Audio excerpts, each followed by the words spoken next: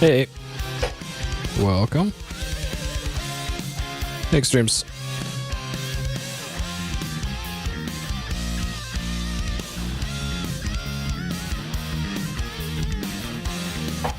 Okay. Yeah, I think I need to get a new headphone transmitter here. Or actually use the fancy one that I bought a few weeks ago. I need to get some sort of...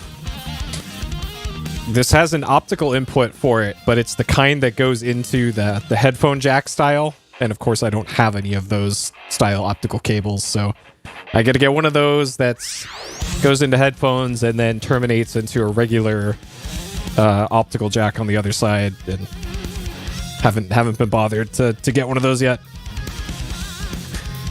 Because this thing's got a really nice volume wheel, and I won't have to spend like 2 minutes trying to get the thing to register that I want to turn up the volume on this thing. I should probably order that. I need to order some stuff in the near future anyways. Miss Love. Alright.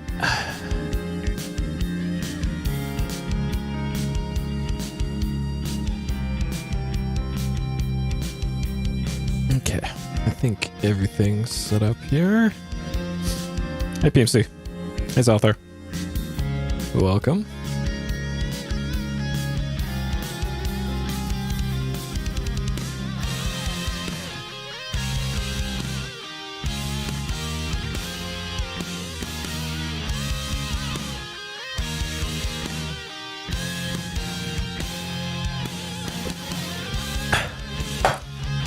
All right. I think we are ready to go here. Okay. All right. Welcome. Tonight, gonna finish up Space Quest 2, Chapter 2, Vohaul's Revenge, and then probably gonna one-sitting Space Quest 3, because I pretty much had that game memorized, including 100%. So as long as I don't, like, accidentally skip through text boxes too quickly and have to go over some of those again, probably won't have an issue completing Space Quest 3 tonight. Let's see. I think that's about it for that. Alright. Final boss Undertale. I've gotten like halfway through Undertale. So, I guess, sure. None of the other bosses really turned into bullet hell, but probably does. I don't know. The thing I use is actually an open source version of Milk Drop. If anyone's familiar with Milk Drop from the late 90s, early 2000s, it's pretty much that. It's called Project M is what it's called. Because I was never really happy with the visualizers that come with Foobar. But this works nicely. So, anyways, Space Quest 2, Chapter 2, Vohaul's Revenge, PC 1987, developed and published by Sierra. We're on part 2 of this, 1 hour, 17 minutes in, 11 deaths, 24 saves. Let's hop in. Hey, Vertigo. All right. So, the all-important part of every stream here. Hey, Darkuchi.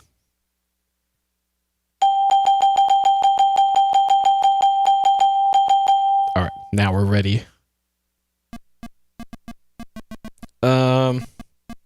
Yeah, my fucking PlayStation's broken again. I was messing with it again for the last hour or so, and I don't know. I actually don't know what the problem is with it. It's so weird. Like, I had it literally unplugged since the last time I used it. And it's not booting anymore. It's not booting properly. The HDMI mod and all that still works, but it doesn't boot into the X Station loader anymore. It's like, I don't know why my PlayStation 1s are just so cursed, but they are. Like, I can't explain it. I can't even explain it. Okay. So let's go in here into... Oh, no. Oh, God. Okay. That's right. So I use a custom save directory for this because these games don't really like the directory structure that I currently have the game files in, so things are going great here in in the Sierra adventure game interface engine. Let's reboot the game just so that we can get that memory all lined up correctly. There we go. Okay. It is C:/save/SQ2. There we go. Okay.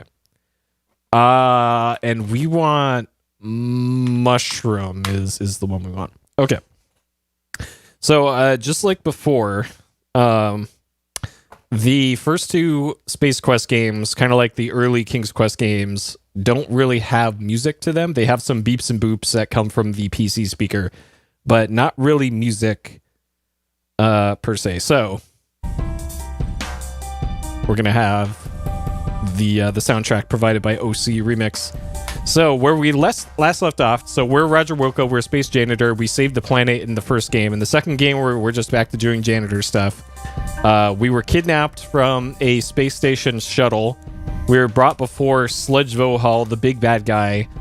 He told us his evil plan to put genetically modified salesmen all over our home planet to take over the planet or something.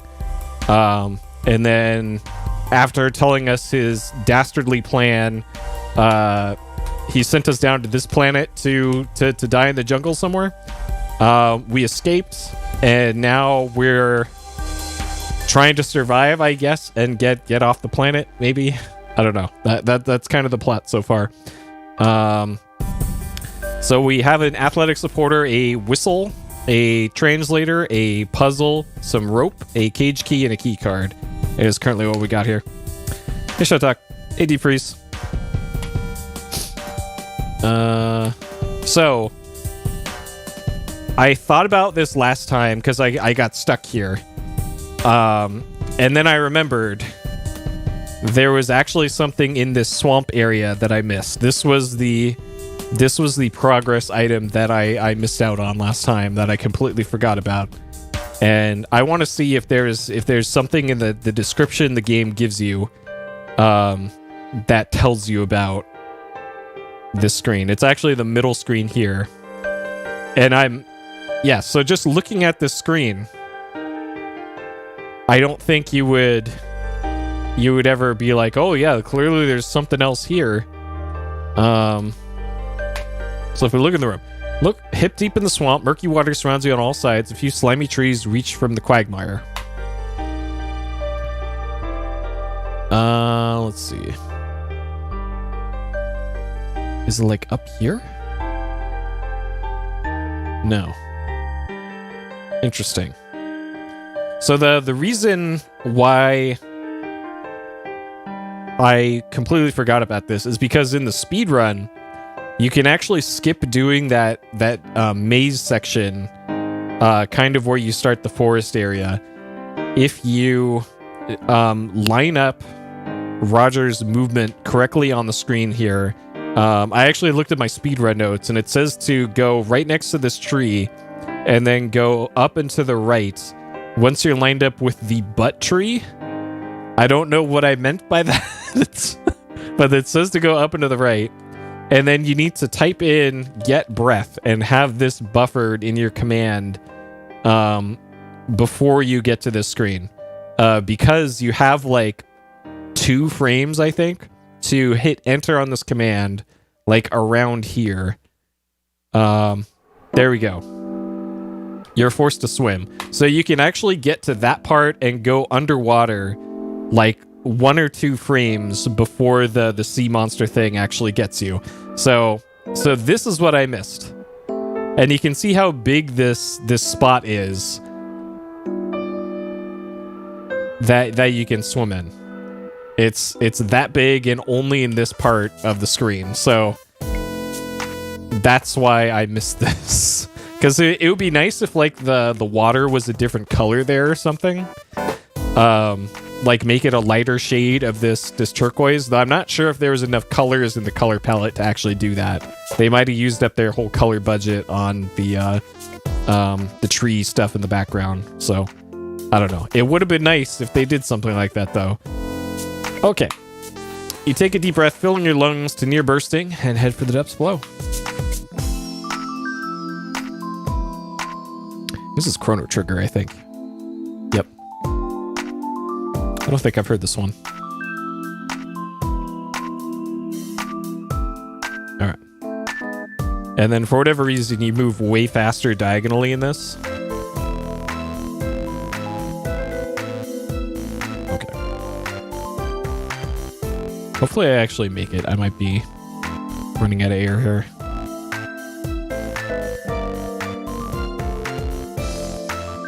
Okay.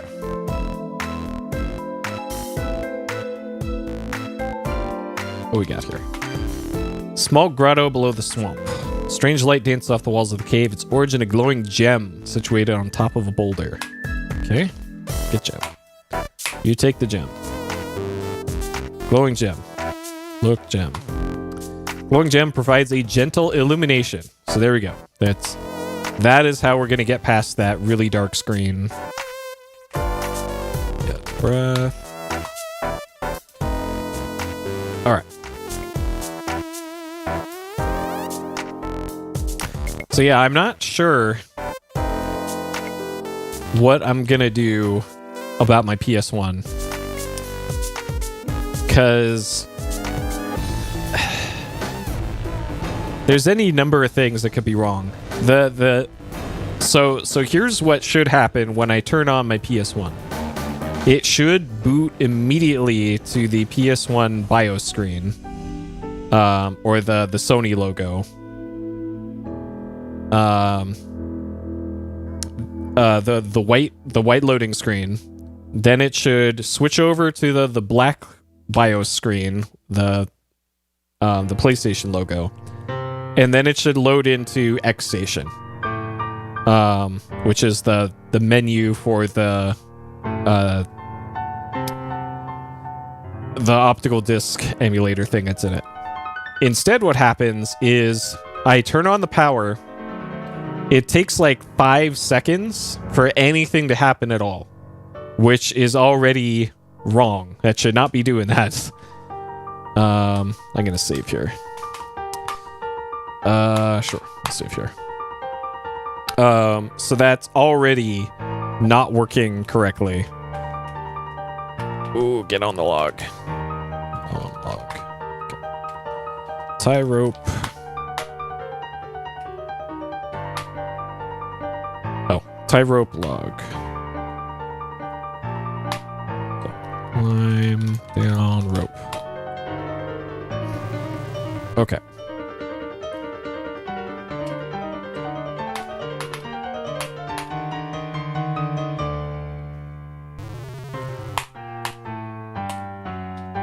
Swing. Okay. So we're gonna swing here until I see the thing on the right take a swipe at me. Then I can hit F6. So it's I turn on the PlayStation. It takes like 5 seconds for it to do anything. It loads into the white Sony BIOS screen and stays there for like 10 seconds. And there's a little status light on the X Station board that should be blinking. For drive access is happening. That light is not blinking at all. And then after that, it boots me to the BIOS, the PS1 BIOS screen of you had the lid open, or there's oh shit. Great. Hey, Highwind. All right. Let me pay attention a little bit more this time. Did I hit death? I didn't.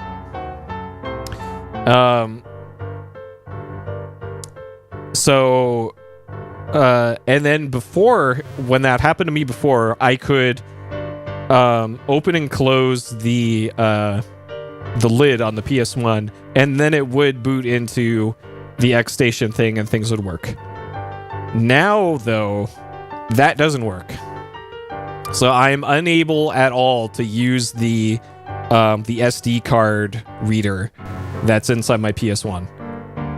The other giveaway for it is audio doesn't work anymore from it.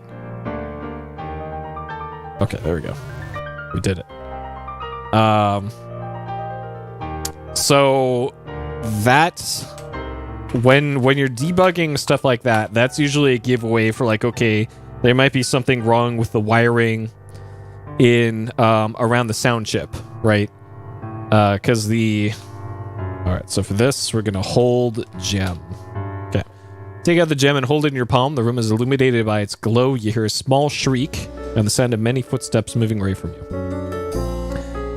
So before, once you got about here in the cave, I think something would just eat you at this point. So we made it past that point, not getting eaten. This is Zelda on Super Nintendo. Yep. All right. Ground beneath your feet disappear. You tumble down through the darkness. Okay, probably not dead. Yep, not dead. Okay.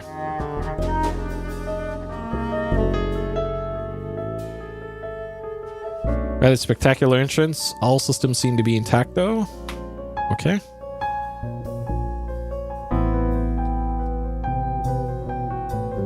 Lawyers mumble something. Translator responds with, "Follow us, beanpole." They hurry away. Okay, they're going south. So it looks like we dropped our gem. We're at the bottom of the steep gorge, almost totally surrounded by impassable rock. There's an opening to the southeast. The walls extend up a great distance. And it doesn't mention that we dropped our gem. Great.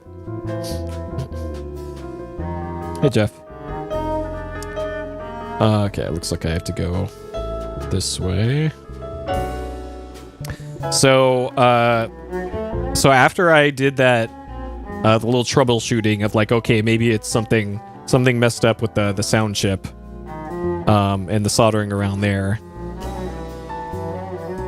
Welcome to our canyon. You look to be from out of town. On behalf of all of us, I would like to thank you for saving our compadre from the hunters. You're welcome to stay in the canyon as long as you like. When you're ready to leave, simply say the word and my assistants will show you the only way out for a being of your size. When you leave, however, we must seal the exit behind you for our own protection. Goodbye and good luck. Okay. South end of the gorge bottom. More odd rock formations here. Still more of those little pink folks. Okay, let's say the word. Okay.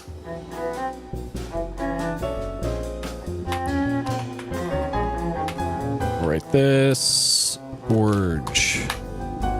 Okay.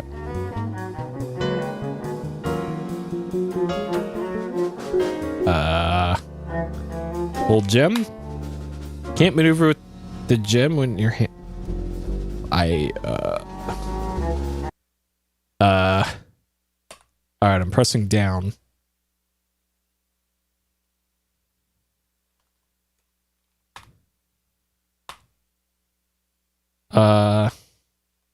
Can't maneuver. Oh, this was like put gem in mouth. There we go. Okay.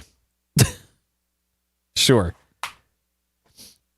Inhuman guttural moan echoes through the narrow caves. You're not sure which direction it came from. Only thing you know for sure is that you just soiled your undergarment. Great. Cool.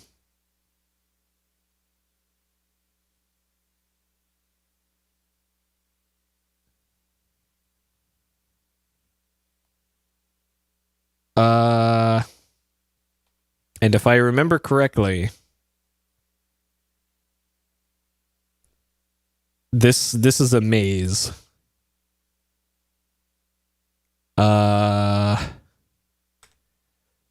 Okay. Let's see here. So we had ladder down. Hey, Ivy. We had a dead end And then that one there. Yeah, everybody's favorite. Time for mazes. And then this brought us to the top left of a screen. We're in the bottom right of a screen, and now we're in the top left somehow. Okay.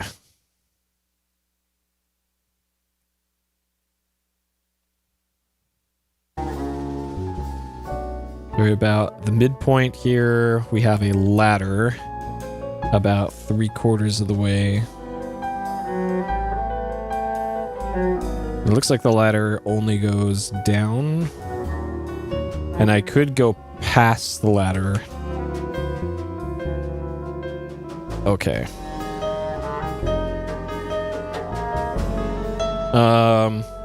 Let's keep going to the right, see what we got here. Okay, that's just a dead end. Got it. Okay. I have a feeling if I spend too long in this area, I'm going to be eaten by whatever was growling earlier.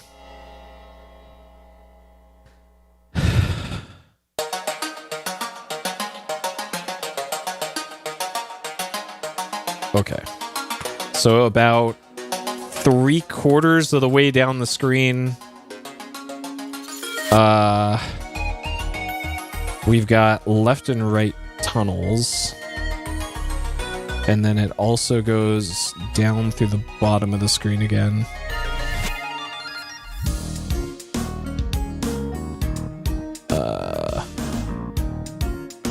Okay. I'm not sure where these go.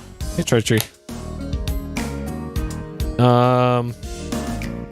So if I go left here, will it ever let me go left? Hello? There we go. Okay, if I go left here, I have the feeling this is a dead end. It goes to another ladder? What the? Okay. Sure.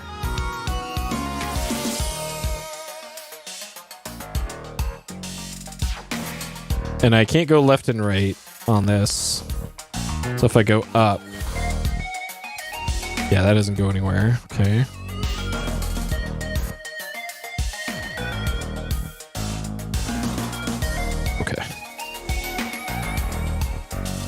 Yep. We shooting and laddering now. So I can go to the right from here.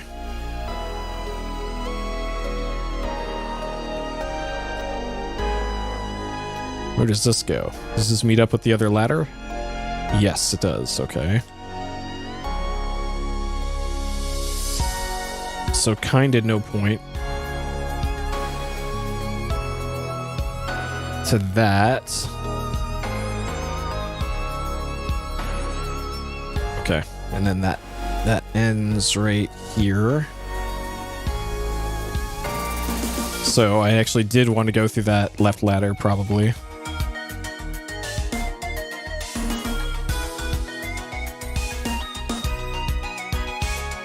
Okay, where does this go? That's also a dead end. Great. Okay. All right. So that means we've only got one way to go here.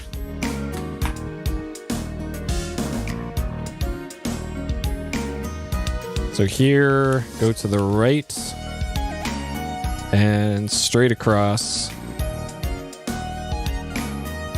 Okay.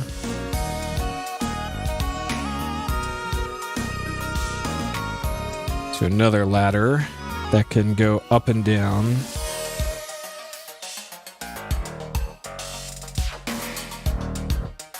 All right, let's try going down. It looks like I should be able to go left, but I guess not. Okay.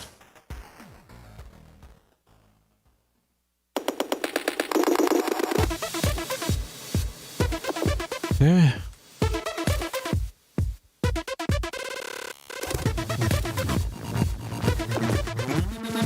This is probably Bloody Tears Castlevania, if I had to guess.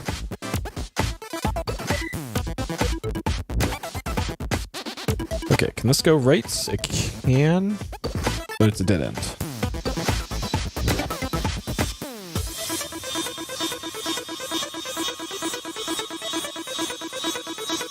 Let's go down.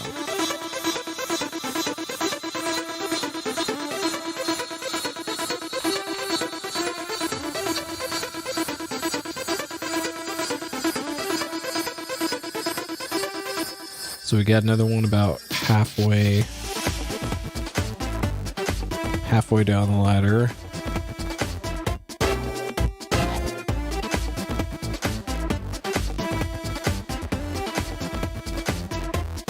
Okay.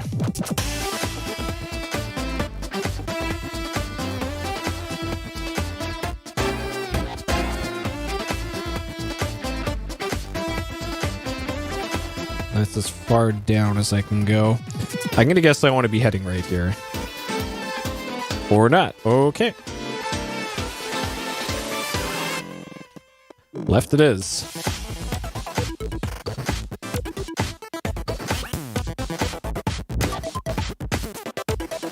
Okay, we got the bottom of a ladder here.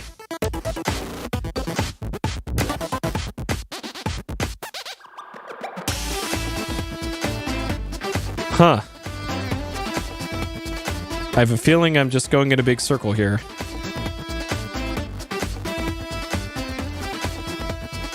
This is probably going to go up to this middle level. Okay, that dead ends. Can I go left?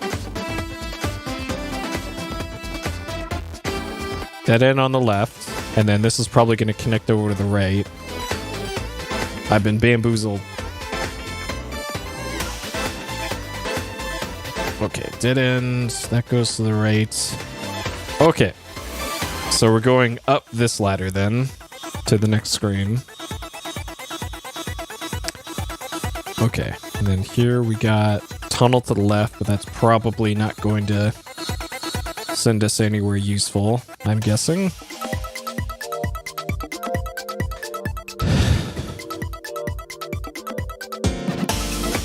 So here I can go left. About halfway up that screen. And here I can also go left. And this looks like a dead end.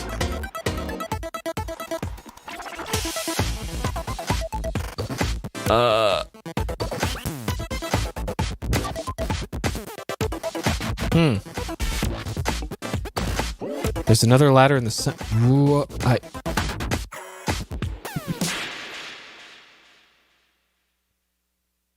Is this a dead end to the left?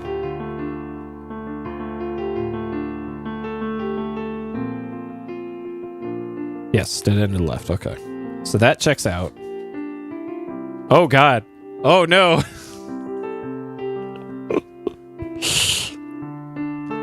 Oh, my. You know why they wanted to close the hole behind you. You have become the unwilling victim of the dreaded cave squid. Tough luck.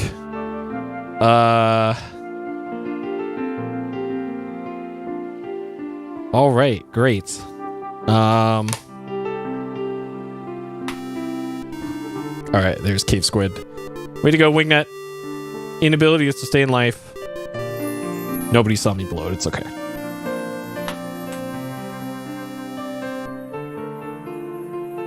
Is that a squid?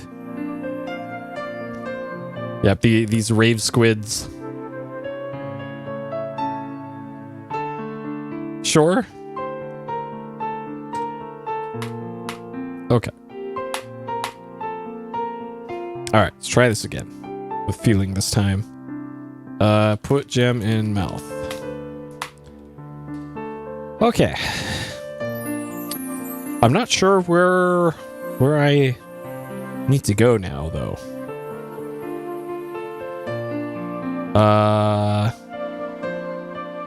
So left is a dead end, yeah. And then when I go right here, it brings me to the upper left of a bunch of screens. Which... yeah, so there's the inhuman guttural... Let's just save here. Caves. I missed a death there. Okay. So we go right to the ladder. Go down the ladder. If I go past the ladder to the right, it's a dead end.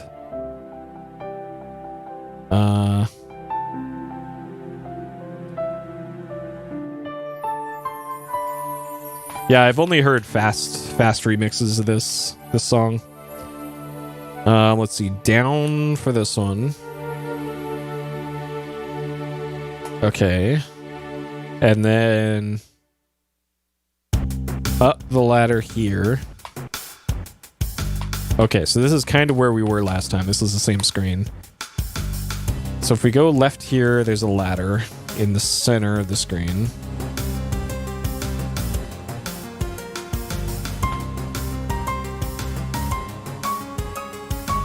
And then this is Metroid again, sounds like. Okay, if I go left here, pretty sure this is where I died last time. And that's a dead end.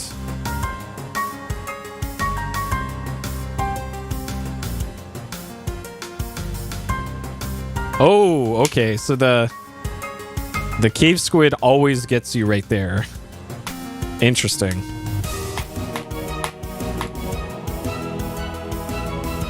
Okay.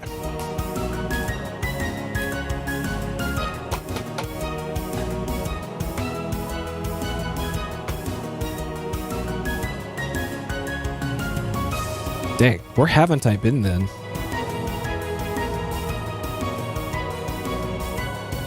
I'm looking at my map here, and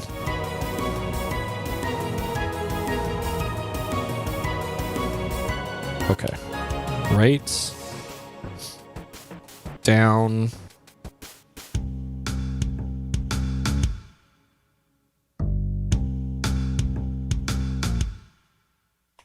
Up. Okay, so I go past this. To the left here was where the squid was, so I go all the way to the left of the screen. And then up here was a dead end. Or no, that's the top of that ladder. Yeah, and it's left from here to where the squid is. So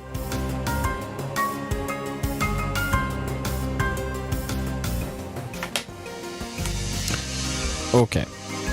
So we're right here on this screen.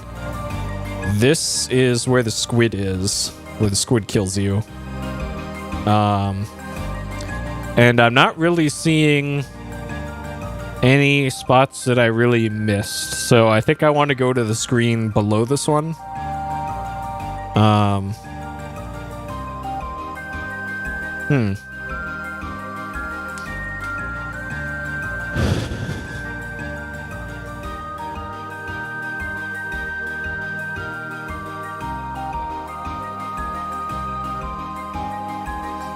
Okay, so to the right is a dead end.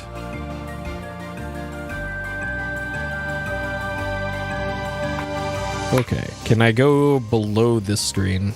No. To the right's a dead end. Yep, that's a dead end. Okay, to the left here. This should be only a ladder up, and that's it. Yes. Oh! Shit. Okay, that's what it was. Okay, that's what I missed. I thought that was a dead end.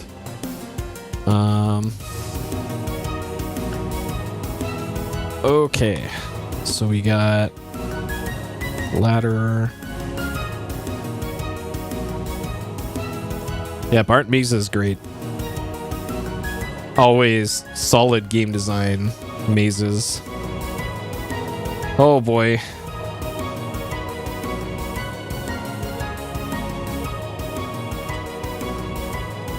Oh, it's a dead end. Great. Okay. Great. Cool. Okay, so I probably want to go left here. Based off of what the rest of this area looks like. Okay, is this a dead end? Nope, not a dead end. Great. Okay. Not like that. We have a ladder. It's probably also a ladder down.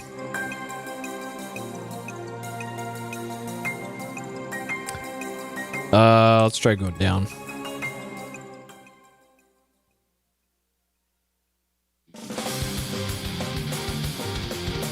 Okay.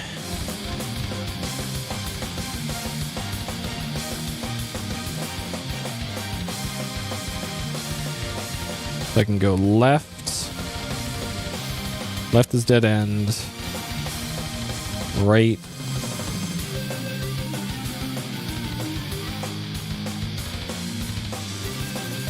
Goes to another screen. Oh, this is probably the exit.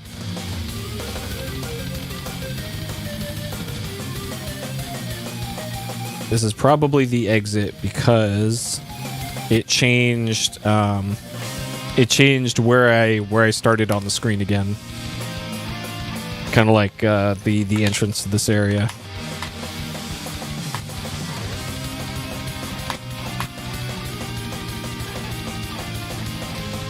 Let's see. I have a feeling it is.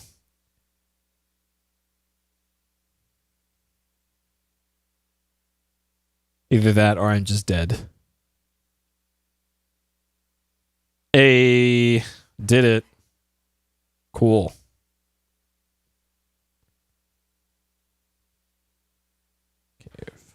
Okay. You have an opportunity to stand and spare your tender knees. Crystal clear water gives off the gentle glow and abundance. It is able to light the room. Take your glowing gem from between your aching jaws. You notice is overly moist as you slip it into your pocket. Okay. What we got here?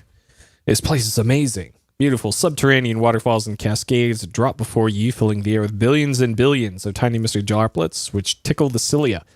The air is thick with a revitalizing, humid freshness. This message is also getting a little thick. All right. Definitely written by Roberta, that message. We got water's clear except for a very slight cloudiness. It appears to be luminous. In fact, the water's soft glow seems to be providing light here. I also recall this part being dangerous. Any items here? Nothing here you can't see. Swim. Say what? Okay. Anything behind the waterfall?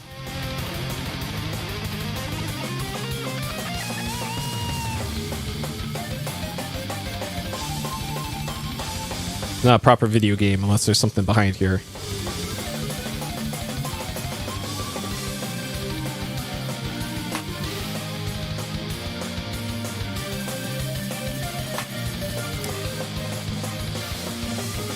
Okay, fine.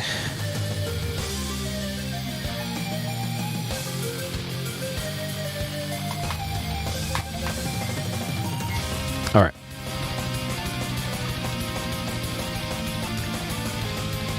Okay, we had the choice of left or right.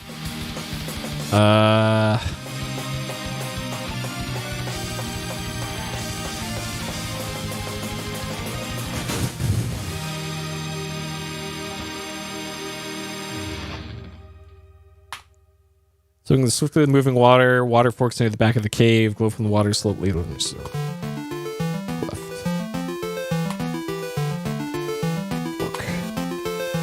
Fork. The game described it as a fork, but doesn't know what a fork is. All right.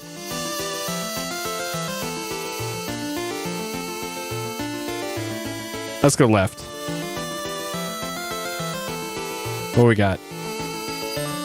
Okay. Oh god. I don't have control here. Swim, Roger.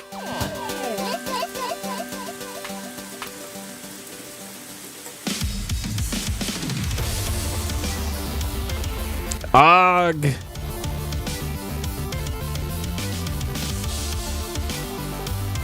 It's wet. After caroming off a pair of rock outcroppings, you find a final resting place at the base of the falls.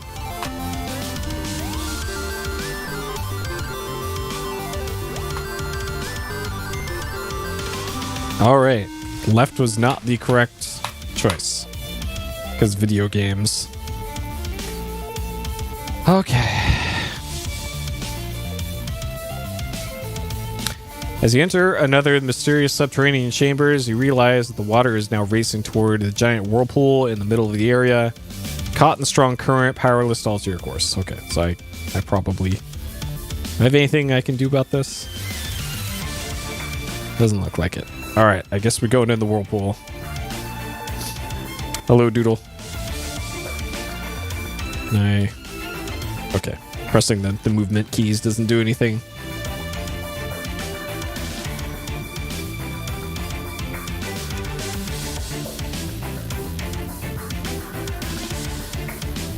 Your body is sucked down until finally you're able to resist no more and must yield to the overwhelming force.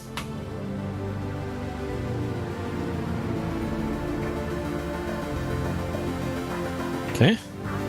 Jeez, that was quite a trip. Peering around, you find yourself back in the open again. Alright, good. No more mazes. You're in a pool. It's fed by a waterfall which spews from a strange rock face. An actual face, an ugly one that is carved into the rock, must be hundreds of years old. Sure, that looks a bit like Sludge Vohaul, but alright.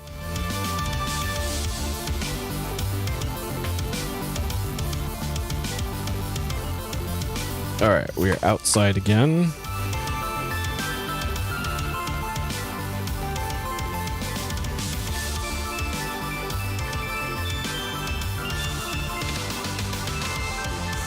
Okay. In a little clearing, surrounded by large boulders and impenetrable brush. There's water in which you entered at the bottom left. Landing platform in the distance. So we're trying to get to the landing platform so you get a ship and get out of here.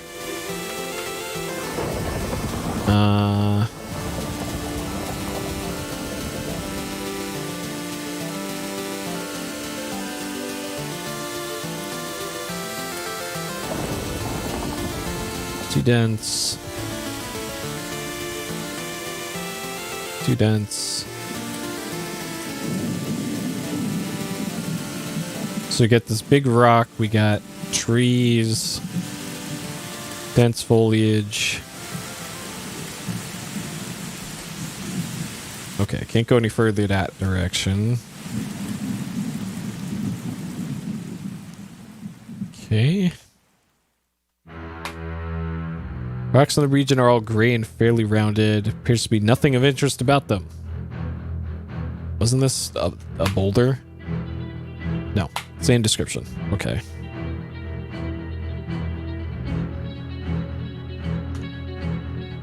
Supporter, whistle, dialect, puzzle, gem, key card.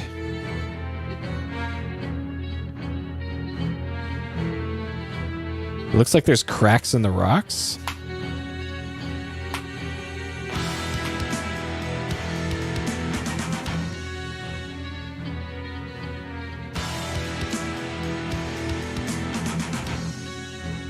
Okay. I seem to recall the solution was to blow this whistle. Why you would want to do that, I can't remember. And there doesn't seem to be anything indicative of in the room description for why you want to blow this whistle. But I'm pretty sure that's what we do. Alright. Blow whistle. Whistle toot, it makes an odd sound. You hear an incredible whirring and grinding sound coming from the north.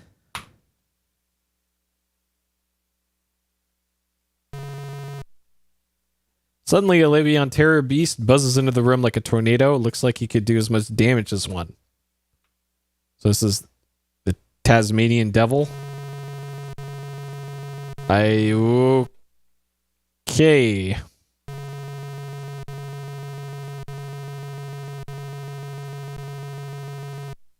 Well, ain't that a hoot? That guy used to eat a multicolored mound of coleslaw shit like matter. Better than a Murph-Co. Slice-O-Matic. They're dead, however.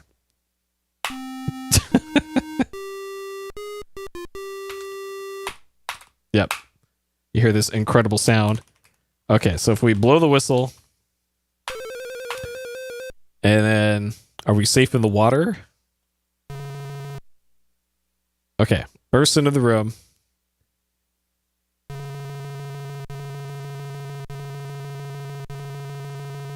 Okay, we're safe in the water. I don't know if I can make it to the... Okay, so it can't get me in the water. If I screen transition here, it's gone.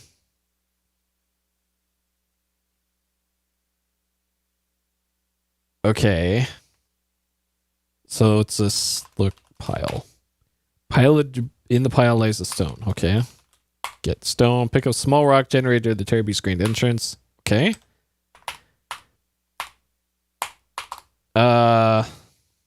Sure. That's probably how you solve that. I think the solution was actually to throw the puzzle at it.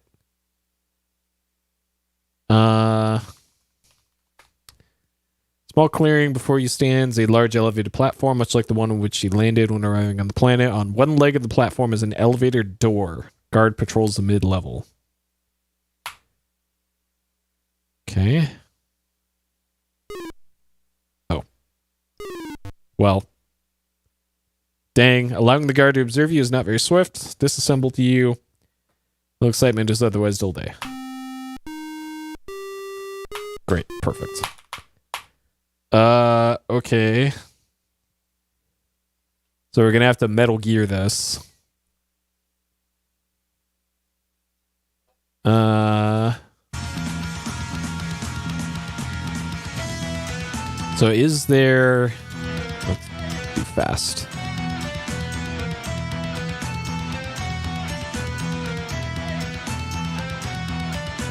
Okay. So I wonder if...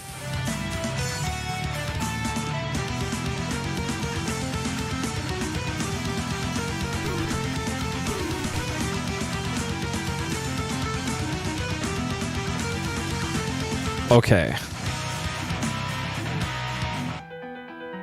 So it looks like if you're not out in the open, when it gets to the center of its patrol and faces towards the camera, then you're safe. If you're behind a bush or something.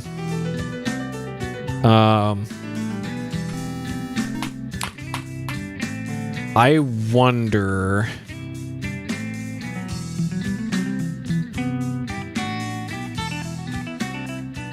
if I can hide over to the right of where the elevator is.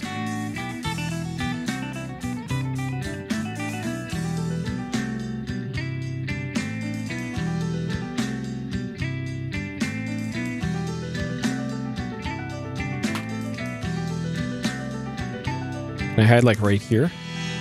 Okay, this is safe.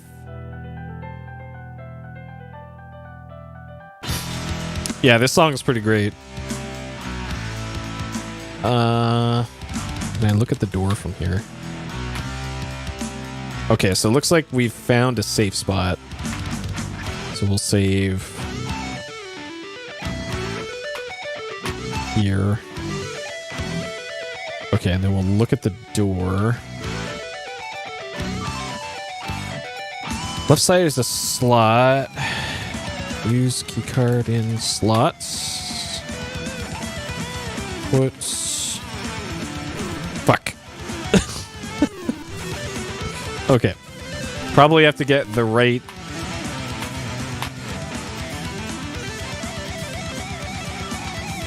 Put card in slots. A little closer for that. I am... What? Let's say what? Okay, maybe I gotta look at the slot. Maybe that... It's very narrow. I have a key card, didn't I? Yeah. Use key card in slot. Use slot. Would you like to do that? I'd like to put the key card in it.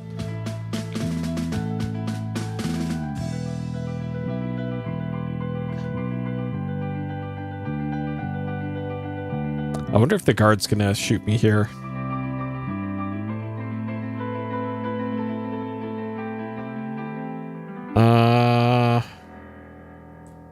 Hey, Colin. Thank you for the good luck.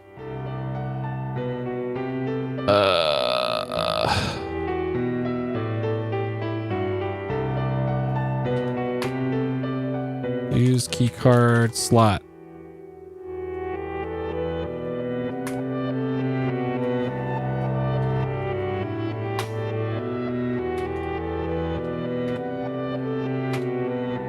So, it said it was on the left side of the door.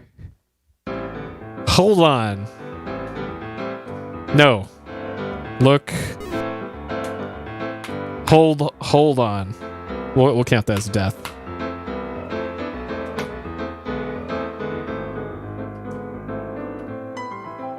On the left side is a slot. What? Come on, man.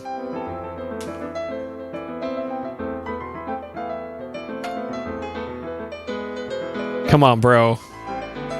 As soon as the elevator door closes behind you, the platform once you begins to rise. All right. Shuttle entrance is in the back. Enter shuttle. Recall from when you land the entry hatch being on the rear left of the shuttle. Move a little.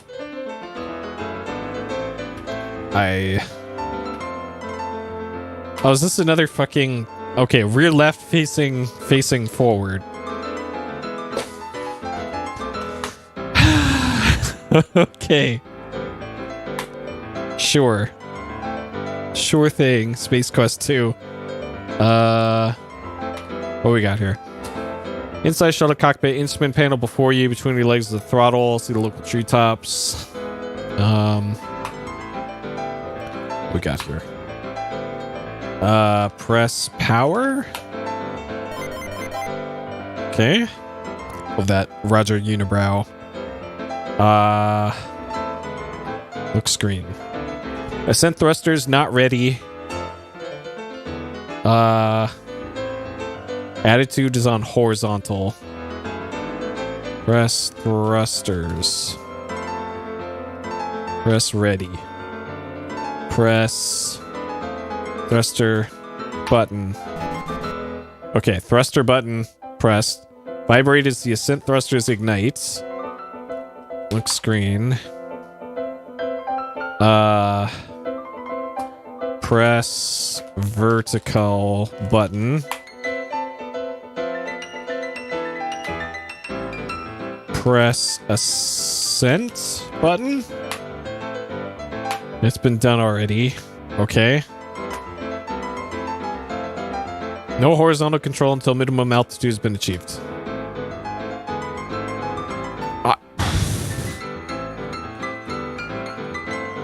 Press attitude button? Maybe?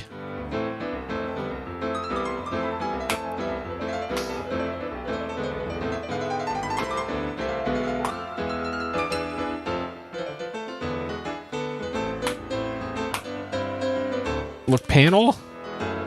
Looks automatic. There's a power button, an attitude dial, and an ascent though. Okay, it's a dial.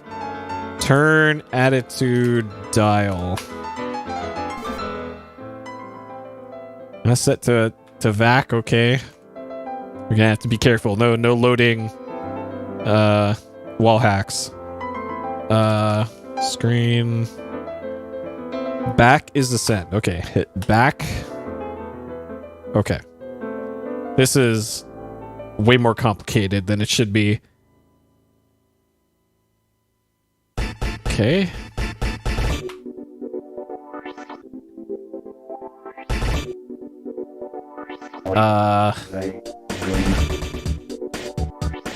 And turn dial? Not now. Okay. I guess we just do this until space. This is going to be a preview of Kerbal Space Programs whenever I get around to that one. I bought it during the Steam sale recently. Or no, I got it from Humble. Get off the planet. Good work, Roger. Okay. Tone sound, soft synthesized voice, notes that adequate altitude has been achieved. Descent thrusters are now ineffective. Monitor draws your attention.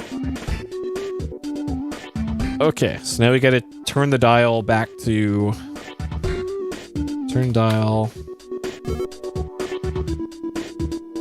HAC, sure. And then forward.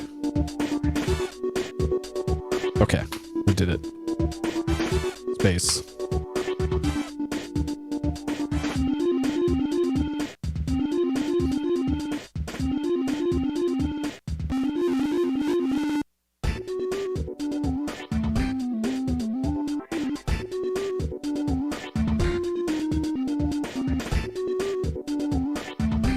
Screens are suddenly splashed with the incredibly horrible visions of Sludge Vohaul.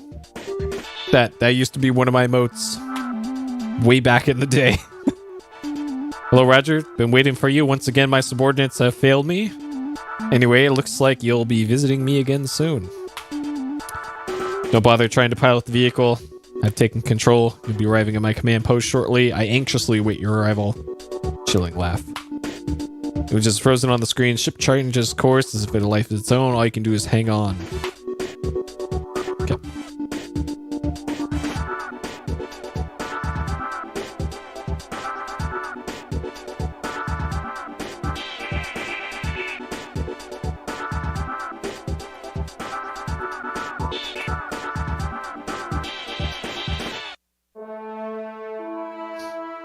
Nothing works. Castlevania.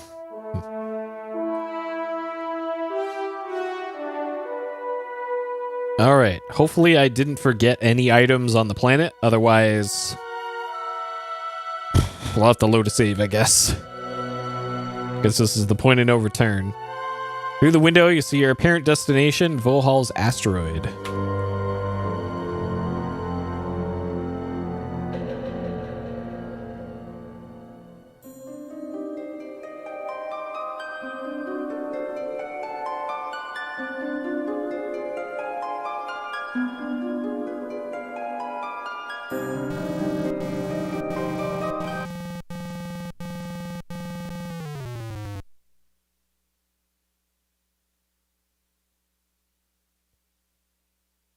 Massive bay doors meet, jarring the entire vehicle bay. Step down, shuttle door slams shut behind you. Quite surprised not to find several Vohaul's guards waiting to greet you, you begin to ponder what the twisted scientists might have in store for you. Well, let's see. I could probably save over this because this is the point of no return. Okay. So, we can go left, we can go right, and we can go down this, which I think is some stairs. Yep, okay. Door behind you closes solidly. Barrier springs up before you. Another barrier. Floor shift below you, it's moving to the left. Oh, shit. So this is a trap. And if I remember correctly, I need an item from elsewhere in the area before I can...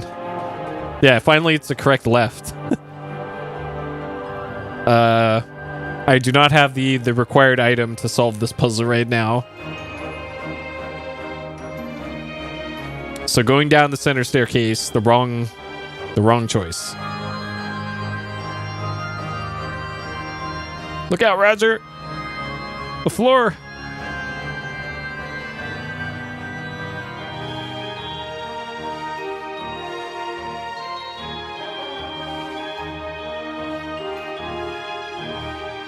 Imagine, if you will, taking a bath in sulfuric acid and using that pumice for a washcloth. After that bit of displeasure passes, it gets much worse as the acid slowly eats its way to the last critical organs. Finally, mercifully, death takes you. I don't know. That seems like that would be a pretty quick death, if I had to guess. Alright. So center path, not the correct one.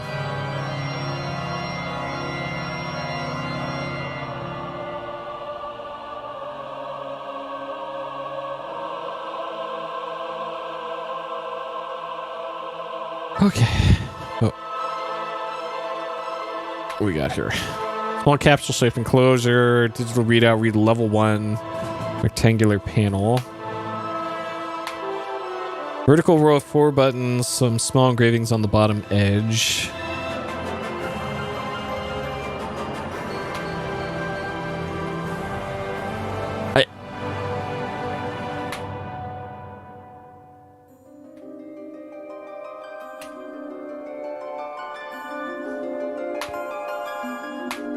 Press, so we're on 1, so press 2. Press 1. Press button 2.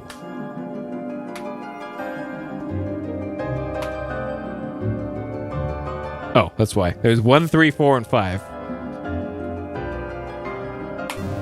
Okay, and you have to spell it out because... Sure.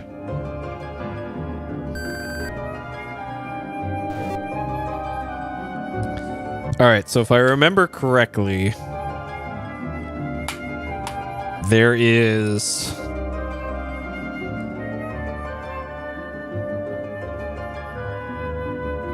there's some randomness to this. And there's not much you can do if the randomness doesn't go in your favor.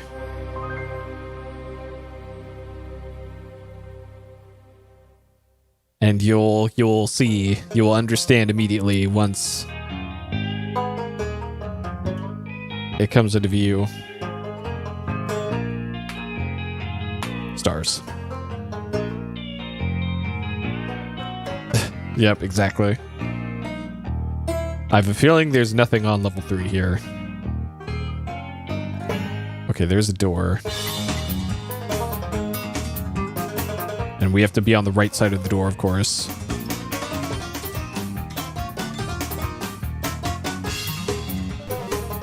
Okay. No janitorial closet when you smell one. Since loneliness, been feel homesick. In closets. We do find a plunger. Alright, get plunger. Alright, standard issue plunger. Got it.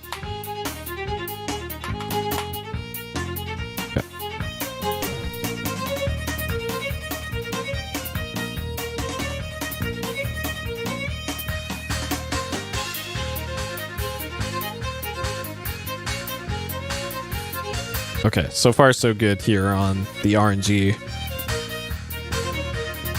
Hey, Brooks. What would a space plunger be?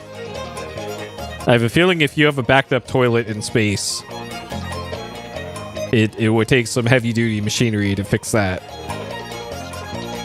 Alright, let's go to 4.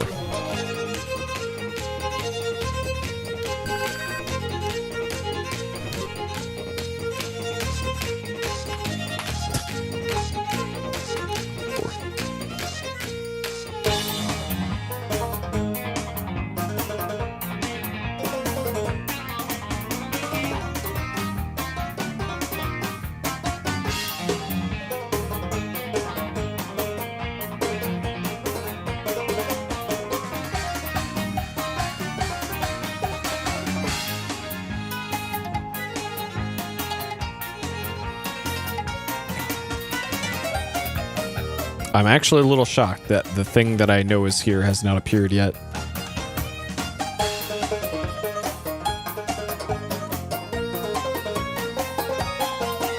Quite dark in here. You notice a glass cutter. Okay.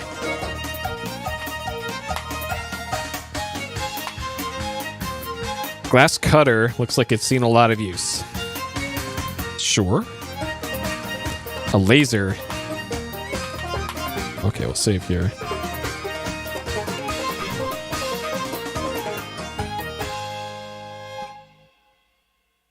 I know that there's this YouTube channel that I subscribe to. That's like this Korean specialty plumbing company that specializes in the really bad backed up drains.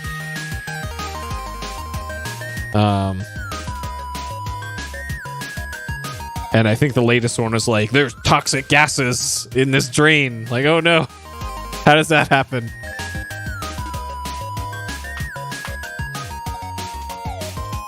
Stepped into the porcelain palace of sorts, obviously a restroom, place which in ancient fashion serves to exhibit the physical diversity of the universe. Walls are covered in easy-to-hose down synthetic material. Attached to them in various locations are devices designed to efficiently collect waste products from the life forms which are able to physically match up to them. Sure. On the back wall of stalls, 3 of them are unused, judged by the various feet, which show beneath the stall doors to the left are sinks. Alright, anything with the sink? Faucets aren't operational. Vohaul didn't seem big on personal hygiene. Okay.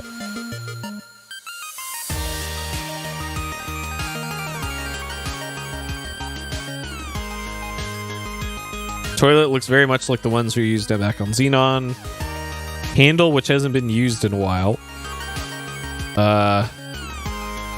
There's a giant space herpy sitting on the seat. It takes a one look at you and flees in terror.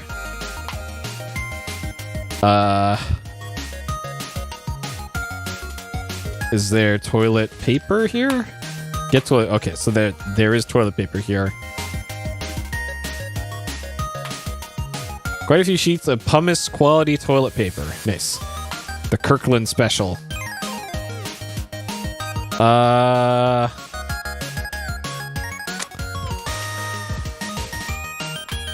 That might be everything I need from there, but I'll make a separate save here just in case.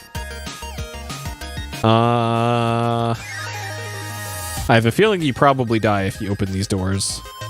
Well, let's see.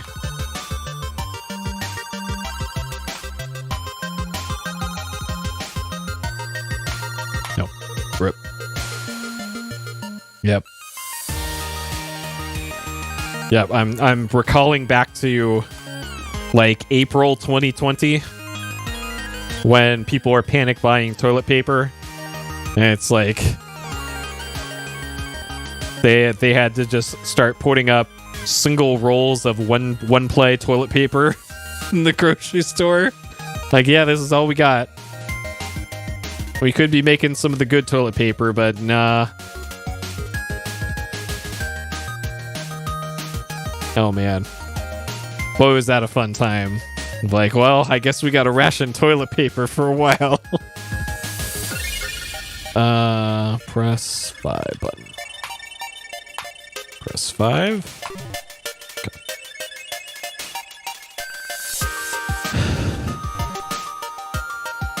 Okay. 5. So the RNG thing still has not appeared yet, and I am shocked.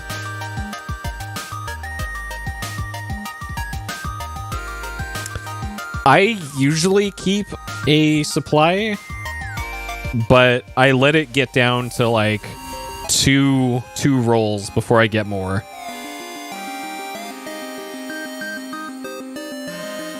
I don't think... Are these doors?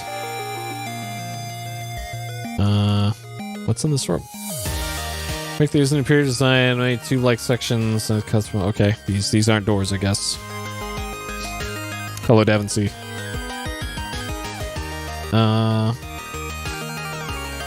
Oh, nice. They had some in North Dakota.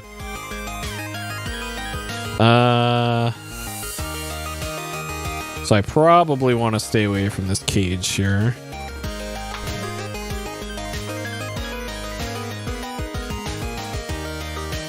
What we got here? Quite dark in here. Small waste basket. Floor next to it is overalls. So I can probably get... Okay, so we can pick up that. Okay, sure. Plot it up. Okay, so we get overalls. Pick up the overalls. Very small, quite worn out, not to mention filthy. No use to you. Toss them back to the floor. Something falls on the floor. It doesn't say what that something is. Look. A lighter. Okay. Get lighter. Okay. Alright, so this is still level 5. So I'm pretty sure if you walk in front of this, yeah, you're gonna get bonked. Youch, you feel alarmingly dense. Apparently, you are a prime focal point for some aggression channeling by one of the caged creatures. Compressed composition indicates that your attacker possesses considerable strength, a good guide to avoid in the future. Sure. Of course, you damage beyond repair. Game is done. Quite a bit of progress. Don't start screwing up now, though. Well, too late, game. Okay.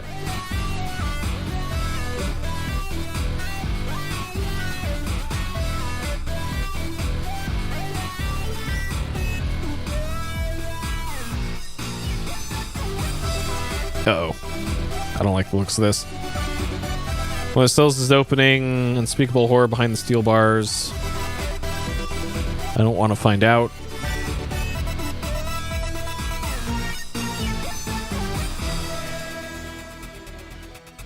Oh god. I'm sure we'll be fine. I have not played the remake of this. I don't really want to. I'm not really big into the fan remakes of stuff. Okay, so I think that was it for all the floors that we could go to. I really hope this thing getting released doesn't mess anything up. So, okay. So there's supposed to be a, I know, right? This is a weird looking alien. There's actually supposed to be this like cleaning / security robot that randomly appears when you're going left or right in those rooms or down those hallways, and it takes up the entire length of the hallway and you can't get past it. The only way around it is to either get in the elevator or get in one of those rooms. But it didn't appear once during that whole thing.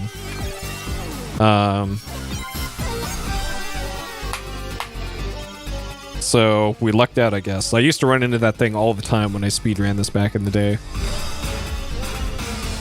And I had no idea that big alien existed. Okay. Let's save here again. Rewind closes. Barrier. Okay, so here's the same trap again. With the floor sliding out. Use plunger on wall.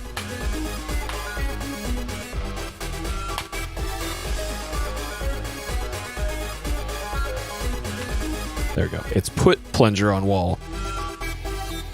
Formerly on characters creativity, apply the suction cup like plunger to smooth metal finish. Hang on for dear life once January was January.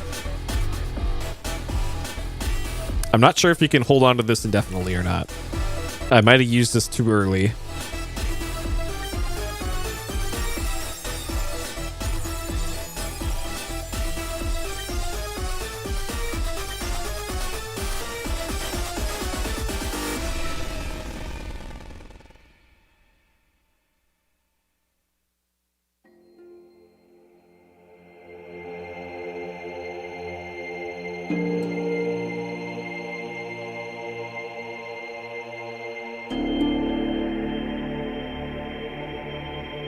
Hang on, no. Oh, for fuck's sake.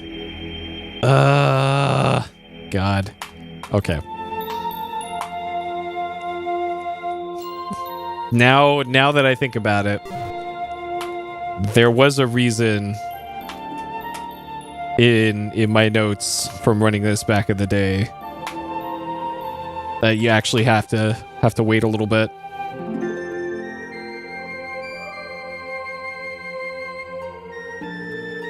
Okay, I think it's like once it gets past the halfway point.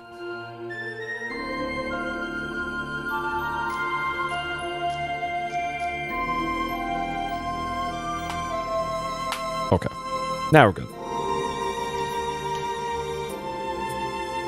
Let's see here.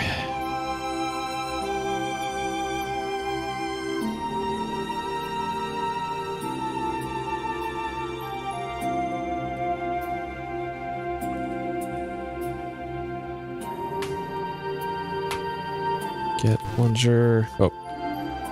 Well. We still have our plunger? No. Okay. So what we got here? Tube-shaped region, and then that's it. Okay.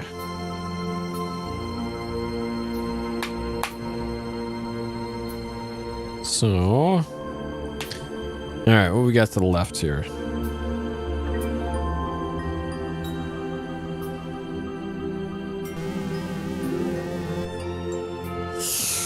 Uh-oh.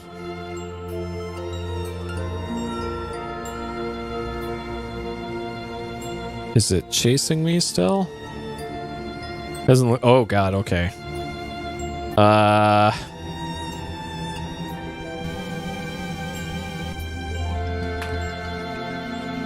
Secure given area when not busy, it's plugged into the wall recharging. Nightcads, huh?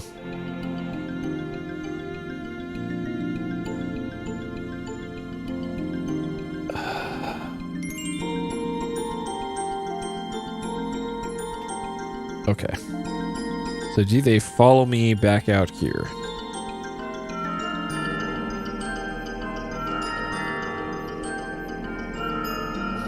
So we need a way to get rid of the robots. I'm just going to assume that they can't go upstairs because they're big robots. So we got our athletic supporter, whistle, toilet paper, glass cutter, cage key, key card, gem, stone, wastebasket, lighter, and puzzle. So there's things on the top of the screen, top of the tunnel.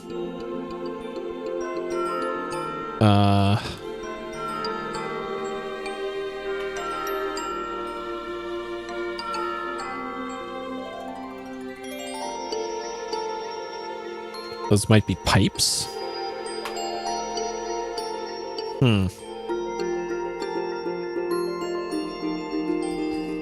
So the text for the robots specifically calls out electricity. And it'd sure be a shame if water got all over the electricity conducting parts of those robots. So, put down trash can. Okay, put toilet paper in trash can. Okay. Put down trash can. Light trash can. So this is some real adventure game logic here. Alright. So we've turned on the sprinkler system by putting toilet paper in the trash can and lighting it on fire. Even nice, hosing yourself, basket fires extinguished. Seconds later, a loud series of pops is followed by the smell of fried electronics. So this is probably the dumbest puzzle in this game. Okay, sense constant cease operation. Okay. So we've solved our giant robot problem. Fire subsequent shower shorted out the burnished bullies. Okay. So now what? This is probably a door on the right. Yes, okay.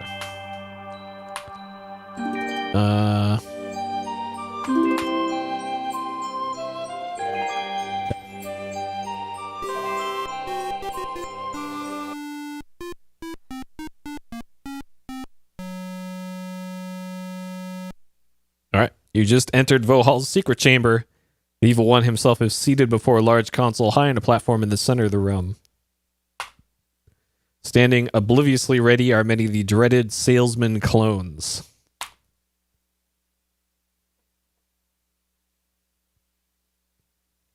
So, Roger, we meet again. I must say I'm quite impressed with your resourcefulness and tenacity.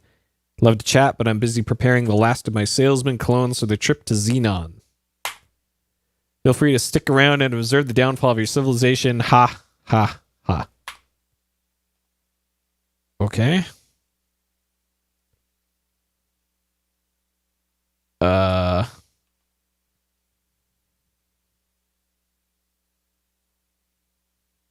Going somewhere? Ha, ha, ha.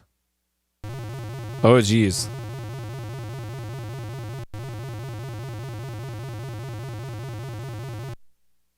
As soon as you step on the platform, struck by a beam of light emitted from the unit in the ceiling. In a matter of seconds, you're broken down into microparticles and extracted from the air.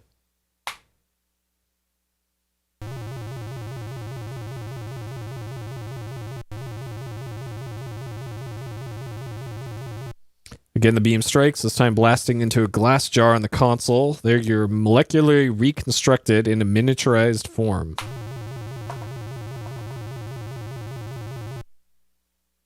I'll be darned, my miniaturization beam does work. In the old days, I test these things on myself, but as you may have noticed by my appearance, being my own guinea pig is at its disadvantages. Guess this will keep you out of my way once and for all. You make a nice conversation piece. With that, Vohaul turns away to finish putting finishing touches. Okay, so this is probably what the glass cutter is for. To get through this, probably it falls onto the counter. Vohaul doesn't notice.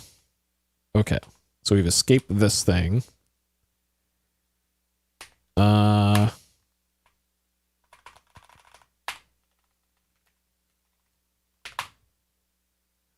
Okay.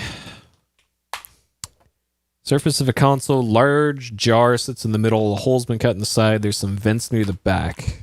Okay. Turning your attention to the vent, you notice it to be quite dark. Rhythm of some sort. Mechanical device. Sound like industrial strength breathing. Must be coming from the vent. Okay. Enter vent. Wiggle through the vents.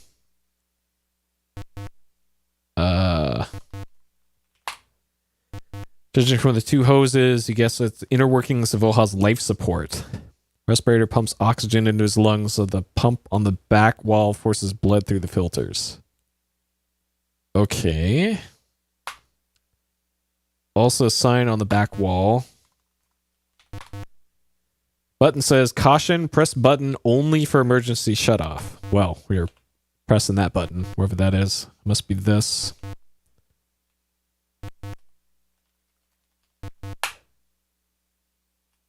Okay. Way to go, Roger. You just disconnected Vohaul's life support system. He's a goner without it. Okay. Exit vents. You can see Vohaul struggling to take his last few breaths. Not you again. Think you've won, but all you've done is seal your own fate. Reaches up, flips a switch on the far end of the console before dropping to the floor dead. Okay. Let's see what that switch was, I guess.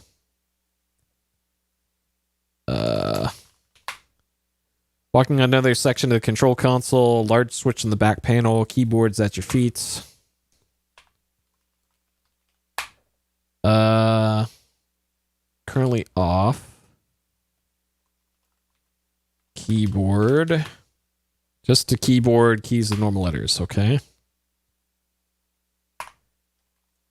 Full switch. Reduce or enlarge. Type enlarge. Because this probably controls that beam. Okay, sequence has begun. And then I probably want to get back over to this. Yep.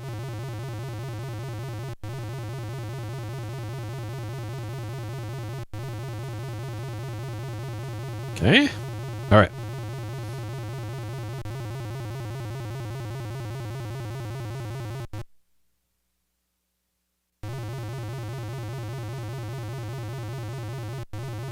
There's no longer salesmen in the room.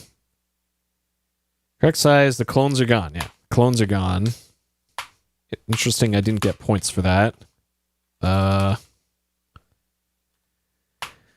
Okay. Check body. Look body. All is a dead, hulking slab of flesh loosely arranged at the base of the chair. Search body. Examination of his repulsively turgid, fabric-encased mass reveals nothing other than the tubes which supplies him with blood and oxygen. You do notice the letters SHSR written in pen on the back of his left hand. SHSR. Okay. Sure.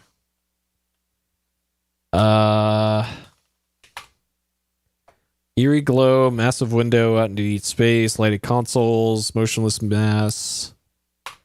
Okay, that's it. All right, I guess we're leaving the room then. Okay.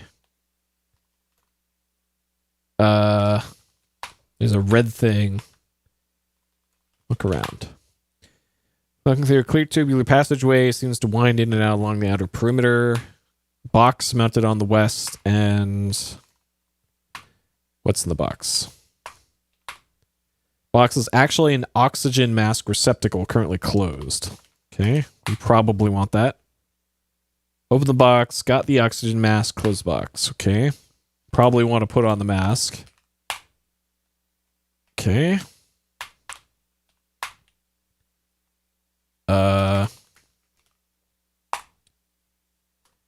All right.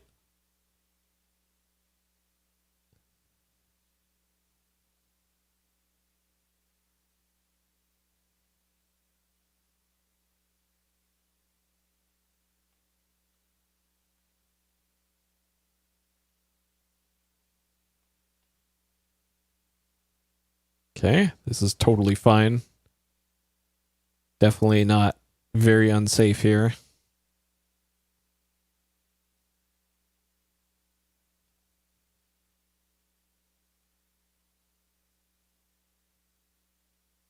I don't know if I've gone further enough. There we go.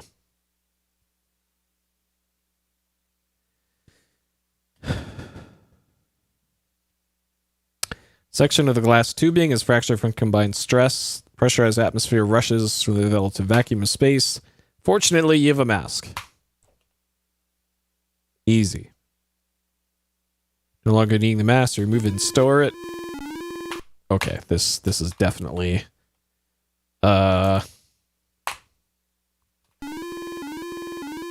okay.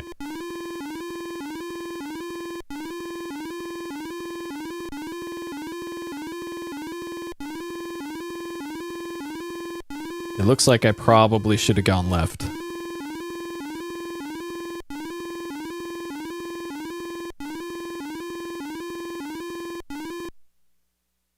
"40 minutes until meltdown." Okay.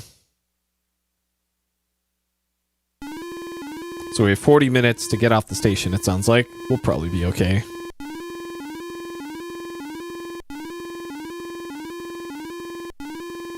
Though this would be a real bad time for that RNG robot to appear.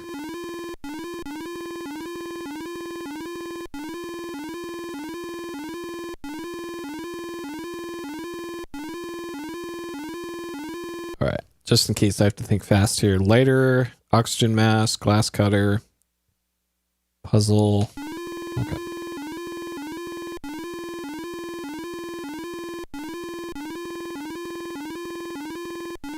Actually, now that I think about it,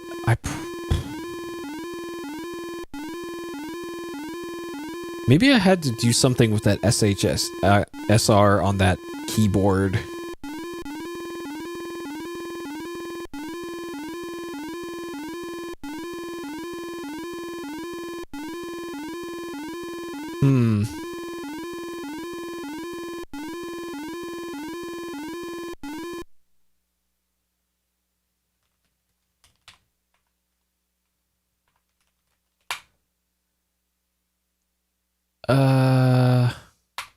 Okay. Alright, we're in the pod. Upon entering the escape pod, you quickly take your seat. Okay. I remember this from the speed run. Look pod. See inside one of the emergency escape vehicles. Control panel viewport. Look panel. Okay. Press launch. Launch escape sequence.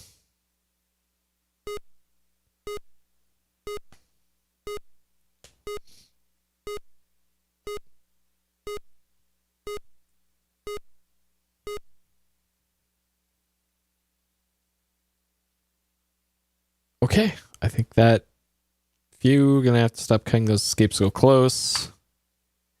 Feel pretty good right now. Stop Vohaul carrying out the threat, ultimately destroying the twisted scientist himself. Also managed to save your own skin. Look at that score. Pretty darn impressive.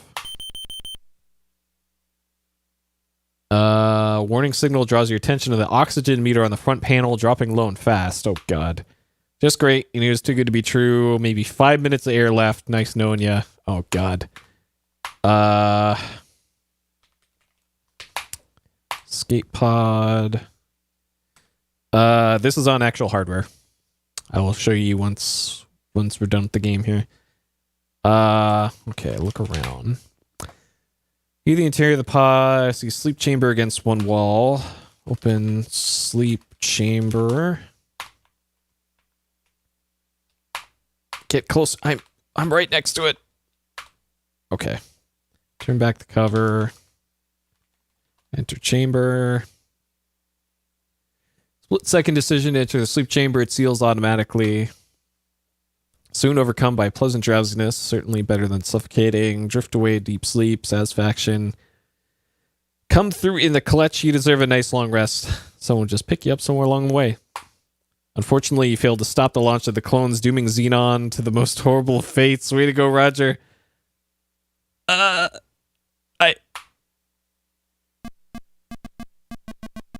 So we got the bad ending, I think.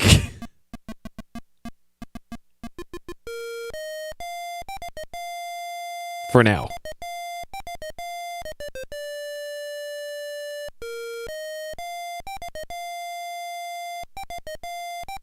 Yeah, it seems like a good end. We've doomed an entire planet to death by salesmen. But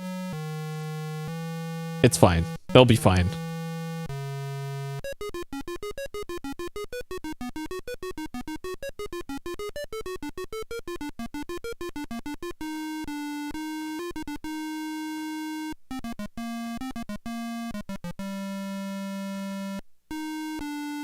All right, let me make sure that okay. Use keyboard. Look keyboard. Type SHSR. That does not compute. You probably have to do it while you're small.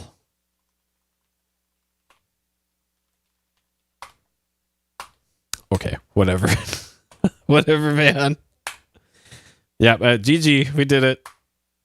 All right, Space Quest 2 complete. And yes, this is actual hardware. This is circa 2000, the Windows 98 machine.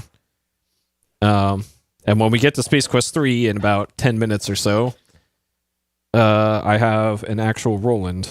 And I also have the hobby project where it condenses hardware down to one thing. It's called a Mister, and it's right over there, but I'm not using it for this. Okie doke.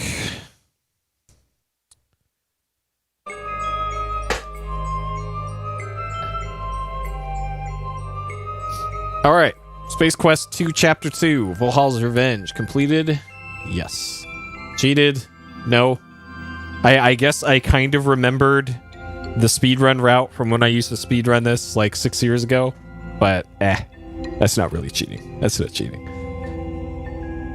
I could, if I really wanted to cheat, I would skip some of the stuff that I know is skippable. Like, you don't need to do that maze to go get the berries. You don't have to rub the berries on yourself. It's just very difficult to do, but you can skip stuff like that. So that is that. Okay, things I liked.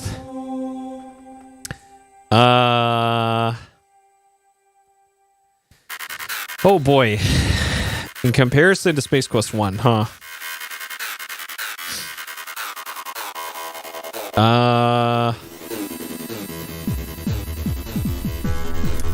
I did like the unique sequence at the start. So, in comparison to the first game, I guess, this game starts you off on that, on the space station where you're sweeping out in space because Space Quest. And you have to look at your weird video watch and talk to your supervisor through the watch. it kind of sets up the story a lot better than the first game. Let's say the first game was like, hey, hope you read the manual, because that's where most of the story is. And then it just kind of dumps you into the game. At least in this one, you could, in theory, just not read the manual at all and just go straight into it, which ideally is how you want to do that. Let's see. What else did I like about this in comparison to the other ones then?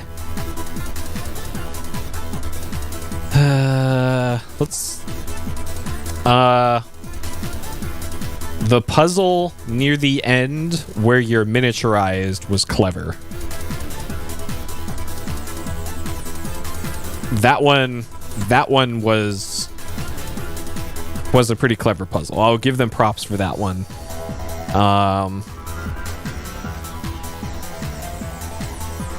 Let's see. It felt like there were more multiple solution puzzles in this compared to the other one.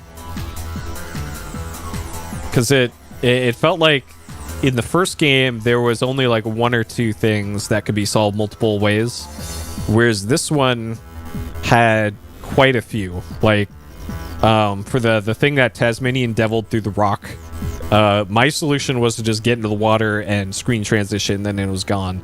I think you could throw the puzzle at it was the solution for that, and then for the screen after that, where we had to kind of Metal Gear Solid our way over to that the door with the slot on the left side, which wasn't on the left. You could actually get the guard to come down off of the tower and get him in the bushes and then go around him. And then I think there might have been one or two other things that had alternate solutions. Besides the unintended speedrun solutions like I talked about before. I think that's kind of it, though, for things I really liked about this. Things I didn't like. Some of the mazes, so the two mazes. Oh yeah, you can also just throw a rock at him too. Yeah, that works too. So 3 solutions to that puzzle. Things I did not like. So you have that stupid maze near the beginning with the giant egg yolk alien thing. Yeah, that vine maze is just so stupid. Just totally unnecessary. It's like they took all of the really narrow pathways in the King's Quest games, that it's like, okay, you got to get this exactly perfect or else you're going to fall off one of the edges of the thing you're walking on. It's like they took all of those from those games and just put it into one screen, and it's this stupid vine maze thing. Like, that is how much that screen sucks. And again, if you're speedrunning or if you just don't want to do it, you can get around the need to do that with some very clever positioning. But for 99.9% of people playing this, they won't know about that. So you're gonna have to do that stupid maze, and then the maze in the dark with climbing up the ladders and the tunnels. That was also just really unnecessary. Like, it feels like mazes like that in an adventure game just feels like busy work. Like, we needed to put something in to extend the game a little bit, and it did. Not for the better, but it did. What else? Let's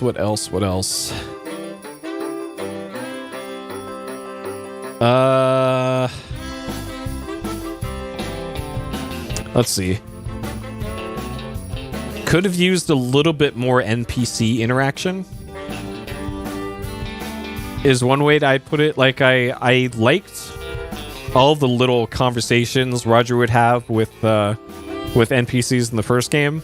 In this one, it was Sludge Vohaul talking at us for most of the game, and then the little creature that you save, where their chieftain or whatever says 3 sentences to you, and then that's it.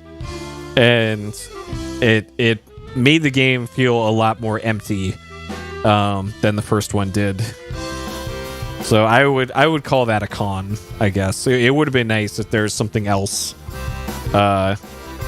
some other character to speak with in this, but then again, that probably wouldn't fit into the story that this game told. So, but it was something that I disliked about it. Thank memes, whole game. D&B, no. Alamals, absolutely.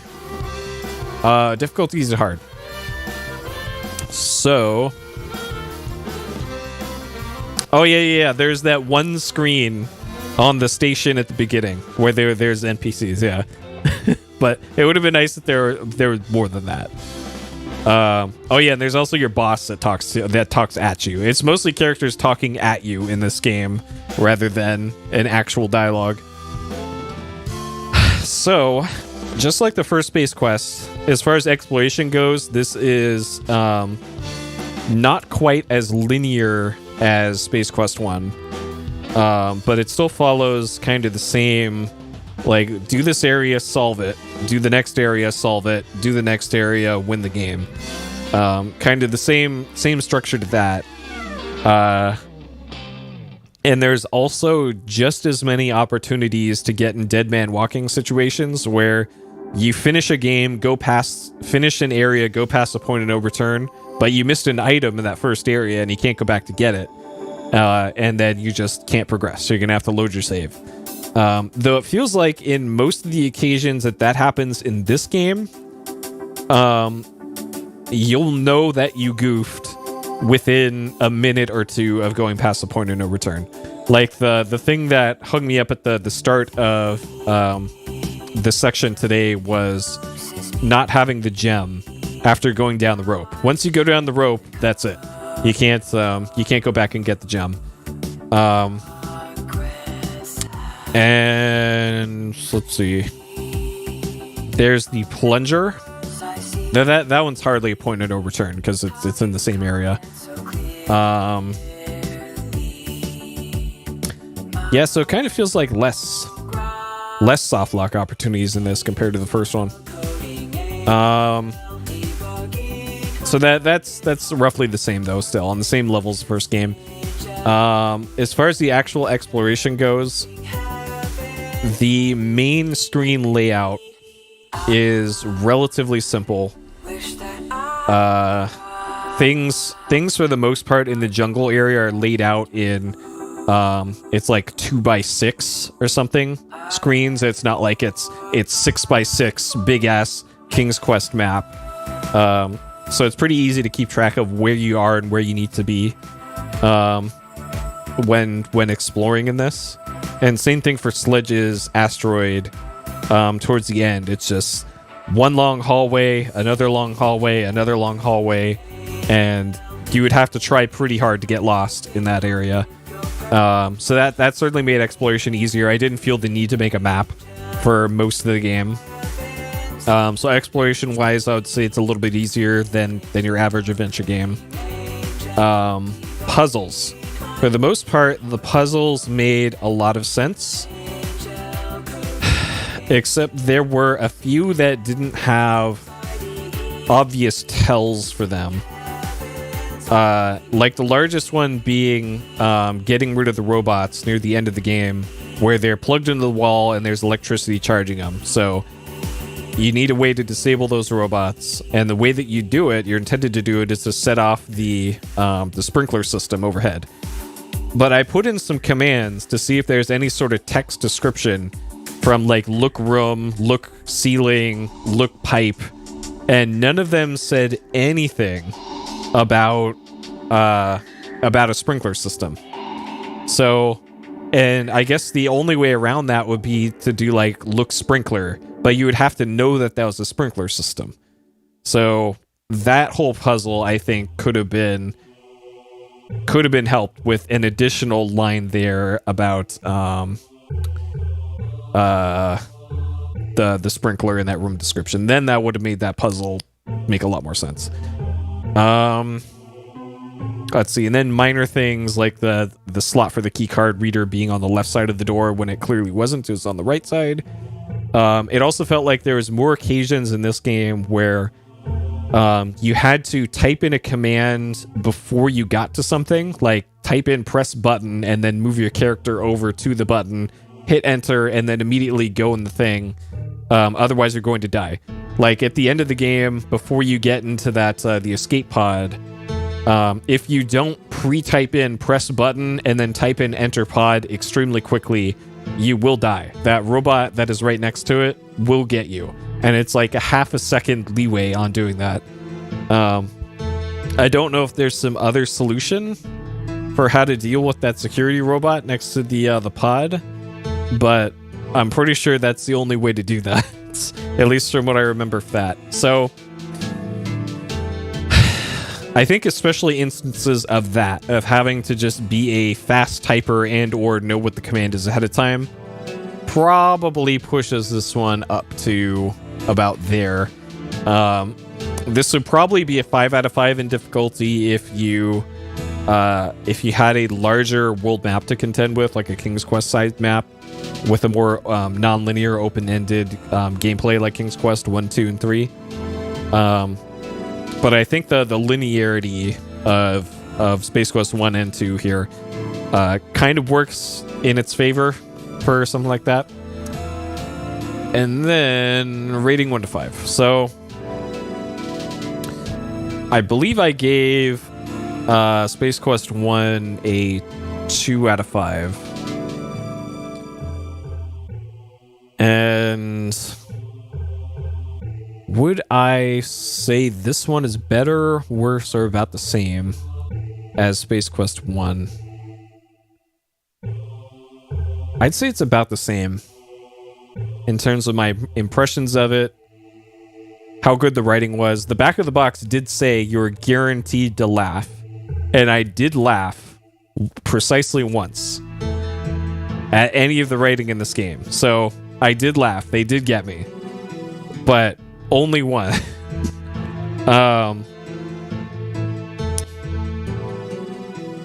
And yeah, overall, like, obviously the graphics haven't gotten any better. This is 1987, so you can't judge it too harshly on that. And they only have a very small color palette to work with. So it is what it is in terms of how it looks.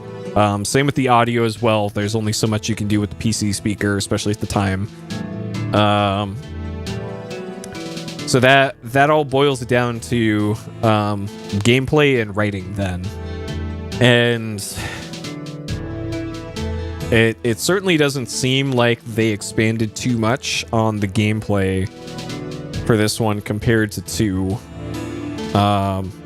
There were a few more clever puzzles compared to 1, but that's about it. I guess another point in 2's favor over 1 is it doesn't have the stupid the sand skimmer section.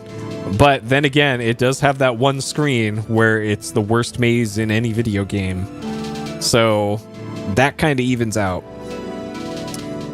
And I think overall, probably about the same. I guess another point in 2's favor, though, is the addition of a stronger villain in Sludge Vohaul, where the villain in 1 was just these Sarians that you don't really see until the end of the game. At least in 2, you have a nemesis throughout most of it. So that's something. But I think in aggregate, this is probably about the same as 1 for me there. Okay, Space Quest 2, Chapter 2, Vohaul's Revenge, done in 2 sittings, 2 hours, 46 minutes, 23 deaths, 56 saves. It is what it is.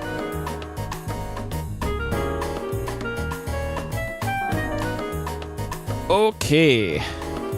So, I'm going to step away for a couple minutes here, and then we'll get rolling with Space Quest 3. Be back in a little bit.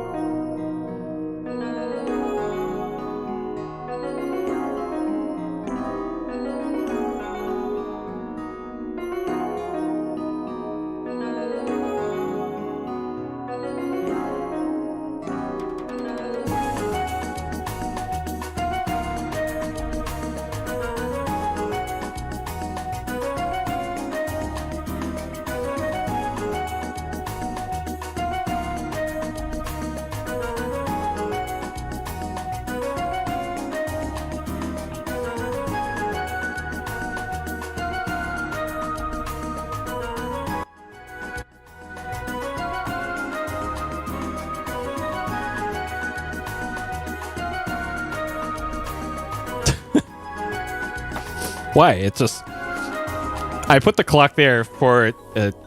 usually I say, like, okay, I'll be back in 2 minutes. And hey, you know if it's been 2 minutes or not. You can look away, look back at it. If it says 1:30, that means another 30 seconds. You can go get a drink or something. That's why I put the clock there. Sorry if it triggers the defreeze. I apologize. Okay. All right. So, God, just stubbed my finger on my chair. Oh, it counts weird. Okay. Oh, with the leading zeros. Yeah, I could see that. I could see that. Sorry about that too. Removing leading zeros in counters is way harder than it needs to be. Okay. Anyways, let's get started. So, Space Quest 3: The Pirates of Pastulon, PC 1989 adventure developed and published by Sierra Online. So Space Quest 1 was 1986. 1987 was Space Quest 2, so this one was 89, 2 years after the second one was released. And we've already got much nicer box art in this compared to the earlier ones. All right, Space Quest 3. We got this sick-ass painting here. There's our boy Roger eating a burger with totally not Coke there. The Pirates of Pastulon. Such adventure, such danger, such wonderfully silly fun, says Computer Entertainer. Such wow. Monolith Burgers. Sure. Alright. 512K, 8 megahertz or faster recommended. I don't think I need to downclock the CPU in mine. I think this one runs fine at whatever megahertz my thing is. I think it's 200 is the one that I got in here. So whatever. We're well over 8 megahertz. MS-DOS compatible, Hercules monochrome, MCGA, VGA. Hard disk recommended, mouse joystick optional. I'll be using a regular ass keyboard. Supports optional Roland MT32. So the first 2 games we had the beeps and boops from the PC speaker. Not anymore. We got a actual Roland MT32. This would have been very expensive back in the day for like music producers and just the very wealthy back in 1989. But luckily they're quite a bit cheaper nowadays, and you can even emulate a Roland MT32 in software. You can emulate it on original hardware. You can emulate it with a modern computer. And I believe with the Mr. project, there's like a module you could use that uses Raspberry Pi to do that. Your Sound Blaster's MT32 emulation, it is absolutely not the same as real MT32 or even Munt MT32. Because yeah, Sound Blaster has Roland. But, oh man, it sounds so bad. About $700 for a Roland. I paid $300 for mine.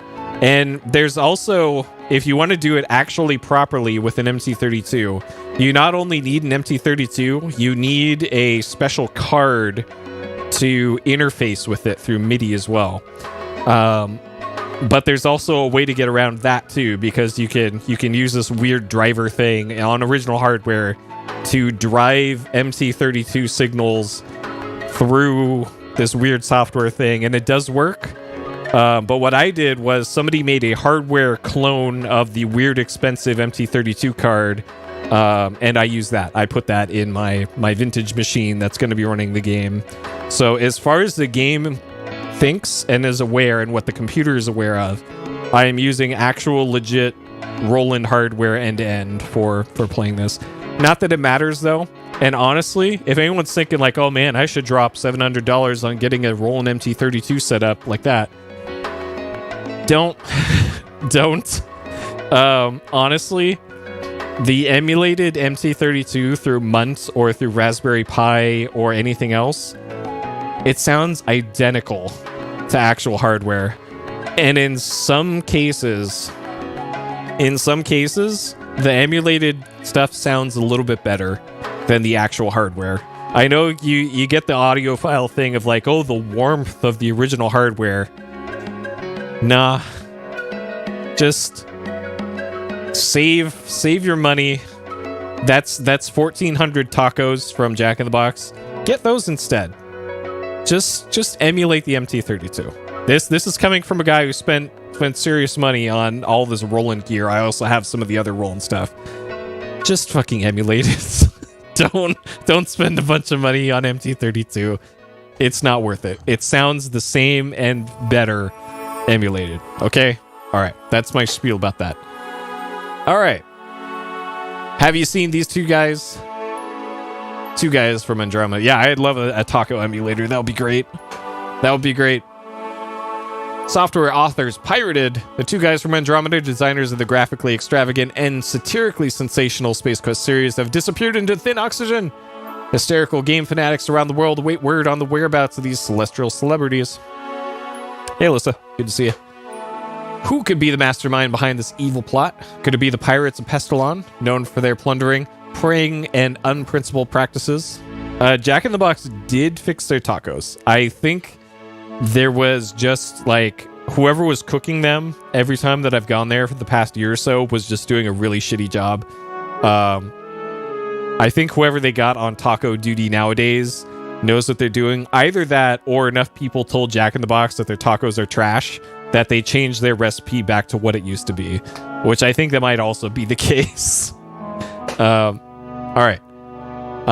Or maybe the legions of Space Quest fans who would kill to be the first to play Space Quest 3, the graphic adventure game with the closest thing yet to motion picture quality animation. Really, this is quite the claim. The graphic adventure game with the closest thing yet to motion picture quality animation. So this would have been 1989, right, for this one? Wasn't Dragon's Lair out at this time? Though I guess there is the thing here for graphic adventure game. Maybe that's how they can use that particular claim. I don't know. Not to be forgotten are the monkey-suited minions of Sludge Vohaul from our last episode, who would love to make banana pudding out of these, responsible for bringing them behind bars. Hey, Zach. Who are the dirty deed doers behind our daring duo's demise? Is it too late to save the two guys from a disgusting and downright despicable doom? Holy Space West space adventurers, find out for yourself as Roger Wilco, intergalactic garbageman, returns to the rescue. All right, features. Superior graphics and animation combined to create a true interactive cartoon where you become the central character. Includes an original music score over 30 minutes long, created by rock and roll legend Supertramp's Bob Slabenberg. Original score by Supertramp's Bob. I could have sworn this was the same person who did the music for the whole series, and that name does not ring a bell. So I don't know about that claim either. All right. Completion of Space Quest 1 and or 2 is not necessary. Although Mark and Scott would appreciate the business. I don't know. Based off of all the stuff that I remember happening in this game, kind of important that you play 1 and 2. But then again, there aren't any puzzle things that I'm aware of that require that. All right, authors Mark Crow and Scott Murphy. Which is also these two. Those are the two guys. Blast Off and Feature Face at the Monolith. There are many places to explore. Some will be hospitable, others will hospitalize you. Arnold the Annihilator is knocking on your airlock, and he's not here to sell life insurance, although you could use some about now. Become part of an intergalactic scavenger hunt, and you're it. Okay. What's this? This fancy mustard. All right. Much nicer box on this one compared to the other two. Okay. And then this would have been distributed on floppy disk here. This is a 3 3.5-inch floppy disk. 3-disc version 1.0p interpreter, 0.453. And of course the serial number. This game did not have copy protection as far as I can remember. All right, Space Quest 3, the manual. So, designed by two guys from Andromeda, programmed by Mark Crowe, Scott Murphy, Devil Gulfio, Ken Koch, Chris Smith. Yeah, music by Bob Siebenberg. Interesting. Music system, sound effects. Maybe it's the sound effects I'm remembering. All right. Cuddle with the critters at the Nimbus 3 petting zoo. All right. So the manuals also get... the manuals also start getting a lot better in this one. This is a beautiful Hare Island. Already off to a great start here. All right, limited warranty. Sorry, without the registration card, you're not covered by the warranty. So you got to fill out the registration card. All right, Space Quest 3. At the end of Roger's adventure in Space Quest 2, he had narrowly escaped death aboard Sledge at Vohaul's asteroid fortress. Entering an escape pod, he rocketed away seconds before it burned up in the Labianan atmosphere. Shortly after blasting away, he discovered his oxygen supply near depletion, making last-ditch efforts to survive. He climbed into the hybernetic sleep chamber with the hope that somebody would soon find him. Now an indeterminate time has passed, and the small pod drifts aimlessly through deep space. Time stands still for our hero in suspended animation.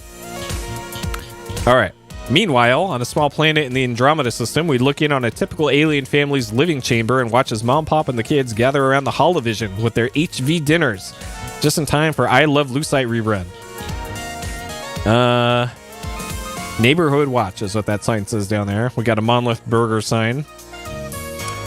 This year for our vacation, I think we shall all go to Fleabutt. Huh? Dad, I want to go to Roberta Land. Shut up. You'll go to Fleabutt and like it. I'd love to go to Roberta Land. Cosmo Travel Guide. Come to beautiful Orat Bay. Sick of humans? Come here. Sure. We interrupt this hologram to bring you Hyper News Bulletin. We have just been informed that universally famous software authors, those two guys from Andromeda, were abducted today by software pirates. The reason for the abduction is not known, as there's been no death threats or ransom requests. It's rumored, however, that pirates were under contract with the disreputable software publisher Scumsoft, makers of such flops as Stunt Flogger, Aquatron, and Scumworld. Company president Elmo Pug cannot be reached for comment, as the location of Scumsoft is shrouded in secrecy. We now return you to our regularly scheduled hologram. All right, so there we go. Floppy drives, install the game, load the game. Hard drives, music device, Amiga, we don't have that. Here's how I'll be controlling the game. You just use a numpad, 5 stops. Game speed control works exactly the same as the other games. Let's see. RGB composite graphics is the thing, apparently. Sure. Interacting with the game. So just like the first two games, there you type in commands. It's not a primarily mouse-driven game. Not yet. That's in 4. So we do still need to type in stuff to make things happen in the game. Saving and loading. Tips for beginner adventure. That's not us. Draw map. Be careful. Walk through. All right. Beginning adventures only. We are not beginners. So, pretty sure that is it for the rest of the manual. Yep. But of course, if you still need help, Ken Williams has got you covered. All right. Let's hop into it here. All right. So we will not be needing OC Remix for this one because we got some actual music in this banger. I do, however, need to turn on everybody's favorite extra camera, the Roland Cam. So this is the display on the Roland MT32, which I actually have one. There's to the right of this display is a knob for volume and 6 buttons for selecting just MIDI stuff. But don't worry about that. You don't need any of that to use it for games. You just plug it in and it just kind of works. But the thing with using an actual Roland MT32 is anytime you want to use it for a game, it has to literally program some of the logic on the MT32 ahead of time. This is why if you're playing a general MIDI game, it loads immediately because it's just using these stock sound effects. Like, hey, play a piano at this pitch, or play a trumpet at this pitch. For an MT32, the game has to literally program what a trumpet sounds like. It has to program what a piano sounds like and put that into the memory bank of the MT32 before the game launches, which is why it takes this long, and we get the insert Buckazoid here before the game starts.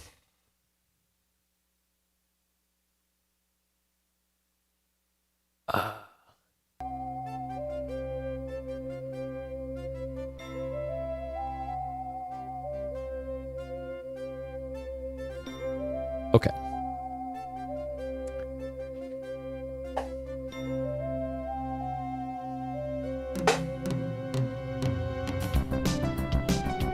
Dr. Solo.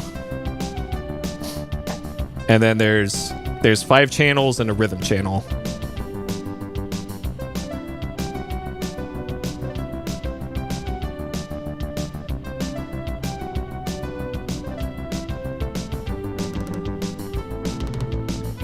Yeah, it's quite a bit better than the beeps and boops of the PC speaker, right?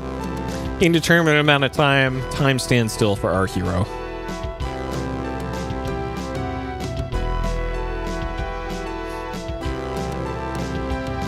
Small escape pod drifts aimlessly through unfamiliar star fields. Inside, Roger lies undisturbed, but not for long.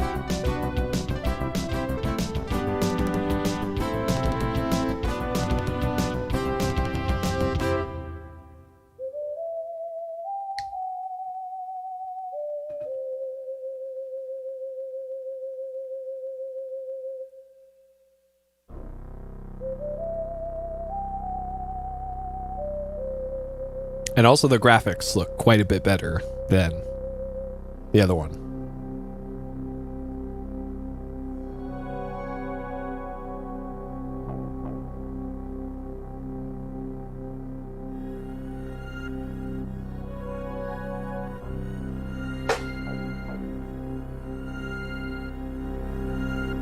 And turn up the MT for you guys there. There we go.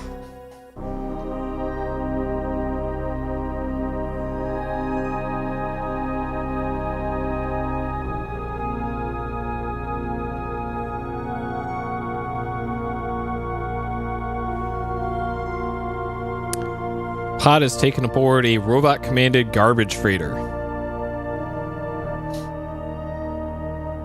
Yep, graphics much better, much higher resolution, many more colors. I don't think this is the best looking version of this game, though. Oh, also, there's a sound effect missing here in this. Small pod is jarred by a sudden shock, which triggers the sleep chamber's revive mode. As the glass shroud slides back, Roger slowly begins to regain consciousness. So I don't know why I can't get this part to work properly on either emulated or on real hardware here, but right here.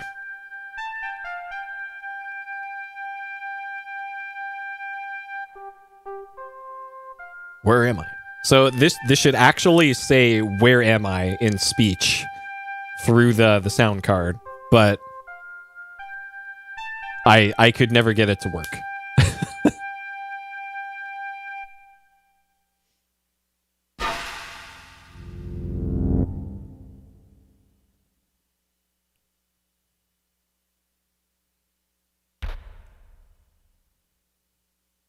Notice that the sounds of the pods grow softer till they are imperceptible. Having served its purpose and taxed its resources, the pod gives a final hum and shuts down.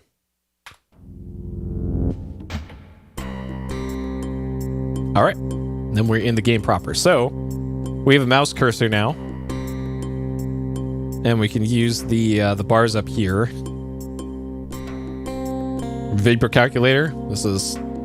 Sure. I don't know why you'd need an abacus, but they give you one. And then there's also a boss key in this. Now, if you hit that... Oh, I get it. You don't want your boss to know you've been playing Space Quest 3. In fact, you don't want your boss to know that you've been playing Space Quest 3 for 0 hours, 3 minutes, 55 seconds. Good idea. I'm afraid that being good company men we are, we can't help you cheat like that. Sorry.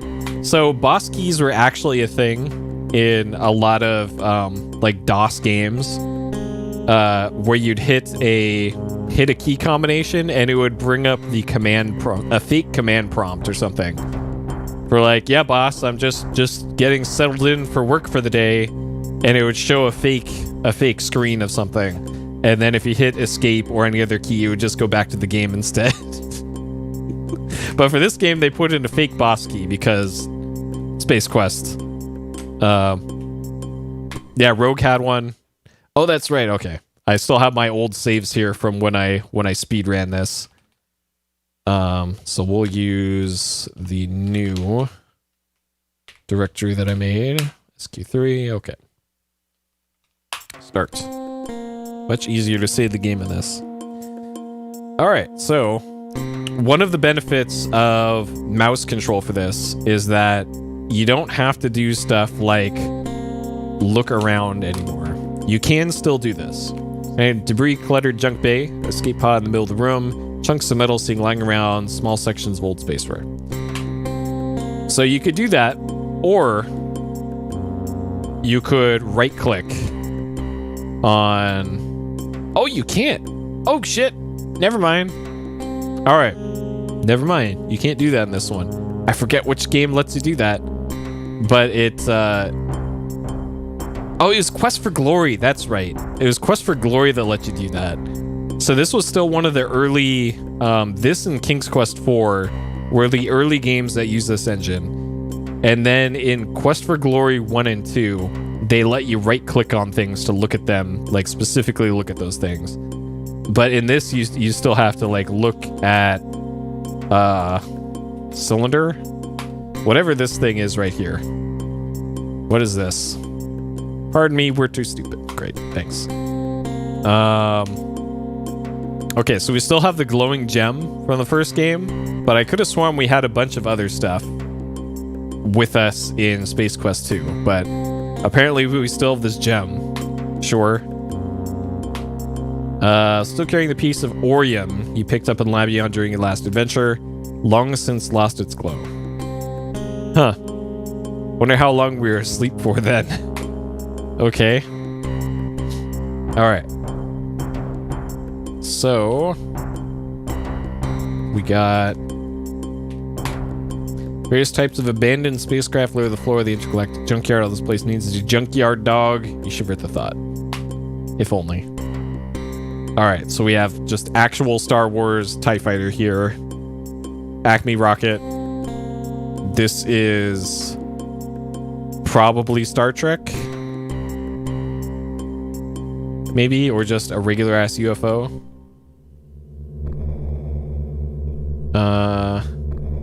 Actually, no, wasn't this Lost in Space? That thing? Overwhelmed by the variety of space trash, large bucket conveyor carries shredded ships to a horizontal conveyor high above.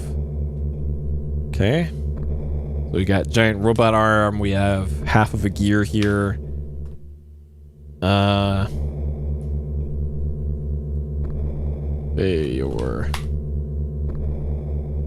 Okay. All right. So for this, you got to stand in this, and it'll bring you up.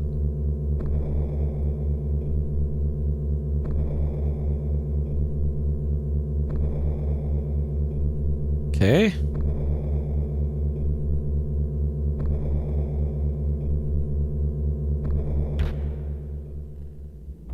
Oh no. So we could do an input here, but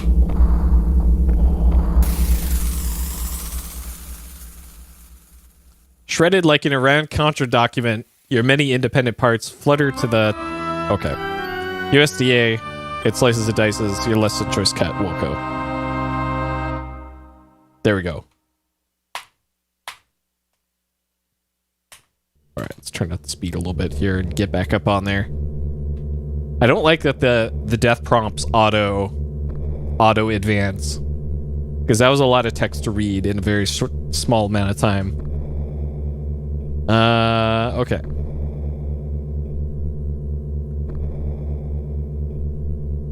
So what we want to do here is stand and then jump.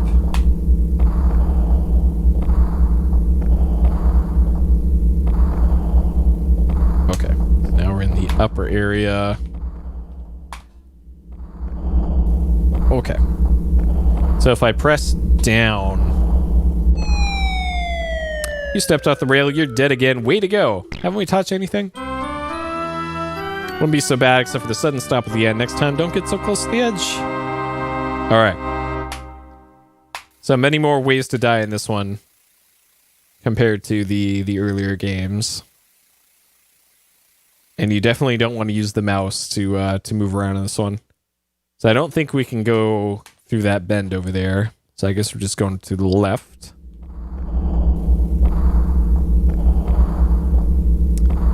And then another downside with the MT32 here is this really predates Sound Blaster support for a lot of things. So the MT32 had to do not only the music, but also the sound effects. So any screen that had sound effects in it, for the most part, won't have music as well. Though later on, when Sound Blaster became a thing, you could have both. You could have sound effects through the Sound Blaster and music through the MT32, which we'll see in later games.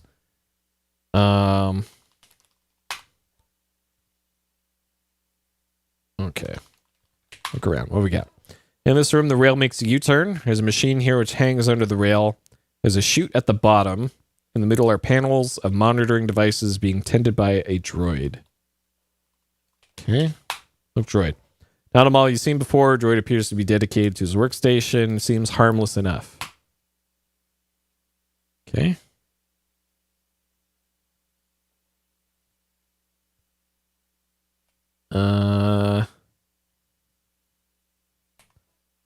Climb down. Not from here. Okay.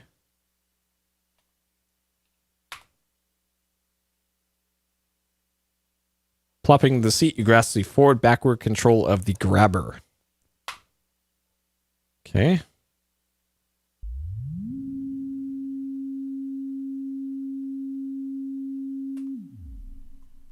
Look, grabber.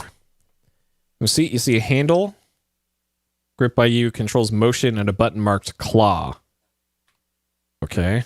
Claw. Press button.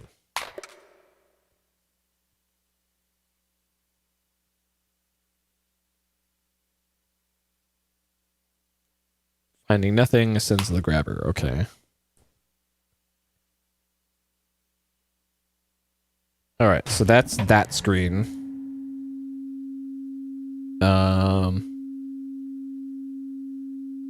So we know what's below this screen. This was the right part of the Jupiter 2 and the giant robot arm. We haven't seen below this screen.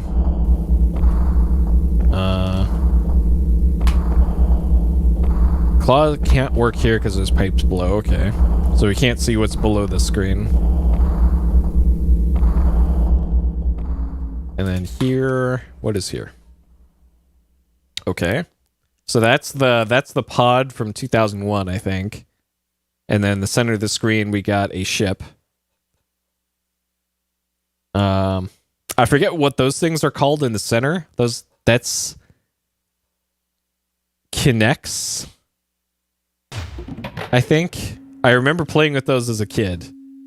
I forgot what those are called, though.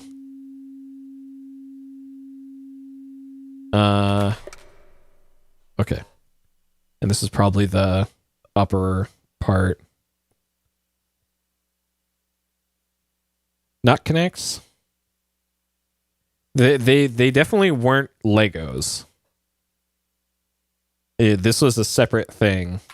Okay, so there's a Megazord on that top one. So even though this is technically one screen, it's going through separate screens at the top. So it's not Legos, it's not Lincoln Logs. I also had Lincoln Logs. Those were a thing. Oh shit, this is gonna bother me now what those things are called. Oh, Tinker Toys, yeah. Thank you, Andrew, in YouTube chat. Yes, Tinker Toys. That's what those were.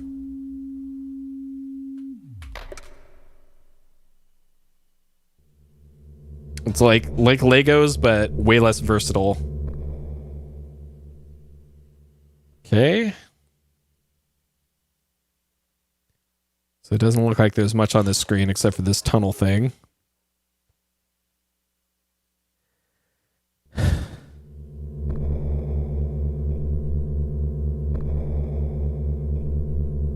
Man, I bet you could go on Goodwill and get like 50-pound bag of Tinker Toys for $5.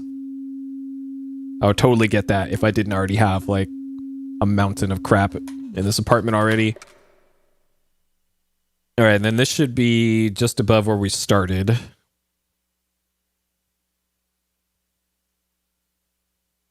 And it looks like Claw sends his contract with the warp motivator. Sure. Grabs it firmly, a sent back to the grabber. Okay.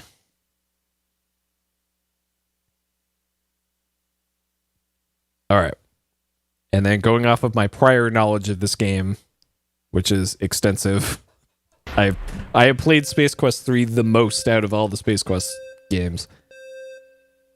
We got to bring this back over to that ship that was buried. We will speed up.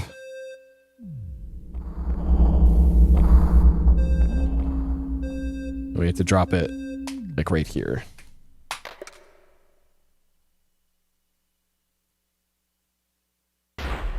Sensing an adequate surface, the claw releases its cargo, begins the ascent to the grabber unit. Object thuds into place within the cavity of the ship. Okay. This will save us a lot of trips later in the game by just doing that now. Okay. And hold on. I have not noticed the Lego piece in this room. Where is this Lego piece? Oh, there it is on the right side. Okay, there's 2 Lego pieces there. Now I see. The 2 Lego bricks on the right side. The giant Tinker toy keeps drawing my vision. Okay.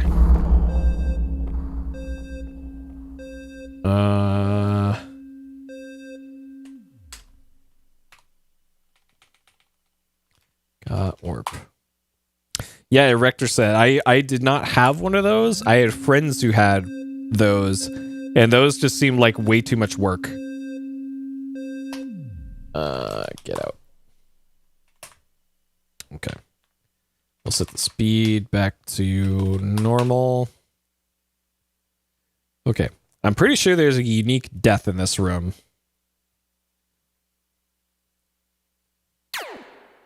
Okay, there we go. You really bit the beam, buckwheat. Lack of regard for organics in action again. They never heard the warning shot concept around here. Anyways, you're dead. There you go. Hole in one. Yeah, I was also definitely a Lego kid. I made many of a Lego spaceship things. Okay, get out. Like there's a Twitter account that I follow that just shows the old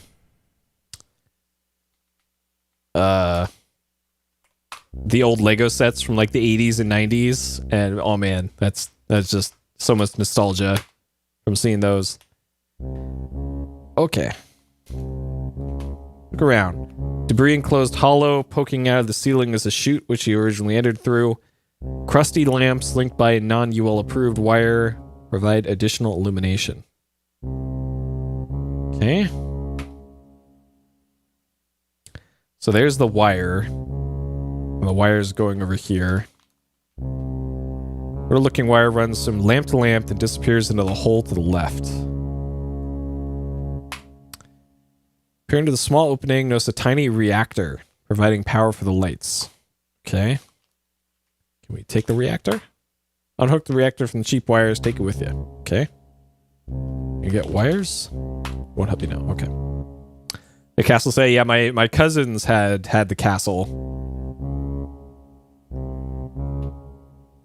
I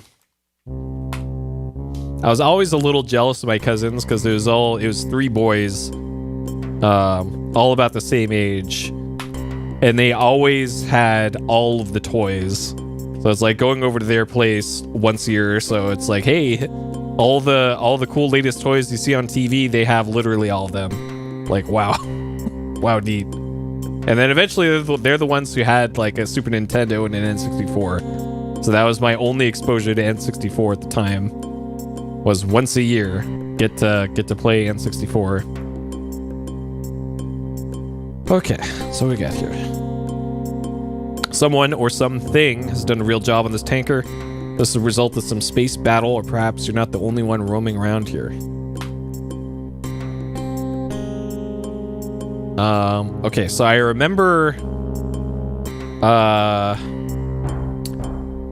if you, except for the ones on the left, most of the wires look worn. So I seem to recall this is a soft lock that you can get into here. If you, no, they did not have crossfire.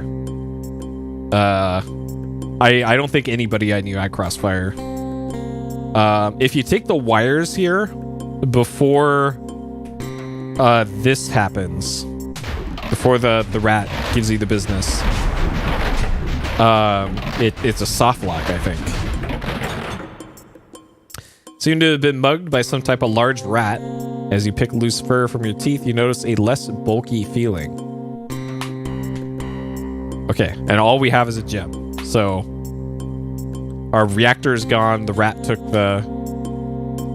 the reactor.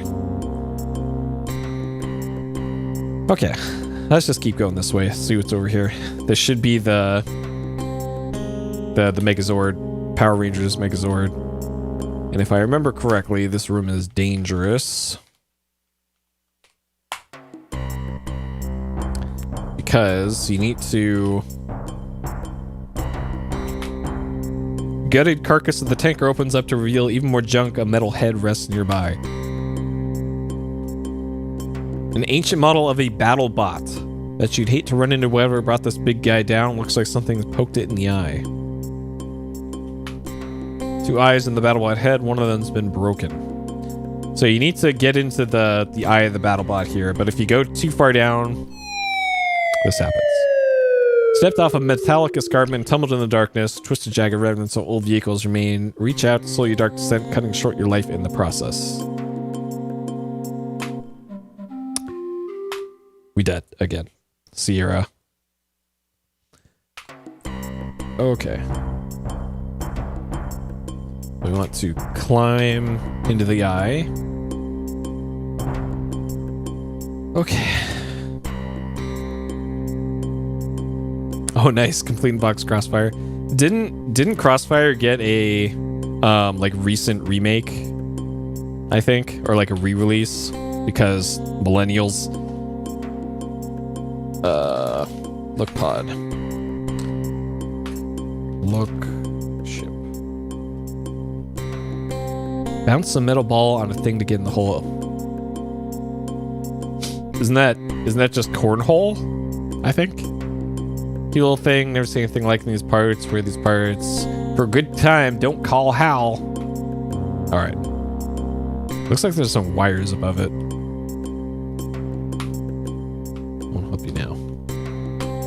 You don't have one of those. There's clearly wires right here. Bounced a metal ball on a thing to get into a hole.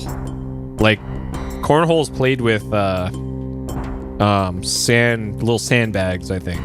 Beanbags. So that would be the only difference from your description. Climb ship. Ship is too slick. You seem to remember an ectomorphic programmer friend telling you about ships with non-stick coatings for greater debris collision tolerance. Alright. climb. That's an engine, maybe? We'll climb. Not a good location. Climb. Okay, climb up the front. Climb. Climb ship. Okay, they want you to do it from that very specific part. Okay. So obviously we need something to climb with that. Oh, it was an actual, like, licensed toy?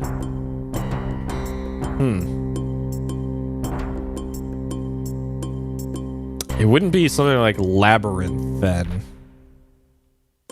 Because that was the... like, tilt the surface to do the thing. But that was with metal balls.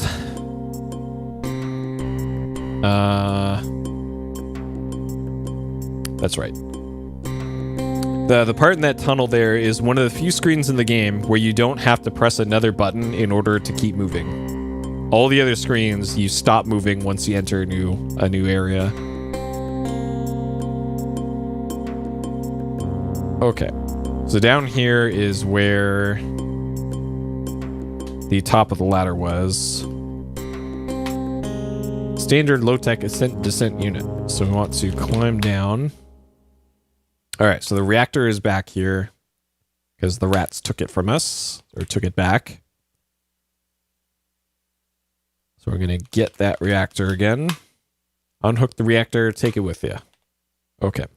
And there's no rats around the edge of the screen here, so they didn't notice me taking it.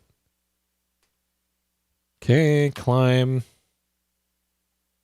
Alright, and then very important, we need a way to climb on top of that ship. So we're going to take the ladder. Grab the ladder, jam it in your pocket. Ouch. 1971, jeez. Bullseye. Huh. Yeah, I've never heard of that.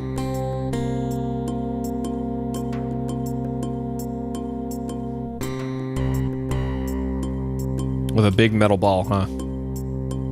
I'm sure there's probably a version of that used like lawn darts or something, but probably resulted in like multiple deaths. So, hey, let's just change it to a big metal ball. Get wire. Okay. Take the only decent piece of wire available. So if you take that wire before you first go through this tunnel, you can't beat the game. It's just that wire's gone. And you need that wire. That's the only wire in the whole game. Huh. So that's like skee ball, except you're bouncing the ball instead of sliding it. Interesting. That'd probably be loud as hell too, if that's a metal ball.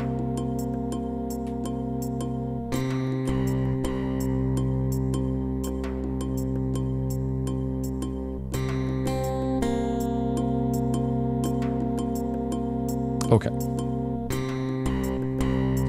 Use ladder.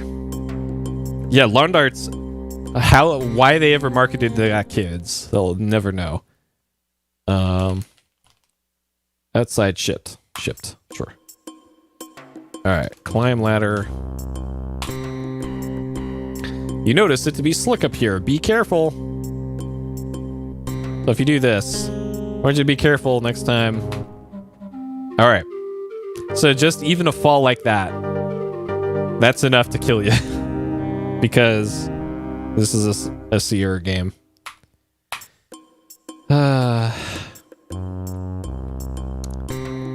Alright, open hatch. Move to position, grabbing the door, finish the hatch's handle, commence to open and enter the ship. Oh man, yeah, is there competitive high-level bullseye? Oh man. Wait, isn't that just an arcade ticket machine? Okay, so we are inside the ship now.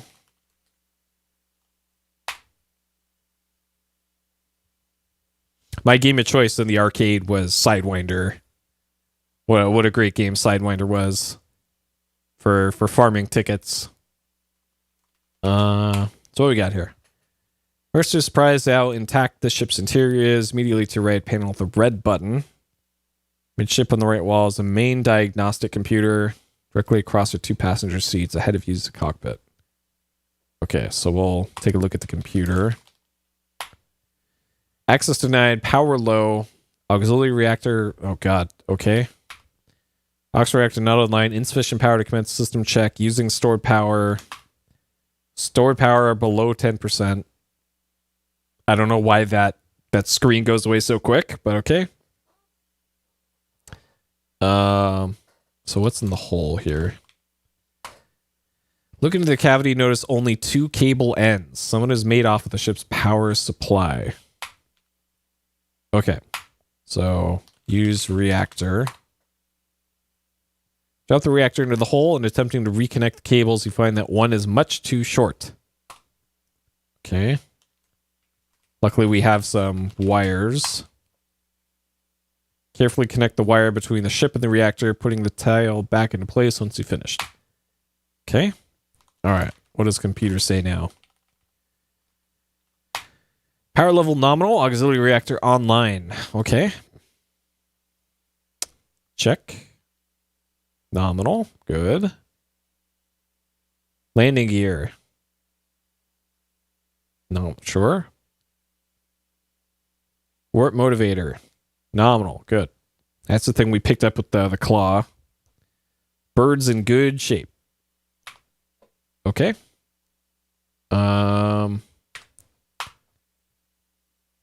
Press button. Ramp is immobilized, but the junket's lying in. Exit the hatch instead. Oh, that's the exit ship button. Open hatch. Okay. Released this year. It's still using metal balls, so probably still loud as hell. Sure. Hey, Nietzsche. Yeah, that's Sierra for you. Though generally PC games of the era didn't shy away from violence and depictions of violence as much as console games at the time did. Because PC games, like now and then, for the most part, more geared toward an adult audience than trying to appeal to everybody with consoles back in the day. So that's why you would get stuff like this in like 80s PC games, at least in the West. I don't know if that's any different in like Japanese market or anything, but that's the case with Western games at the time. So what we got here? Pilot seat, sporty little ship, fronting the control panel, computer screen. All right, look at the screen. Okay, so engines. So if I hit 3 for takeoff, full thrust needed. Okay, so I can hit 1 for engines.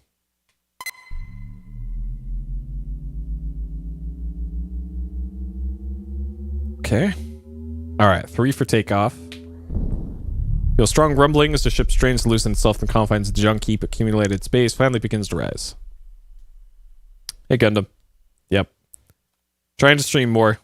I'm almost done with classwork, so I got lots more time to stream. Ship rises successfully, collides with the top of the freighter. Resulting explosion sends a potpourri of flesh and metal fragments careening in all directions.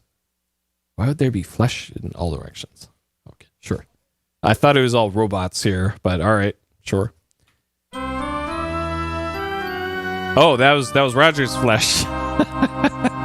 Your radar is designed to avoid such an occurrence. All right, sure. Oh yeah, definitely. That is true. There's a whole lot more very adult content on Japanese computers.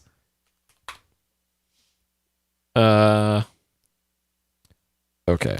Screen. Okay. So the death message tells you what to do this. You want to turn on your radar first. Now in operation. Then turn on your engines. Okay, then we take off. Strong rumbling. Ship begins to rise. Ship rises several meters, stops abruptly. Alarm from the computer attracts your attention. Ascent halted due to obstruction. Okay. So we can land. Weapon system. Okay, if I hit land, what does that do? Settles back down. Okay, so it doesn't put out the landing gear again. All right, take off. Okay. Weapons. Controls. Enemy ship coming from behind. Lock on. Spacebar to fire. Okay. Fire. Spacebar. Let's get out of here. Shot blasts a new orifice into the side of the junk freighter.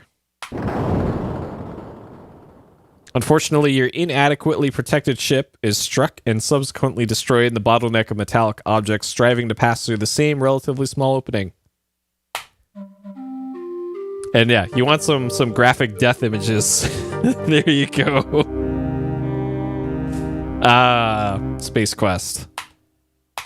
Okay. So we want to set screen, turn on the radar, turn on the engines, take off.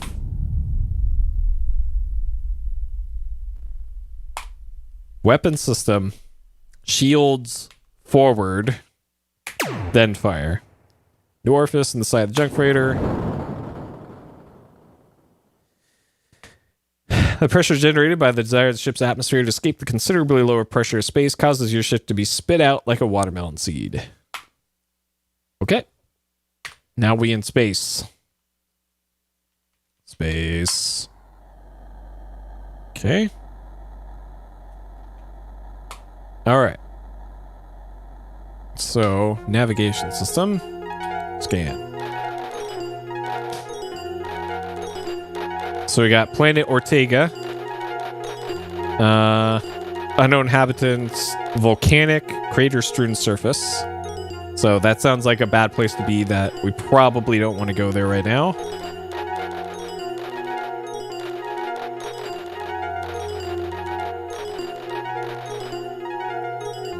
So the planet Fleabutt, sector 35, one known settlement.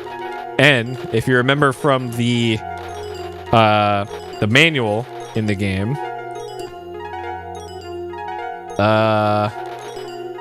this year for vacation, I think we'll all go to Fleabutt. They're not going to Roberta Land. They're going to Fleabutt.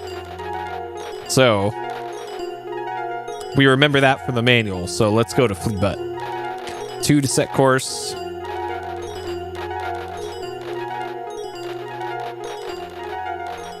Okay. All right. Light speed 5.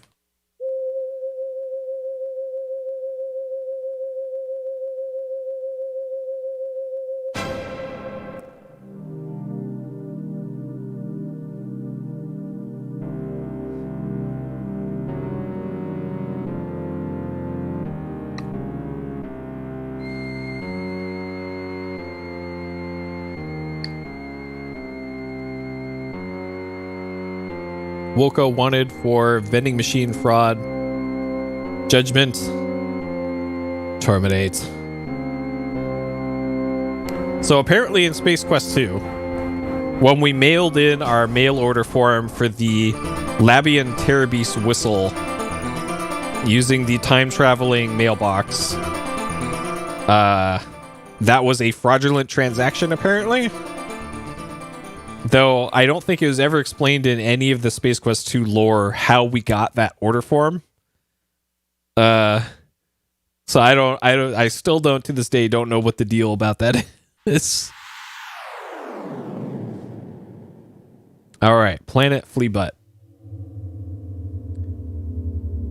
All right, we set down the aluminum mallard. That's our ship. All right. Fleabutt. Press the button. As you step out of your ship onto the surface of Flea Butt, you're hit in the face by the harsh wind. Look like a storm is brewing. Meanwhile, another spacecraft touches down elsewhere on the very same planet. So there's two solutions for how to deal with the main puzzle on this planet. There was a quicker solution for this that I used in the speed run. I'm going to do the slightly longer solution.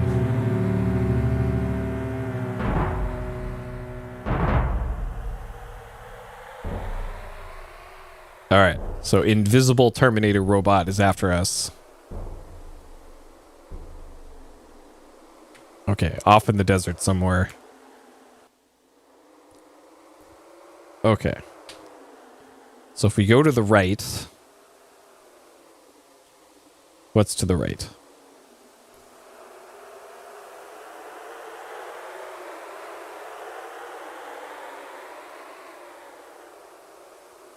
Uh-huh.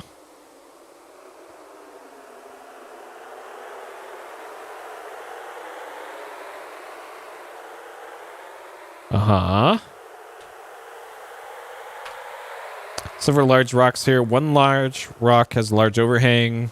Almost appears to be a cave. Under the overhang, you see large pulsating pods.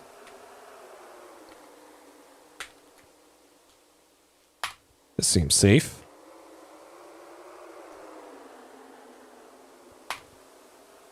What? Look, pods. That... I don't know why the game keeps doing this. Alright, so these pods, absolutely not safe.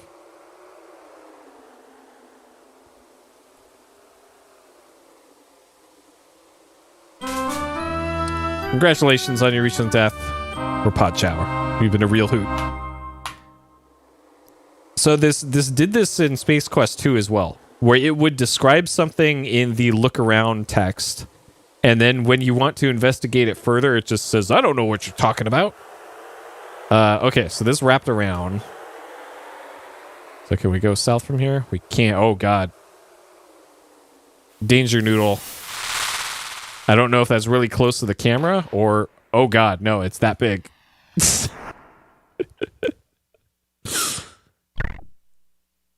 Okay. We've been a real hoot again. All right, well... So going south, not really an option. Can I go north? Okay.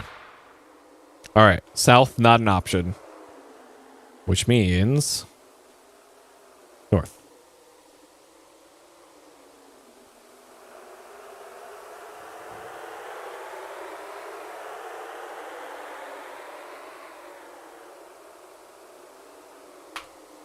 Startled by the sight of a giant beast just beyond the sand dune to the north. Alright.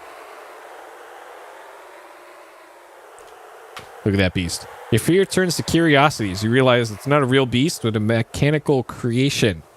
Although it still looks dangerous, you can't decide whether to blast off this rock or inspect further the wonders of Flea Butt. Oh yeah, we're about to meet the best friend in Space Quest. The Peepo of Space Quest. Soon enough.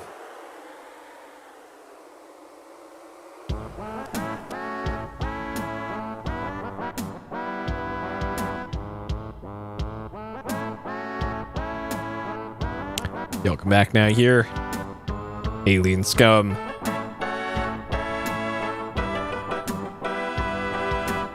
Alright. Our boy. Aha! Tourist trap. Giant metal facsimile of a space beast is nothing more than a cheap marketing ploy designed to suck in any moron dumb enough to fall for such trickery. You suddenly feel like a dumb moron.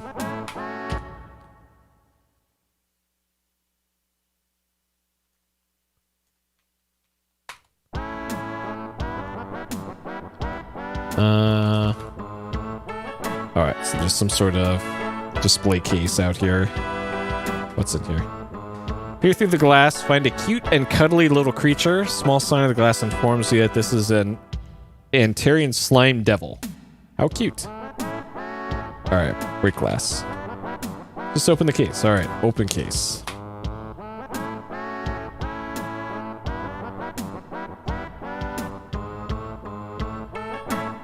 Maybe cute, an idiot will get near one. Looks like you won't be around to appreciate the other diverse wonders of this garden spa of the universe. Didn't even meet Fester.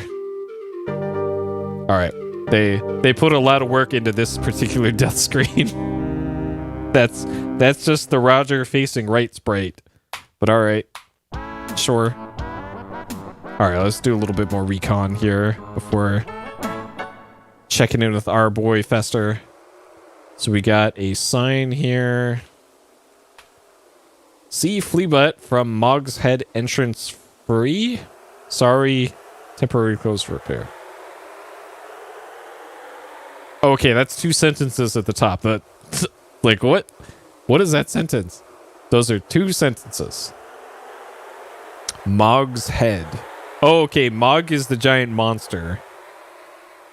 Okay.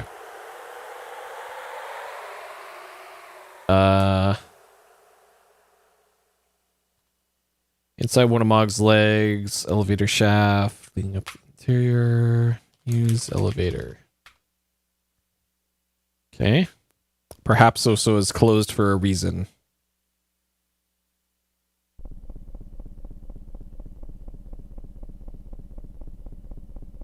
Okay. So this is a screen that we never really saw in the speedrun. Within the cavernous interior of Mog's belly, an elevator shaft leads down. Stairs run beneath the first and second level platforms. Heavy equipment necessary to automate Mog can be seen from the upper level. Okay.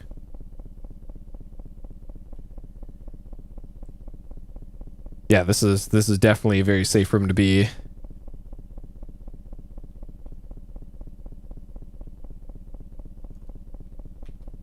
Large electric motor providing power for Mog's automation hums noisily away. So we got some hooks. Okay. Yep. So if you walk too close to those, we've been a real hoot. All right. Sure. Okay, so that's all that's up there. We have an elevator up. What does the sign say? Danger snakes. Just ahead, visit the Mog Memorial. Galaxy famous World O' Wonders. All right. I think it's time. It's time. Howdy, stranger. The name is Blatz, Fester Blatz. Welcome to World of Wonders. Go ahead, have a look at some of the trendiest items in the known universe. Make the most of your vacation, Buckazoid.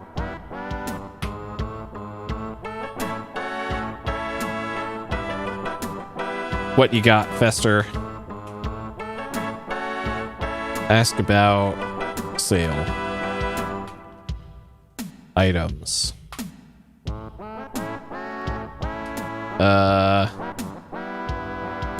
Nice little Orat on a stick. Kids just love this. Hours of fun for the whole family. How cute the little guy is. That is pretty cute. Red hot item. Official Astro Chicken flight hat. Really turned some heads in the sporty little number, modeled after the hot new arcade game Sweeping the Galaxy. Alright, so there's Orat on a stick. There's the hat.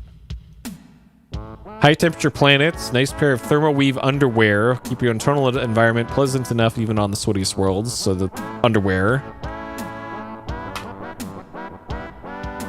Take your time. Okay. So the thermal weave underwear, probably going to come in handy on that volcanic planet. And then the other 2 things, not really a use at the moment. Okay, so we want to buy the hat. Everything here costs 25 Buckazoids, and you don't have that much. Okay, so that means we're going to need at least 75 Buckazoids.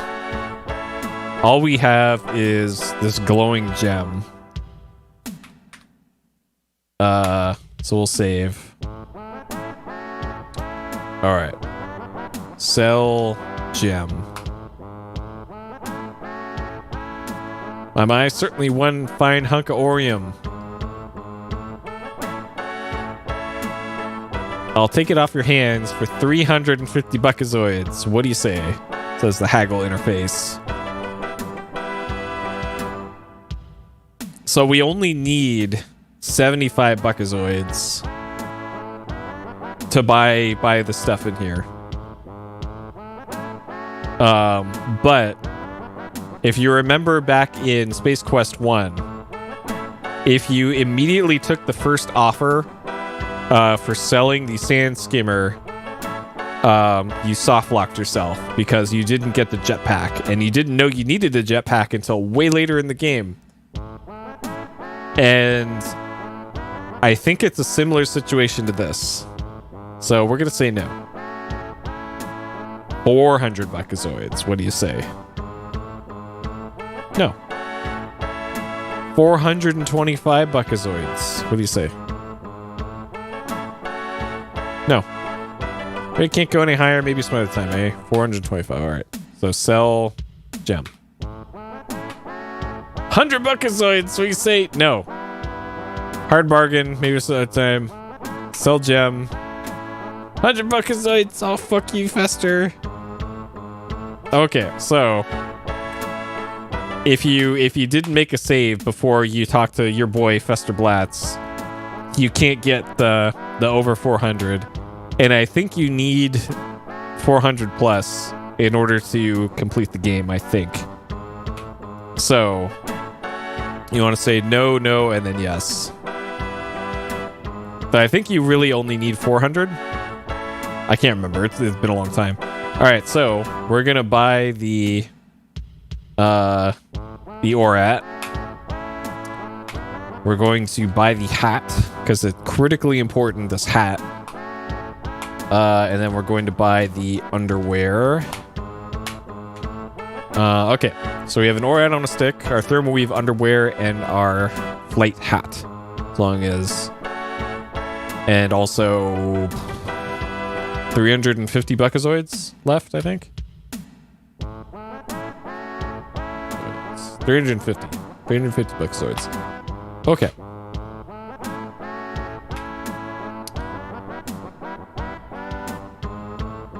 One of the many interesting postcards. Nice. I had no idea this was in the game. All right, Arrakis. A great spot for winter travel, Arrakis holds many delights for the adventurous vacationer. Nothing can compare with the blinding dust storm or being crushed by a sandworm. All right, what else we got? One of the many interesting postcards. This is just a Windows Solitaire card back. Black Hole Bertha. Giant interstellar vacuum. Black Hole Bertha comes swooping through the galaxy. All travelers are advised to stay away from Bertha. Just buy the postcard, then tell everyone you went there. Sure. Ortega. That's one of the planets we can go to. Volcanoes of Ortega, constantly reshaping its surface, dressed in heat-resistant underwear. The hardy traveler can find a lava lover's paradise on this starkly enjoyable planet. Roberta Land. All right. Our girl Roberta. Roberta Land, come join the fun at the fun park of the future. See characters from your favorite stories come to life again and again.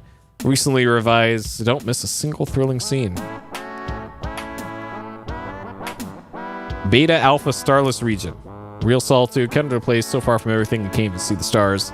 Mind-numbing boredom greets you as you drift aimlessly through nothing. A must for the brain dead. Wish she were here instead of me, Acheron. Sure. Friendly creatures at Acheron are a delight for the young and old alike. Tame enough to come right up and caress you, yet wild enough to slash you to shreds if provoked. Sure. Alright, then back to Arrakis. Okay. Natural wonders, worth junk. Okay. What are those action figures?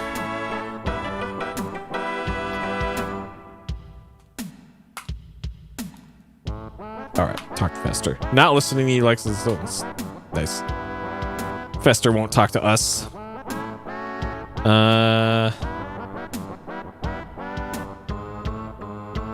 Okay, this is probably all we can really do here.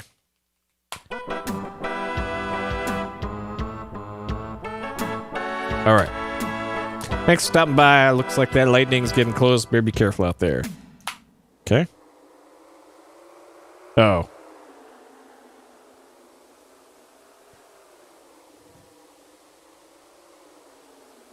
So, this is Roger Wilco, the man I've been sent across the universe to track down and terminate. I'm not impressed. You're too easy to find. You tend to leave a mess wherever you go. Yeah. Seems you forgot to pay for that Labionan Terrorbeast mating call whistle. Now let's see, with interest, it comes to 400,000 buckazoids. I don't think you got that kind of cash on you. I don't think so. Good people of the Gypazoid Novelty Co. are most displeased. Non-payment is a serious offense. But lucky for you, I'm in a good mood today. I'll count to 10 real slow. Then I track you down. If you make it to your ship, I forget I see you. If I catch you again, I dust you like bunt cake. All right, perhaps we can make it to our ship, maybe. All right, so because we bought the that whistle in Space Quest 2 on like a payment plan or something, and we're supposed to pay for like a month or so after we got it. And then we got put into hibernation on the escape pod for like 100 years or something. So all of the interest accrued on our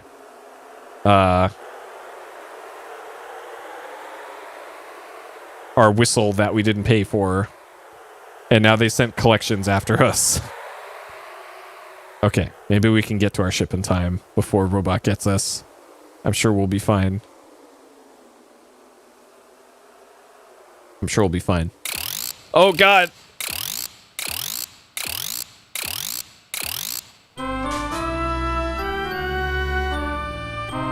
All right. That did not work. Okay. So, alternatively...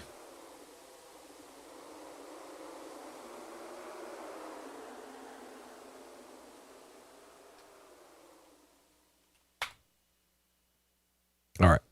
Using the elevator.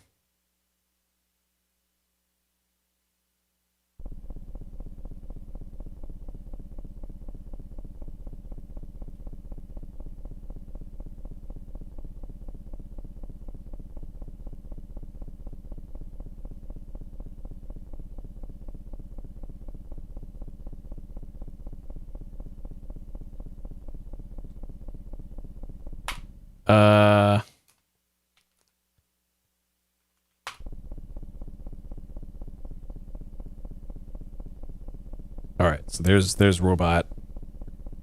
I see you, Wilco.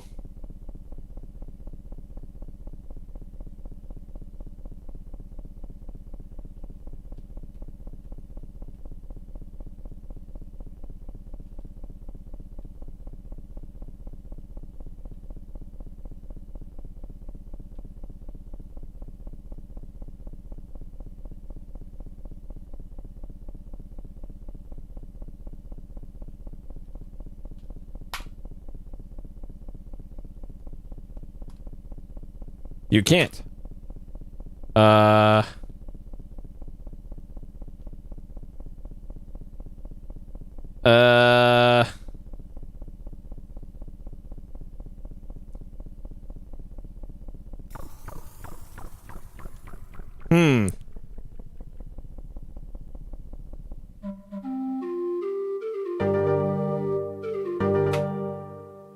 So there's some way that you can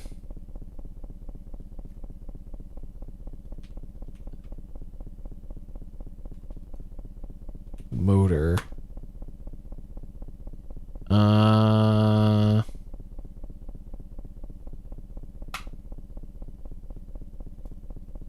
Is that what that thing's called? Two rope pull. Okay, yeah, rope pulleys. Mounted on tracks. Okay.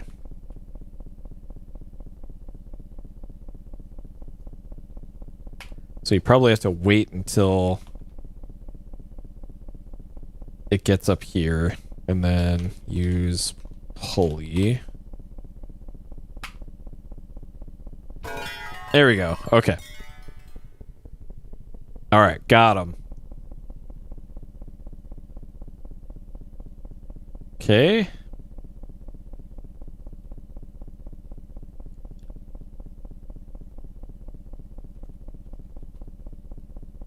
Pilot junk first level, invisibility belt, survive relatively intact. Okay, get belt.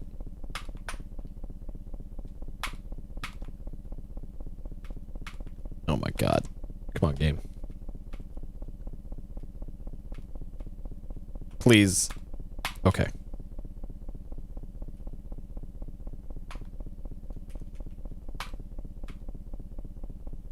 Oh. Our boy Fester. Hey, what's going on here? Didn't you read the signs saying we're closed? Got real the grease smelling android. We're like that Terminator series. Good riddance to bad circuits. Might as well write down with me. Alright, our boy Fester helping us out. The start of a beautiful bromance.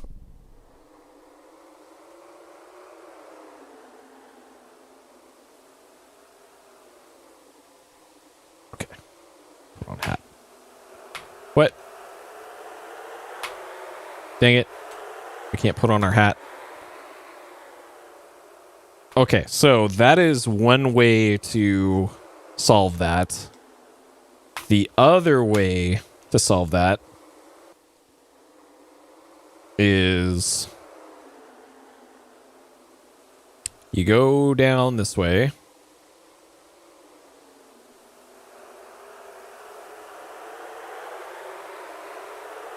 And this is the way the speedrun does it, because it puts you closer to your ship.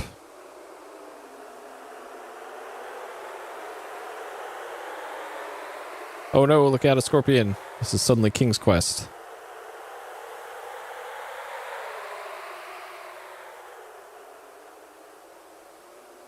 And you want to get the robot to spawn.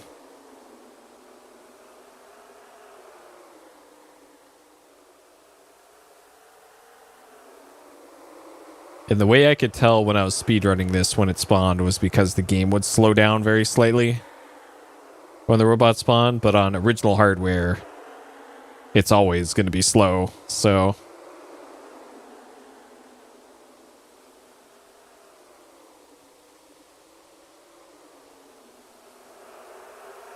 But the robot doesn't spawn if you're standing still.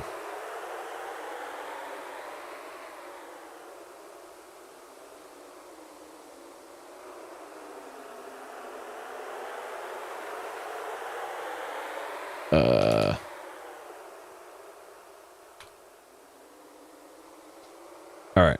Come here, Terminator. Please spawn.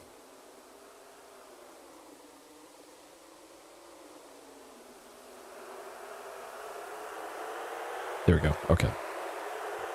So you do that, and then do this. Okay. And then use ORAT on belt.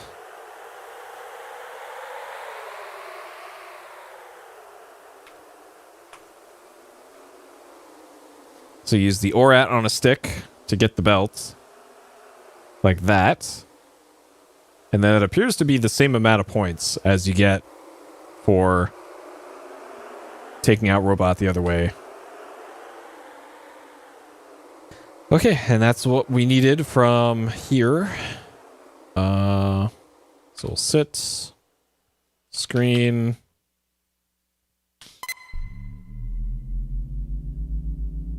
and then take off, screen, navigation. Okay. Zoom scan. Monolith Burger. Fast food dive, Sector 62, a finite number served.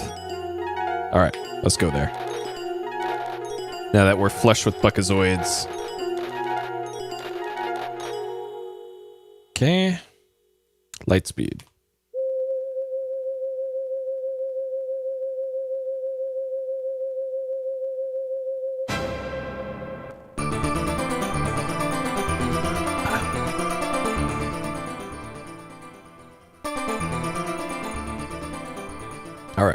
Approaching Monolith Burger. The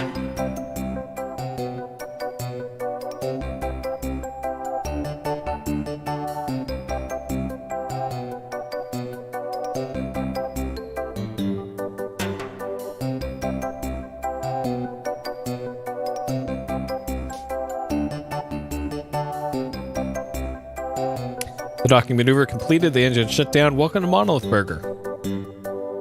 Pop the hatch, ramble on in. All right.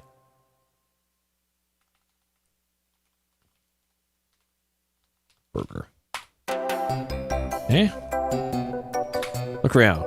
The decor, like the food, is the same in Monolith Burgers all over the universe. Generic counter clerks are eagerly waiting to help you. Diverse life forms are crowded around the counter and sitting in booths consuming what can only loosely be termed food.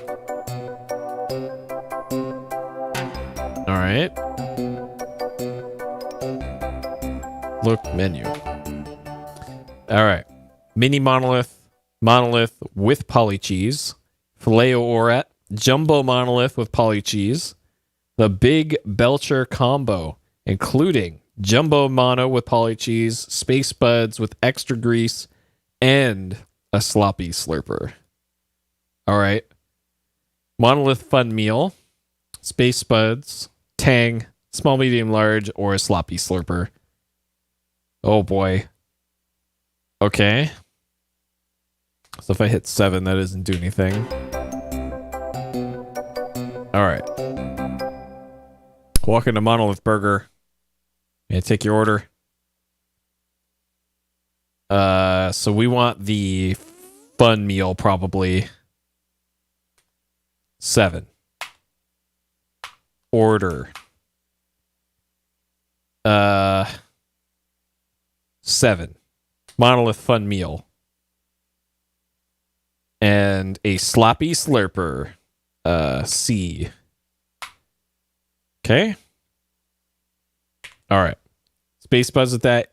Yes or yes? Yeah. Would you like a black fruit fry with that? Yes. 11 buckazoids. Okay. Pay.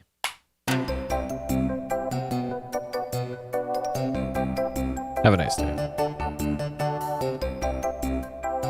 Gingerly pick up the greasy bag. Hardly wait to have a seat and dig in. All right.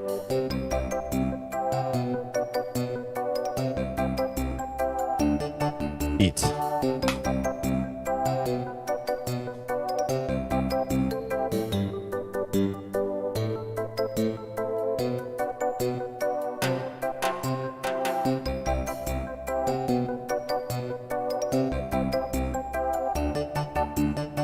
Ow! Hey, what's in this? My burger must be my fun meal prize.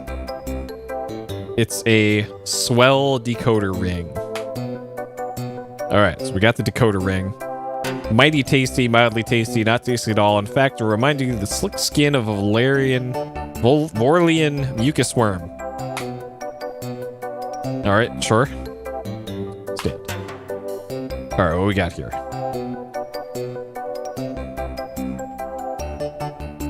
Look, machine. Scumsoft, Astro Chicken. Astro Chicken must land on the Astro Chicken landing pad. He's depending on you to bring him to safety. Left arrow, move left. Down arrow, stop. Left and right. Right arrow, move right. Up arrow, toggle flapping. Feed doesn't compel your feed. Hit the landing pad too fast or bounce back up. Landing outside the landing pad is fatal. Fly too high, you'll bounce off the atmosphere and plummet back to the surface. Okay. All right, let's play. Insert Buckazoid. Look game. All right. Insert coin.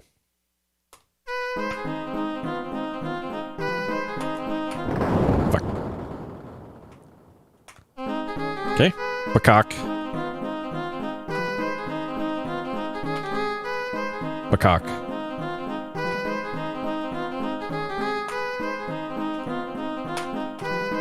Peacock.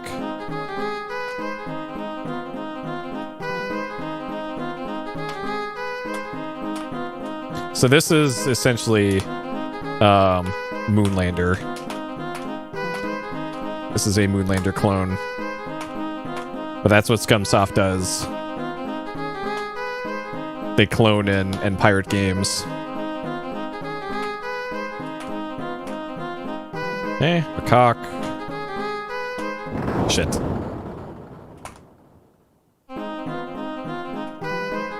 A cock. Nope. Okay, cock. Cock. All right. And then we see this. Huh. Use decoder ring. The secret code goes something like this.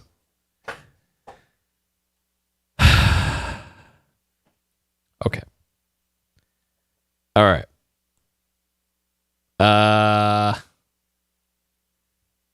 H E L P U S. Help us.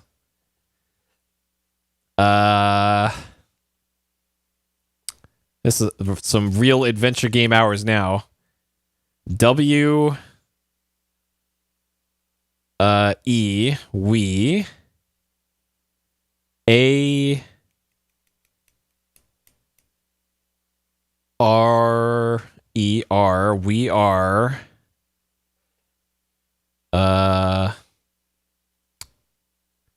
B E I N G being. We are being.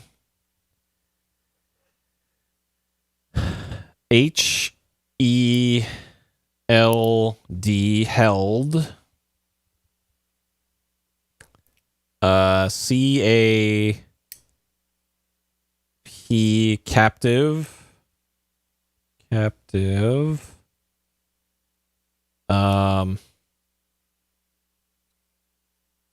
Let's see. B Y by S C U M S. That's Scumsoft. The makers of this fine Astro Chicken game. O N on T H E on the S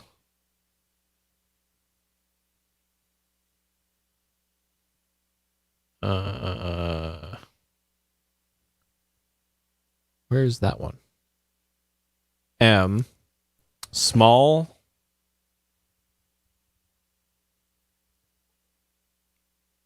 moon on P E S T U Pestulon, just like the name of the game, Pestulon. A N and I N P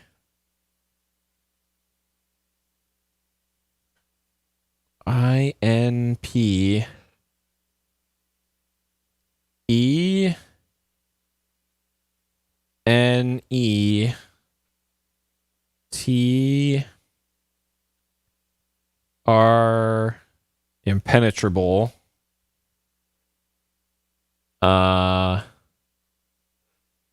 F O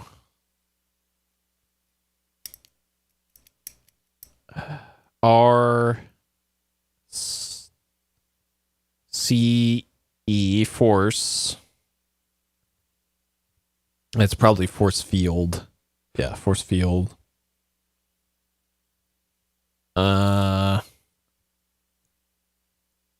Surrounds the moon.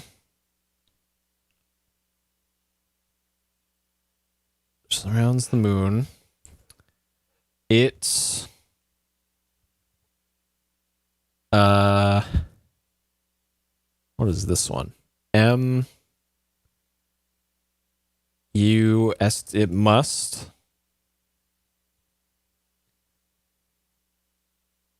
FI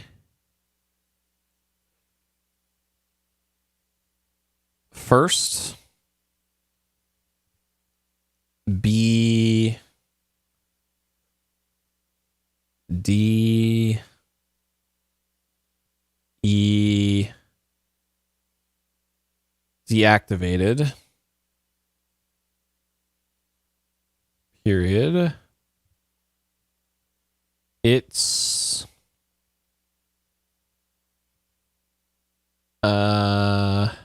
O R I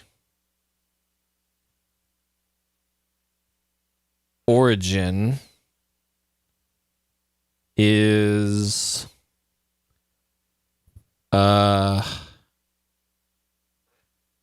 O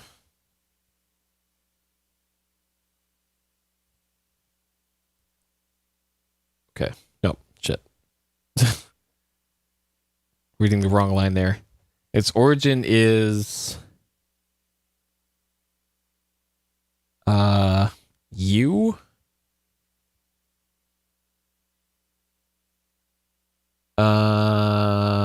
N. That's probably unknown, if I had to guess. K. Yeah, unknown. Unknown to us. Okay. So that doesn't really help. S C U M Scum Soft. S E C security is A R M E armed. Some Scumsoft security is armed with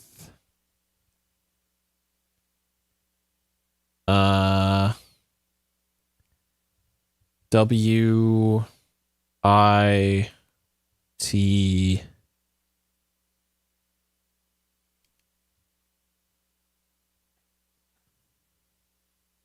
armed with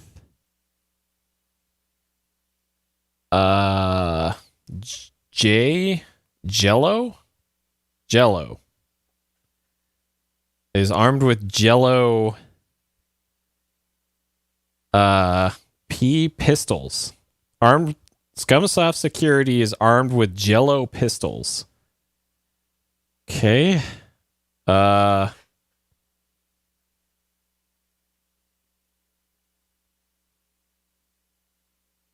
We're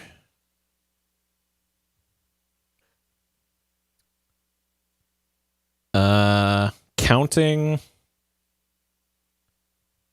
on you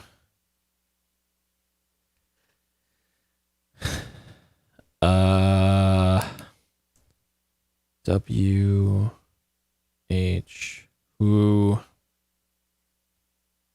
you are. And then the last line is T2 to guys in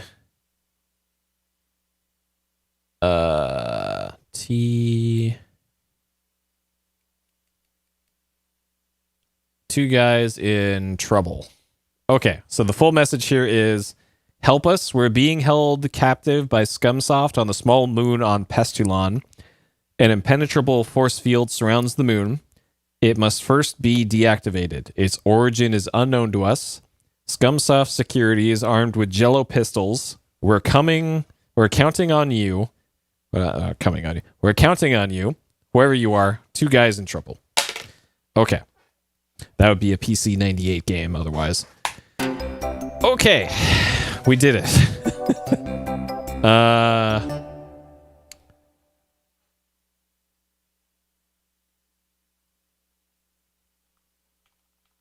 Got secret message.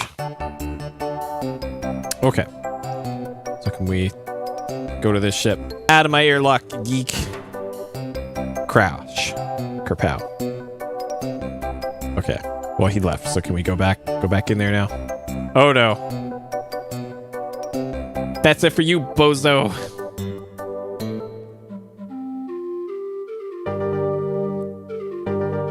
Didn't hit anything important. Nice. Direct Roger.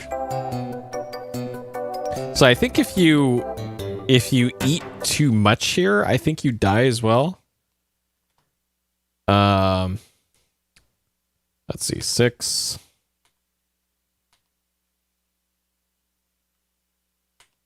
6. 6. 6. 6. 6. 6. Okay, drink with that, Space Buds, Black Fruit Pie, special, drink with every purchase, pay. Alright, I think this is one of the deaths.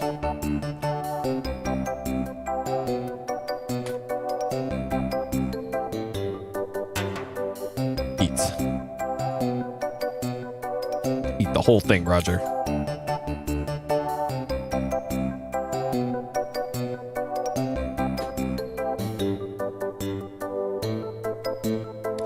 Mighty tasty.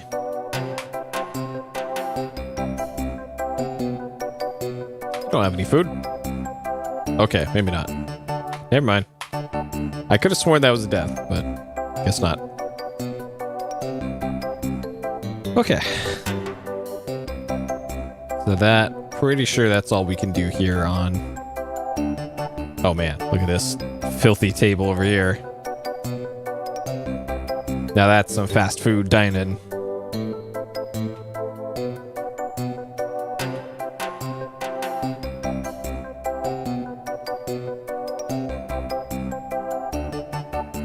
That's pretty much what my local KFC looks like at the dining area.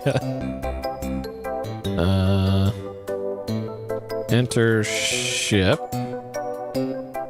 Slide back into the ship, closing the hatch behind you. A docking control beam begins guiding you safely clear of the monolith burger.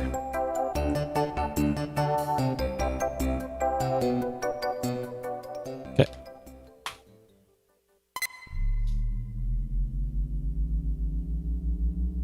All right.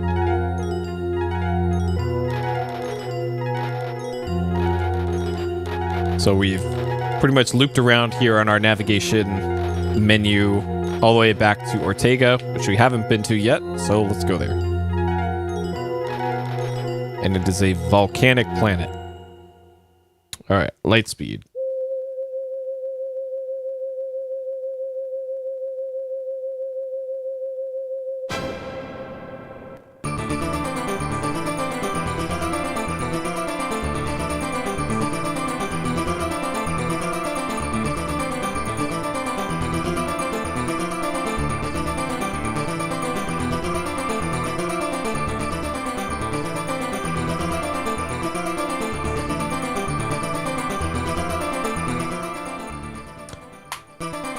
Okay, throttling engines back, orbiting Ortega. Let's land.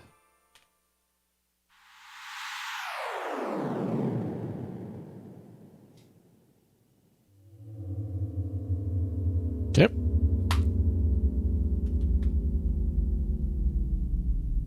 Stand.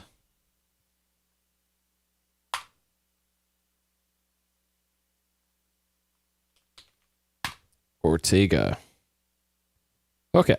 So let's exit the ship.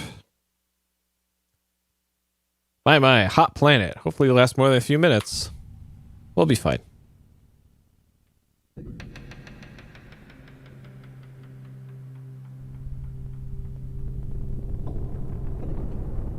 Planet Ortega, truly lava lover's paradise. Volcanic activity constantly reshapes its surface. Have any maps older than last week? Throw them out. Alright. Too late you realize that walking around unprotected on this planet is hazardous to your health. You feel your blood begin to boil. You sizzle into oblivion. This planet couldn't be so bad if you could keep your cool somehow.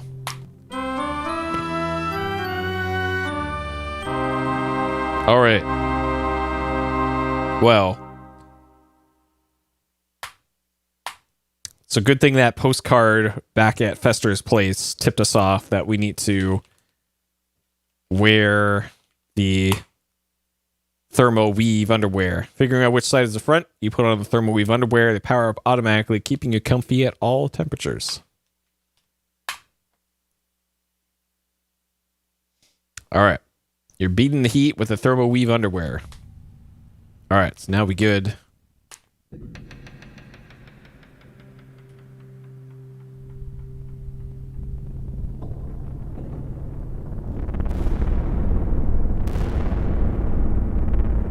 Parts of the planet's surface are not entirely stable. Better be careful, you end up in the lava fondue below.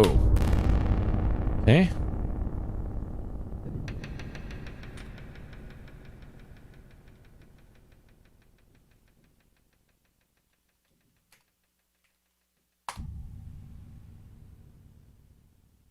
Alright.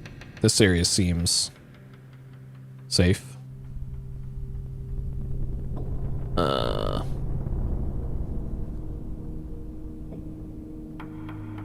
What's the worst that can happen? Oh. It appears that is the... Way to go, Ace. You blundered your way within range of the pirate's jello gun. You suffocate in an impenetrable block of jello. That's a pretty great face there. My watch seems to have crashed. Great. Cool.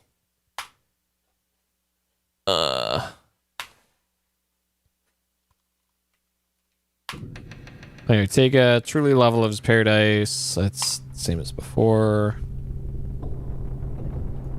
Look. Little company men, scum-soft employees happily performing their duties, looking at their weapons. Probably wouldn't want to get too close. Okay, so this is the scum-soft security that the secret message warned us about.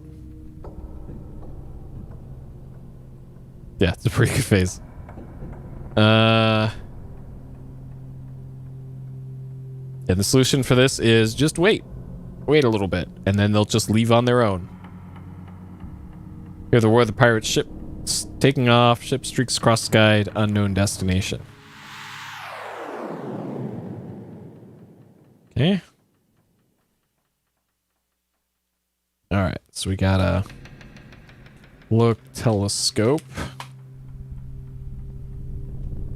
Look through telescope. Aha! Discover the force beam generator. That moon must be Pestulon. Okay, so we found Pestulon. Sure. You don't actually get any points for doing that, by the way, which is a little weird. So we got a box here. Look in crates. Here it just looks like an old crate. Full of thermal detonators. Okay, pick up one of the detonators. Careful, blow your fingers off with that thing. Detonator. Used for blowing stuff to little bits. It has an impact switch, so in other words, don't drop it. Okay. Handy metal pole with 1001 uses. So we're gonna get it. Get the pole. All yours. Okay.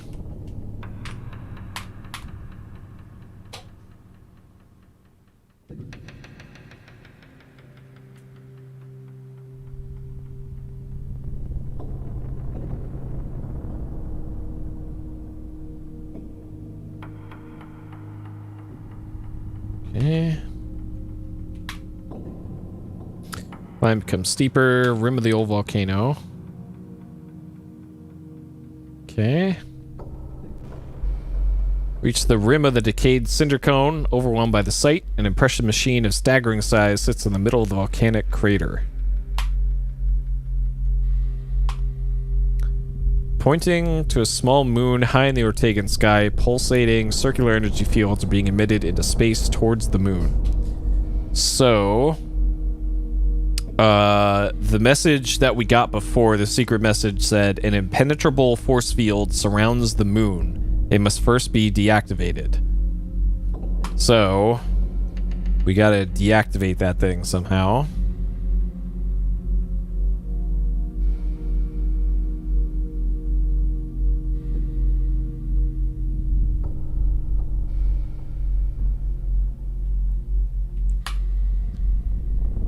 At the massive base of a force beam generator, unit can generate a force field powerful enough to encircle a small moon. Okay.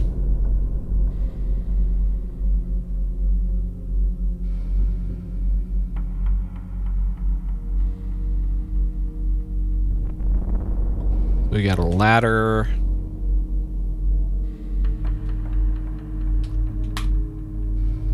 Base fit, ladder leads up top. Okay.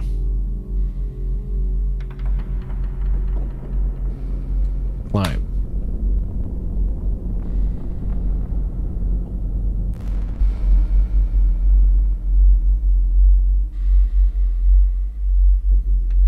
Okay. Ground. Trying to catch your breath, you take in the panoramic view. Below, you can see a ship off in the distance. Volcanoes stretching out over the horizon. Large circular opening here at the top of the generator. Must be where the beam originates. Watch your step up here. Okay. Sure. I don't know if that actually saved or not. Okay. Look in hole. Cautiously you peer down. Too dark to make out anything. Drone of the generator tells you something is definitely happening. So, we just happen to get a thermal detonator. So, drop detonator in hole.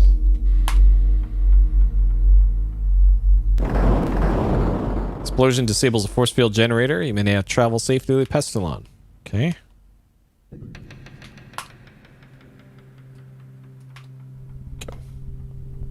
If you go a few pixels too far down, you'll fall down that slope and die because Space Quest. Okay. So now back to the ship because we can go to Pestilon. Uh-oh.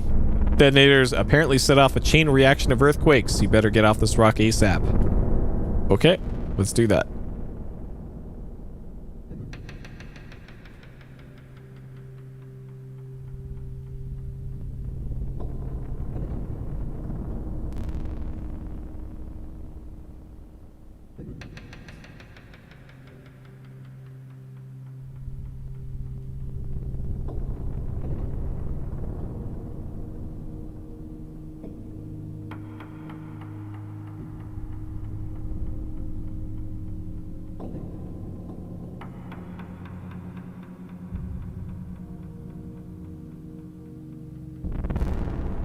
My mind thinks it's certainly changed since we were here last. That unstable rock has fallen into the simmering lava below.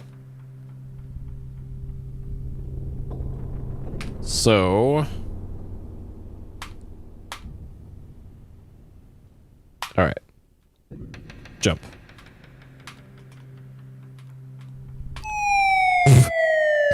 Okay.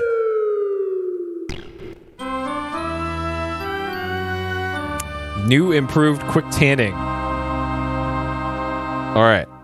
So obviously we can't jump that. We do have this sweet metal pole though. Use pole. Ralph is in grim determination for the tremendous leap. Canadian judge gives you a 9.5. Truly outstanding jump by one of the finest young athletes we've seen this season. You'd like to try that again, but your pole seems to have fallen into the tumultuous lava below. Okay. But more importantly, we're across. That's all that matters.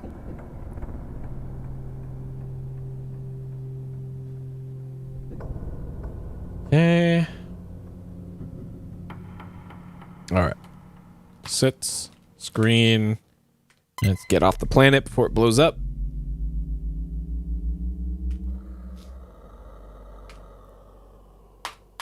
Okay.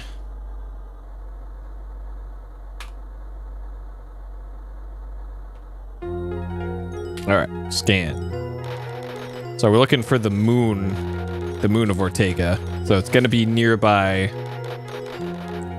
on the map here.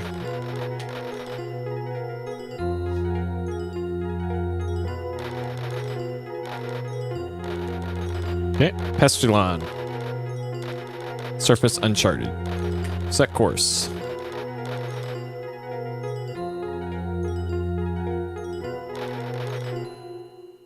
Light speed.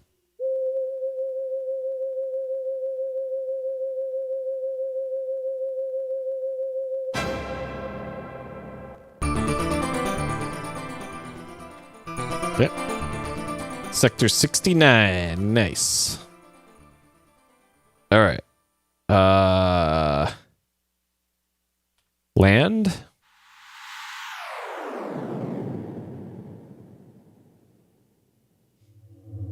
Mighty Wump, you set the aluminum mallard down on the surface of Pestilon. Stand.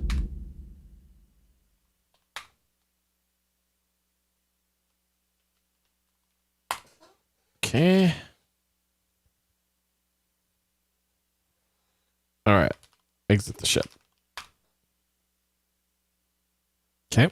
Pestilon, very green. Make your way through the forest to strange trees to this clearing where you discover the entrance to some large underground complex. Must be scum soft. Suddenly the door of the complex begins to open.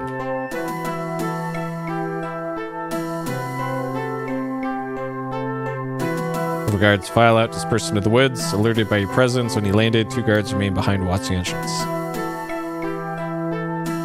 Okay. Enter building.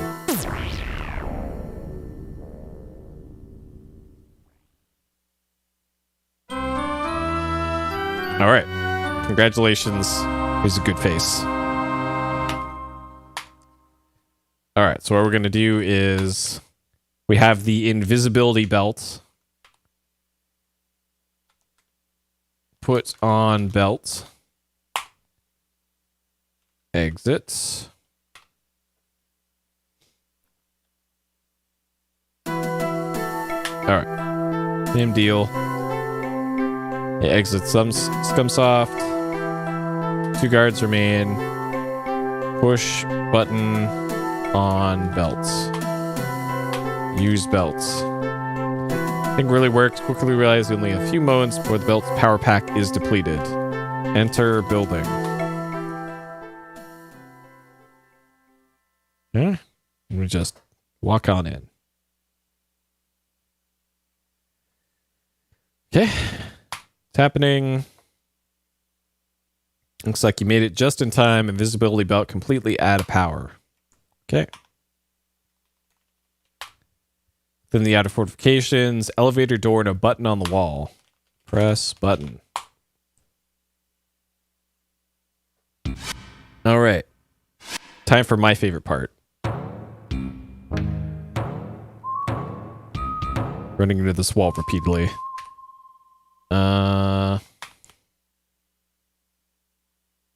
Scum soft. Okay.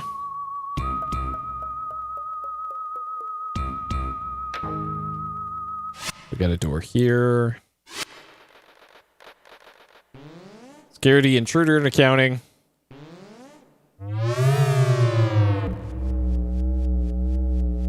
Okay, we can't move. Great.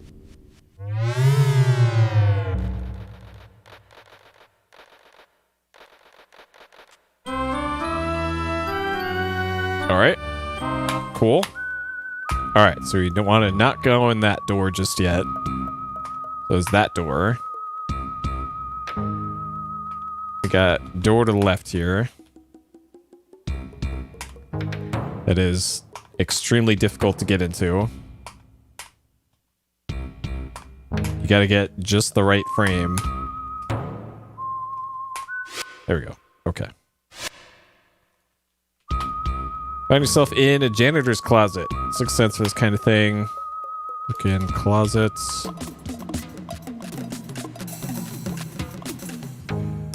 Rummaging around old grimy janitorial coveralls. Okay. Coveralls. Great idea, Roger. Don't be suspicious of a janitor walking around. Grab the coveralls, pull them on. Dump all the old items you've been pocketing along the way. What a great disguise. What's this?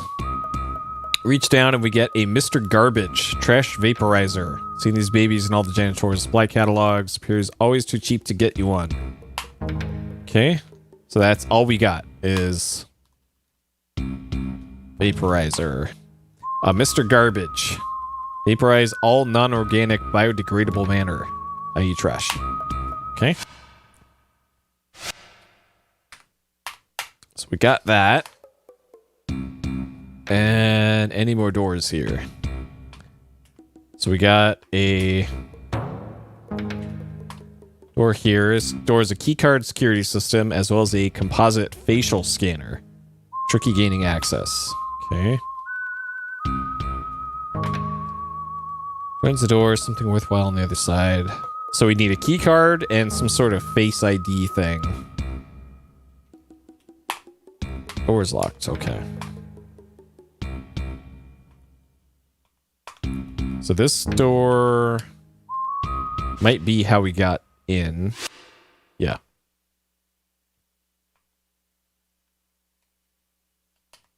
Okay. Press button. Okay, so going north along this hallway, it's the first door on the right.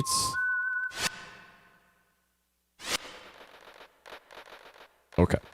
Hey, pays us no mind because we're with janitorial. Okay. And we can just... Security, intruder in accounting disguised as a janitor. You're in deep trouble now. These guys know that a real janitor would never bypass a full wastebasket.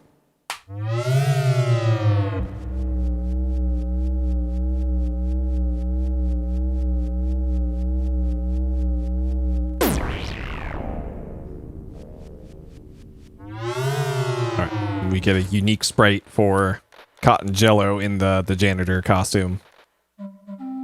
Blown your cover. Surprisingly, lack of janitorial skill. Brush up on your technique with Space Quest 1 and 2. You don't really do any space janitor stuff in 1 or 2, aside from the very, very beginning of 2. But alright, sure. Alright. Are you... Jesus Christ. Okay. Zap trash. Got it. Okay, let's see what's to the left here. Look around. Cost-efficient corporate accounting department of Scumsoft Inc. Hardworking accountants trying to figure out where the company spends its money. Okay.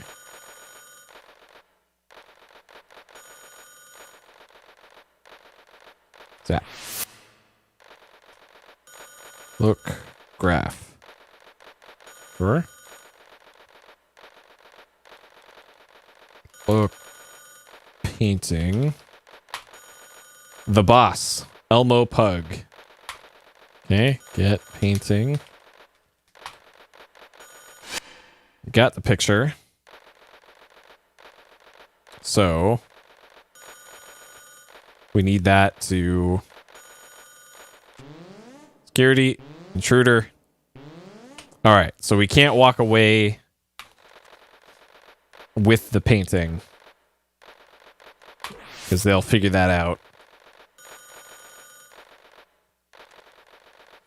And a picture of the head of the company will surely get us through that security door. So we're going to need a way to bring that painting with us without taking the painting.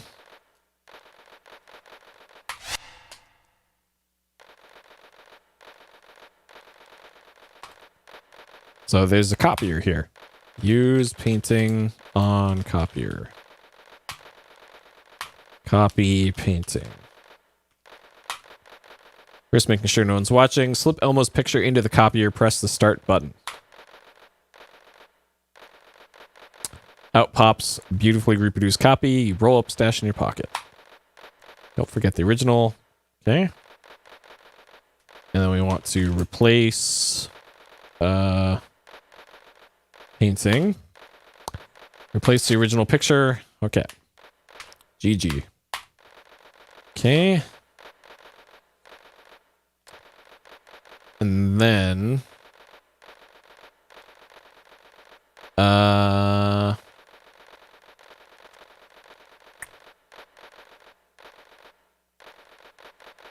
let's go to the right.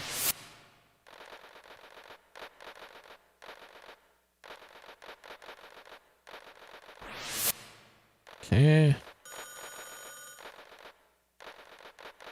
All right, what do we have here?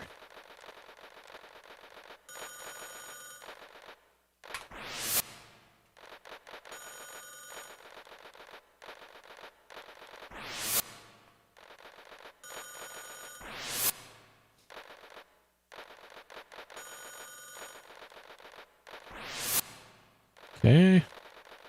All right, dead end. So all of these are dead ends.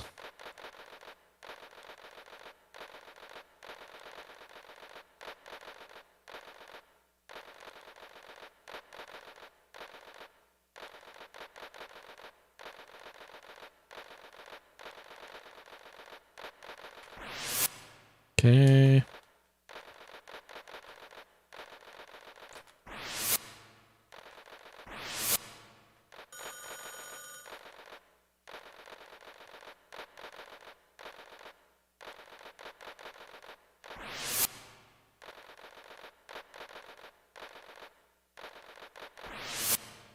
Okay.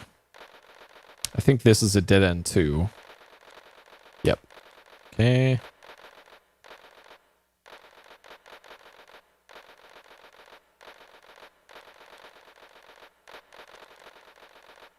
Okay.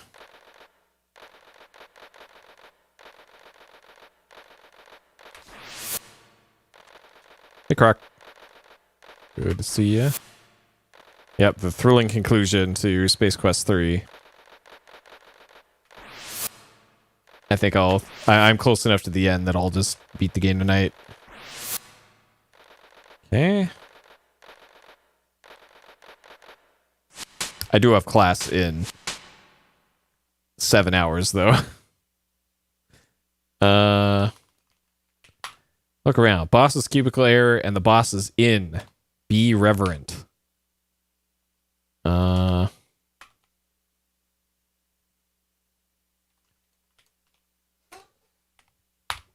Okay.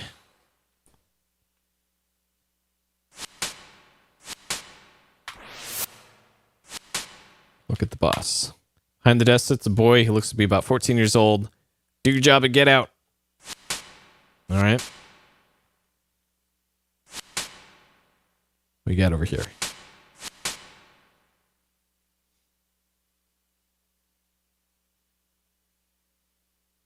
Okay. There's my ship. Stand on a platform overlooking the scumsoft vehicle bay. Center of the hangar sits your ship, surrounded by rows of short-range skull fighters. How will you ever get out of here? Okay.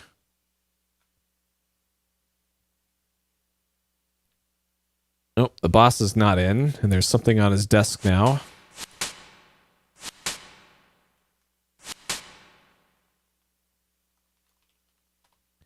Desk drawers are locked. However, someone has carelessly left a key card on the desk. Okay. All right.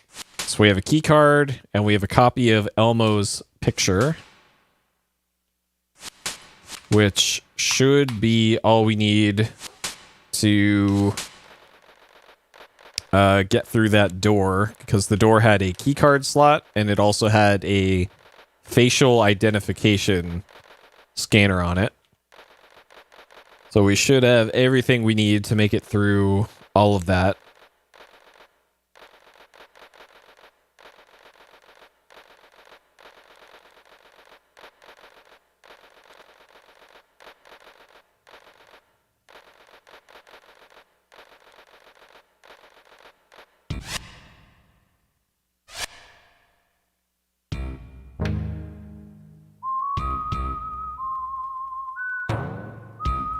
But first, some bonks for good measure. Okay. Use key card. I'm in, you think to yourself, hacker voice. Your synthesized voice say, key card verified, stand by for composite facial scan. Alright, I'm sure this will be fine. It'll recognize us. Composite facial scan complete, access denied. Okay, so it doesn't kill you or anything. I'm in. Hacker voice. Hold up. Photo.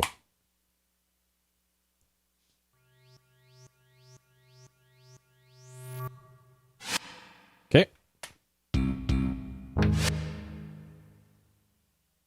Alright, look around.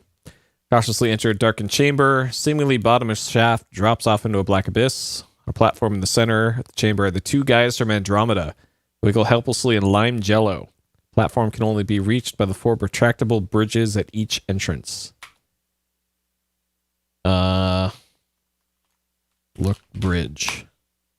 Only visible means of access to the detention platform is by means of retractable bridges. Extend bridge. Look wall. Walls reveal no exits. Look control. We have control buttons adjoins each door. Okay, so you can see them on the left and right side of the screen. Oh shit. Dang it. Key card. Hold photo.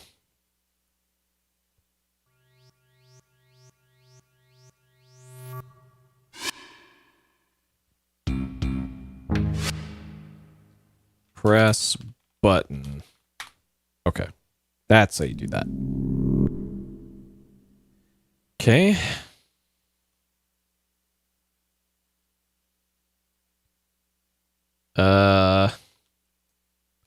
Open jello. Oh man, look at that fester.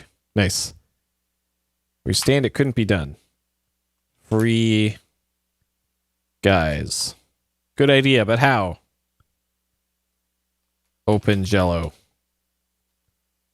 Push jello. Alright. So it is zap. Zap jello. Successfully free the two guys from their slammy confines, and they begin to speak.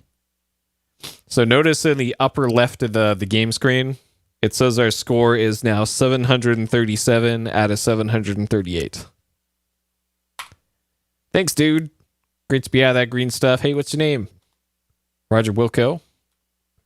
They discovered our distress message we coded into the Astro Chicken game and sent us here as punishment. Let's get out of here before we're discovered. Uh-oh. Well, the bridge is out.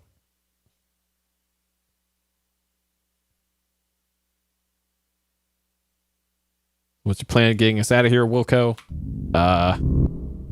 We do not have a plan.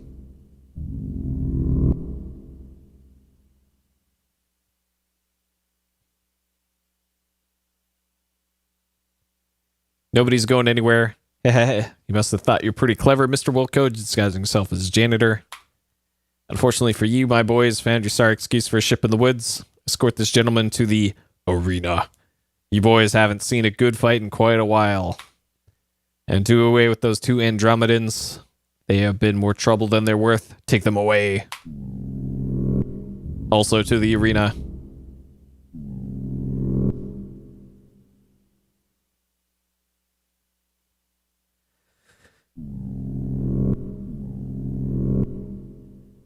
You and the two guys are separated and escorted away. Door opens. You're led into the dark unknown.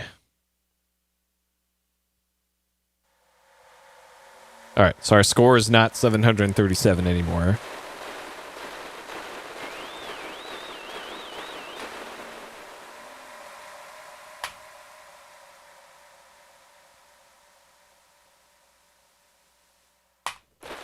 All right, time for the greatest minigame in the history of video games. Okay, Wilco, name of the game is Nukem Dukem Robots. The only rules that there are no rules. Arrow key to control your robot, J key to punch, M key to block. Let's go. Kick his robot butt.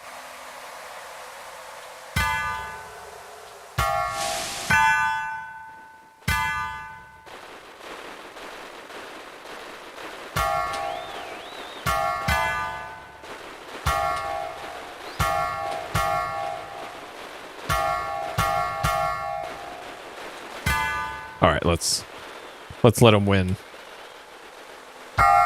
So if you move up or down during this, it makes this so much harder.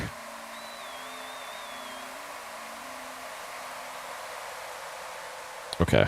And it looks like you can only punch at the right hand. So it looks like you can get him to use up a bunch of energy just by getting him to punch like this.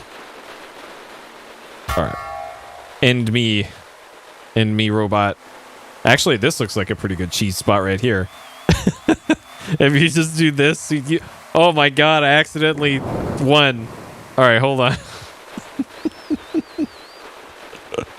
So it looks like that might be the speedrun strat, actually. Now that I see that.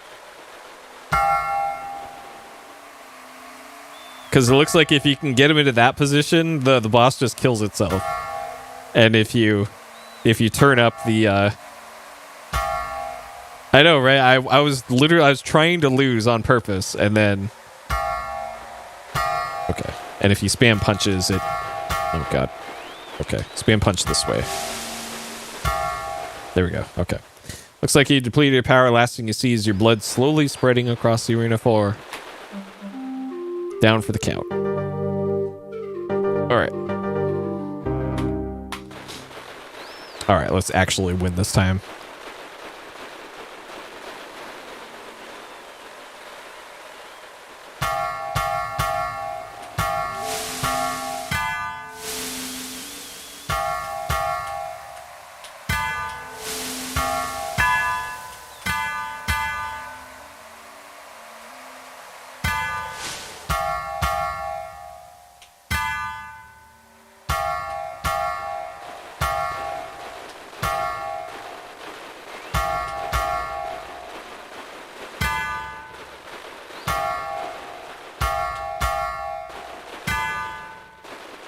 Got him. Okay.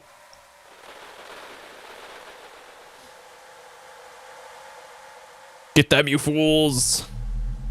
He doesn't die when his robot crashes, but we do.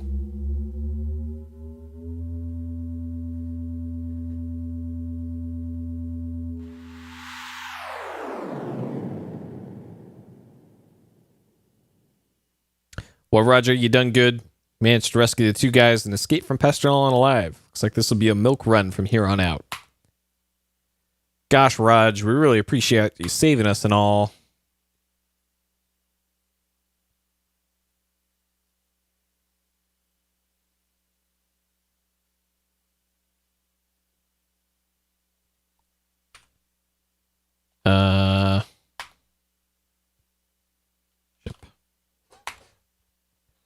Oh, whatever that text box is, we will never see it.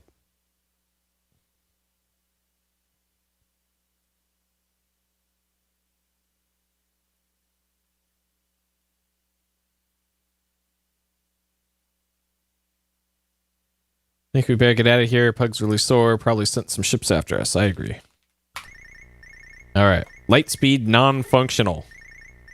Warning, short-range fighters approaching from the rear. Weapons lock-on detected. All right. Joker's back on Pestilon. Must have tampered with the light speed thingamajig. All right. Attack speed. Weapon systems. They're approaching from the rear, so shields to the rear.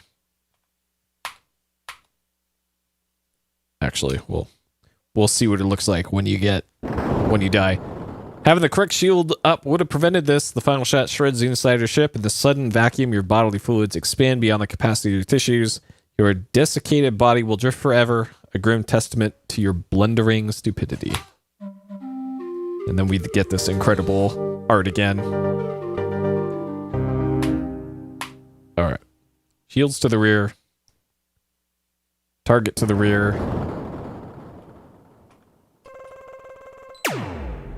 Okay. Target to the front, shields to the front. Okay, no target.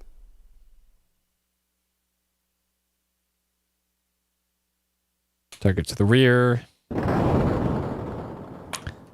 Alright. Got him. Boom. Target in front.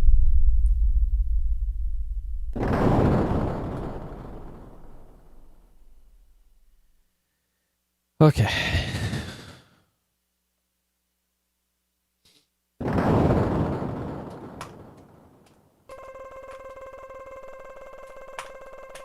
Get him!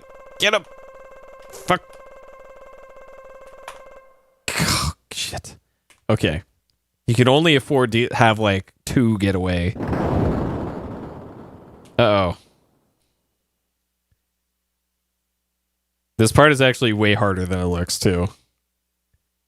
Because the reticle can only move so fast. Alright, well, that time it just maneuvered right into the center by targeting.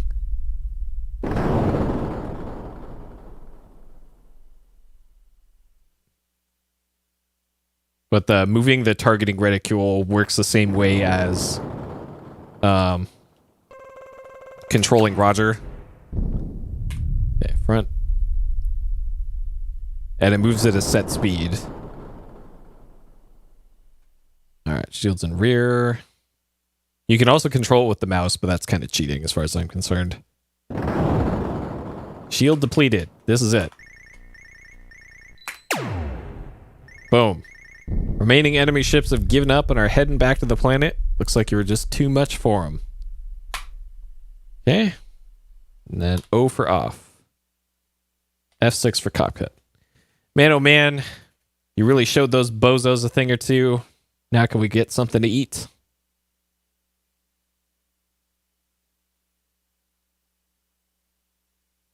Inform the 2 guys that lightspeed is no longer functional. They're not overly pleased by this piece of news. What? Now I'll never get any food. Some rescuer you are.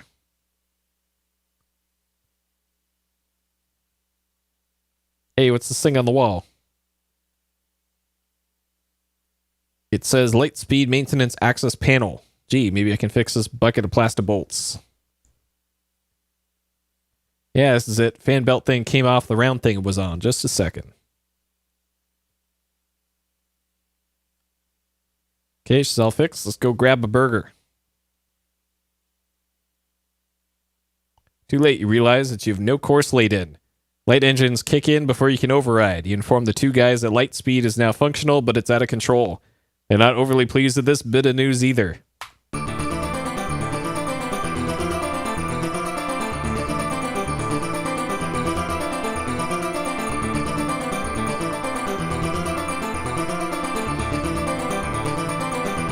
Careening blindly through space, your ship speeds toward a sizable black hole.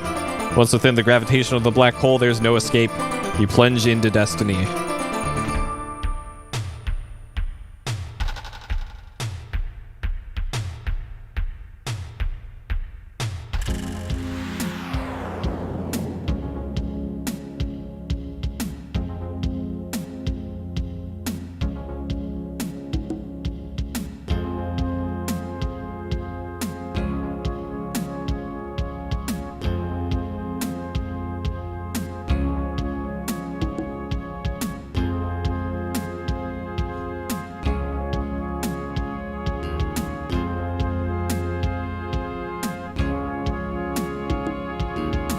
So we're in a parallel universe now.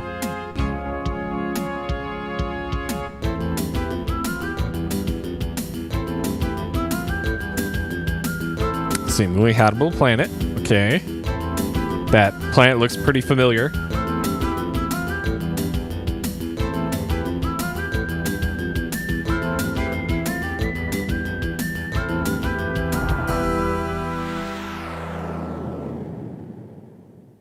Huh, weird. The Sierra offices.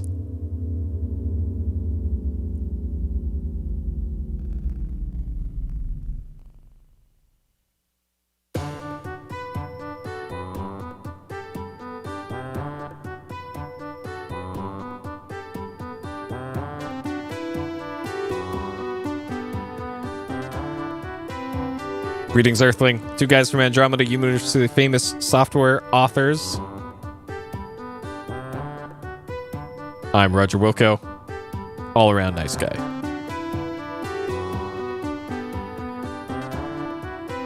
Hello, I'm Ken Williams, president and founder of Sierra Online. Our boy Ken, making a cameo in Space Quest 3.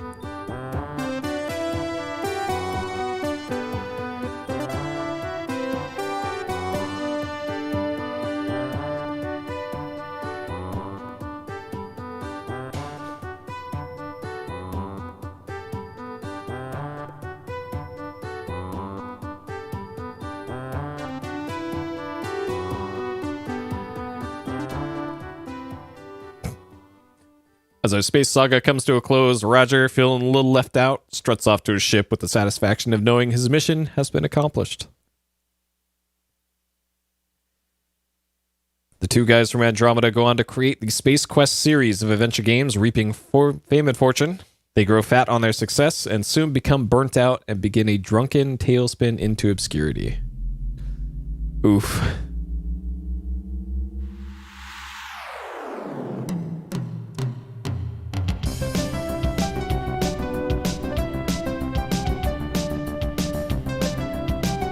Of course I know. The end. 728 out of 738. The 10 points I missed was searching the seat for some buckazoids, I think.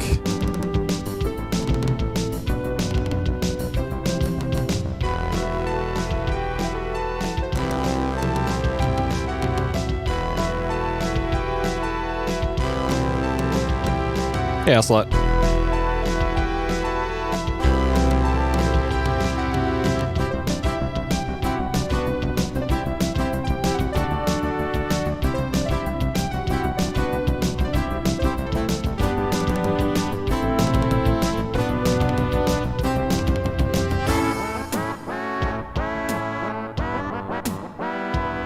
I love that there's just fake credits for this game.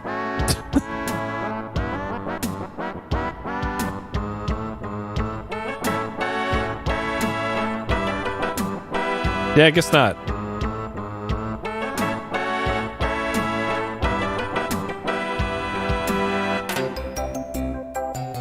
Okay, I guess there actually are real credits.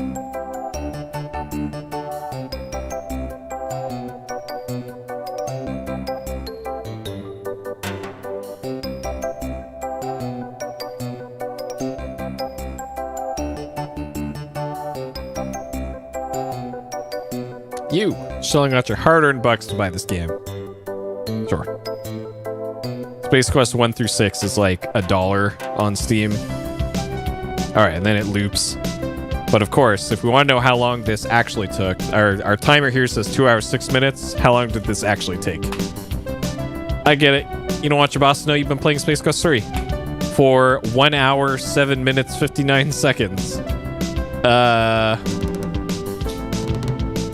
Sure. I apparently spent more than double the time in this reloading saves, I guess. Because it doesn't count your total game time. It's just the non-deaths all the way through, I guess. Either that or the in-game clock on my Windows 98 machine is really off. Alright. And then a vapor calc. Just to bring us home here. All right, leaving so soon. Be anxiously awaiting your next visit. Be seeing you. All right. Space Quest 3. Hell of a video game. All right, hopefully my thing here actually works because my watch app completely crashed again, and I don't know why it does that. Okay, yeah, it still works. Okay, so let's wrap up Space Quest 3 here. All right, Space Quest 3 completed. Yes. All right, things I liked. Much better looking game compared to the first two.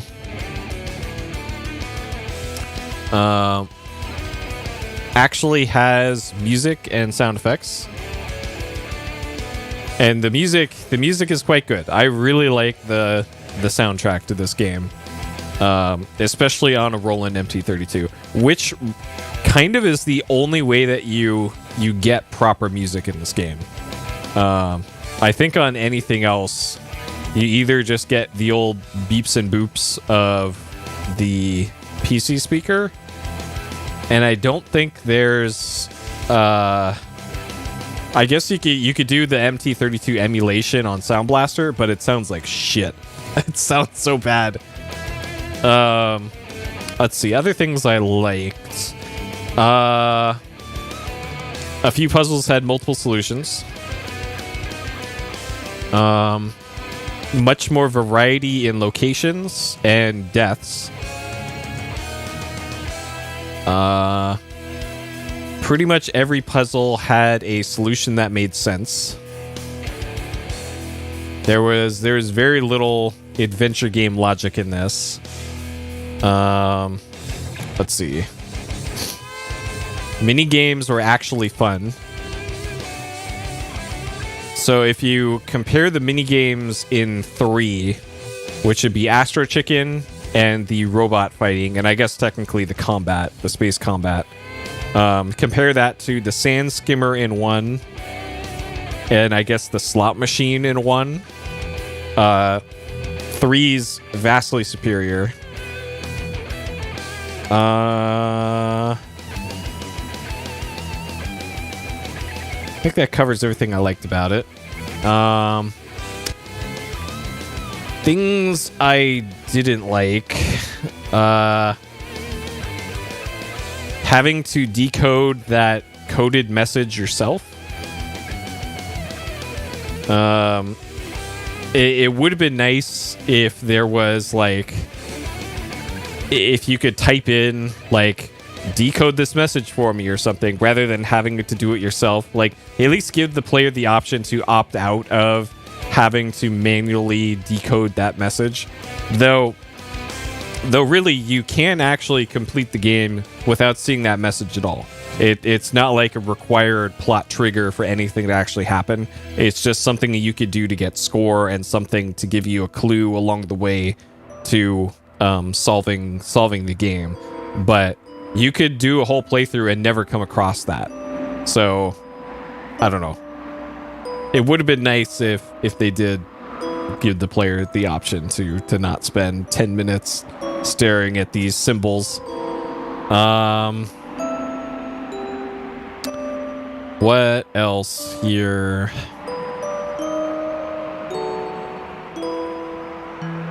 Yeah, I'm trying to think of anything else that I didn't really like about this, and not coming up with anything about it. Shockingly enough. Big memes. Festerblatz. Roberta Land. Ken Williams. Okay, perfect. D&B, no. Alamaz, absolutely, because it's Space Quest. All right, difficulties are hard. This one is hard for me to gauge because I know this game like the back of my hand, besides that one area with the electric motor in Fester's World of Wonders, because that wasn't part of the speedrun. You never had to do that. But everything but that, I have literally memorized because I memorized the speedrun route years ago. But even though this game is a lot more non-linear than the first two Space Quest games, it still felt like it was usually pretty clear what you had to do in each area. Like if I was going towards this blind, like the beginning of the game, sure you can wander around the garbage, the junkyard area as much as you wanted. And I could see a player getting pretty easily stuck in that beginning part of the game. But once you kind of figure out that you can take the ladder with you, and then use that to get into the ship and gain access to the ship, then it becomes very clear what you have to do. It pretty much spells out to you, here's what you need to fix the ship, and then just go do it. And then once you get access to space and are able to go between planet to planet to planet, it should become pretty clear to the player what order you have to do things in, which is doing the volcano area last, because you need to have some way to survive on the planet, and then you need enough money to get the thing to survive on the planet, and then you have to find the thing that lets you survive on the planet. So that's pretty straightforward. And then the last part of the game is just navigating that maze, which isn't exactly hard to do. It's very different from the other mazes in 2 and 1. And the giant robot part and the ship part also not that hard, but at least you could save scum that if you really needed to. So that kind of removes a lot of the difficulty with those, but I could see that also being a sticking point. So I think all in all, really, I would say this is about here on difficulty. I'd say this one's just about right compared to the other Sierra Adventure games of the period.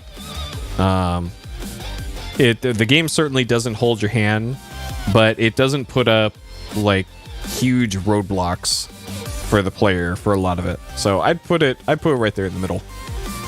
And then rating 1 to 5. Space Quest 3 is, oh man, it is very close between 3 and 4 being my favorite Space Quest games, and probably in my top 5 of Sierra Adventure games. So there's no way that I'm giving this anything lower than a 5 out of 5. It's a pretty large jump in quality of graphics, sound, puzzle design, writing, scope, controls, mini games, characters. There's finally characters to talk to, like Fester. The cutscenes, that's kind of another big thing, is that there's actual proper cutscenes in this. I know in 2 there was a few of them. Like 1, there was also a few of like the ship flying through the asteroid field and coming across the Arcada. 2 had the scenes with Vohaul and on the skimmer and all that. But it seems like the quality of cutscene is much, much higher in 3. And kind of lives up to that promise on the back of the box of this being an interactive cartoon. There's a much stronger case for this than they would have had in 1 and 2. And that's mostly because of the much, much greater graphics in this one compared to 1 and 2. But I would say that pulls it off. And honestly, also thinking back to the games that used a similar engine to this, like King's Quest 4 and even Quest for Glory 1 and 2, I would say Space Quest 3 probably suits that engine's strong points the best out of those 4. Though that said, Quest for Glory 2, one of the greatest games ever made. So not really knocking on that one, but I think just everything really came together really well for Space Quest 3. And then things changed pretty drastically again for 4, but we'll get to 4 when we get to 4. So, Space Quest 3, The Pirates of Pestilon, done in one sitting, a bit over 2 hours, 23 deaths, 38 saves, 5 out of 5. Great game.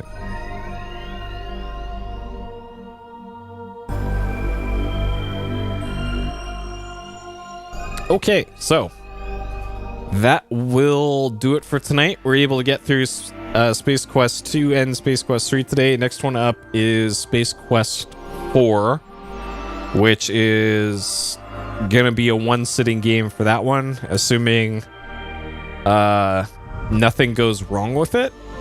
But that's part of the charm and allure of Space Quest 4 is this game could crash at any point.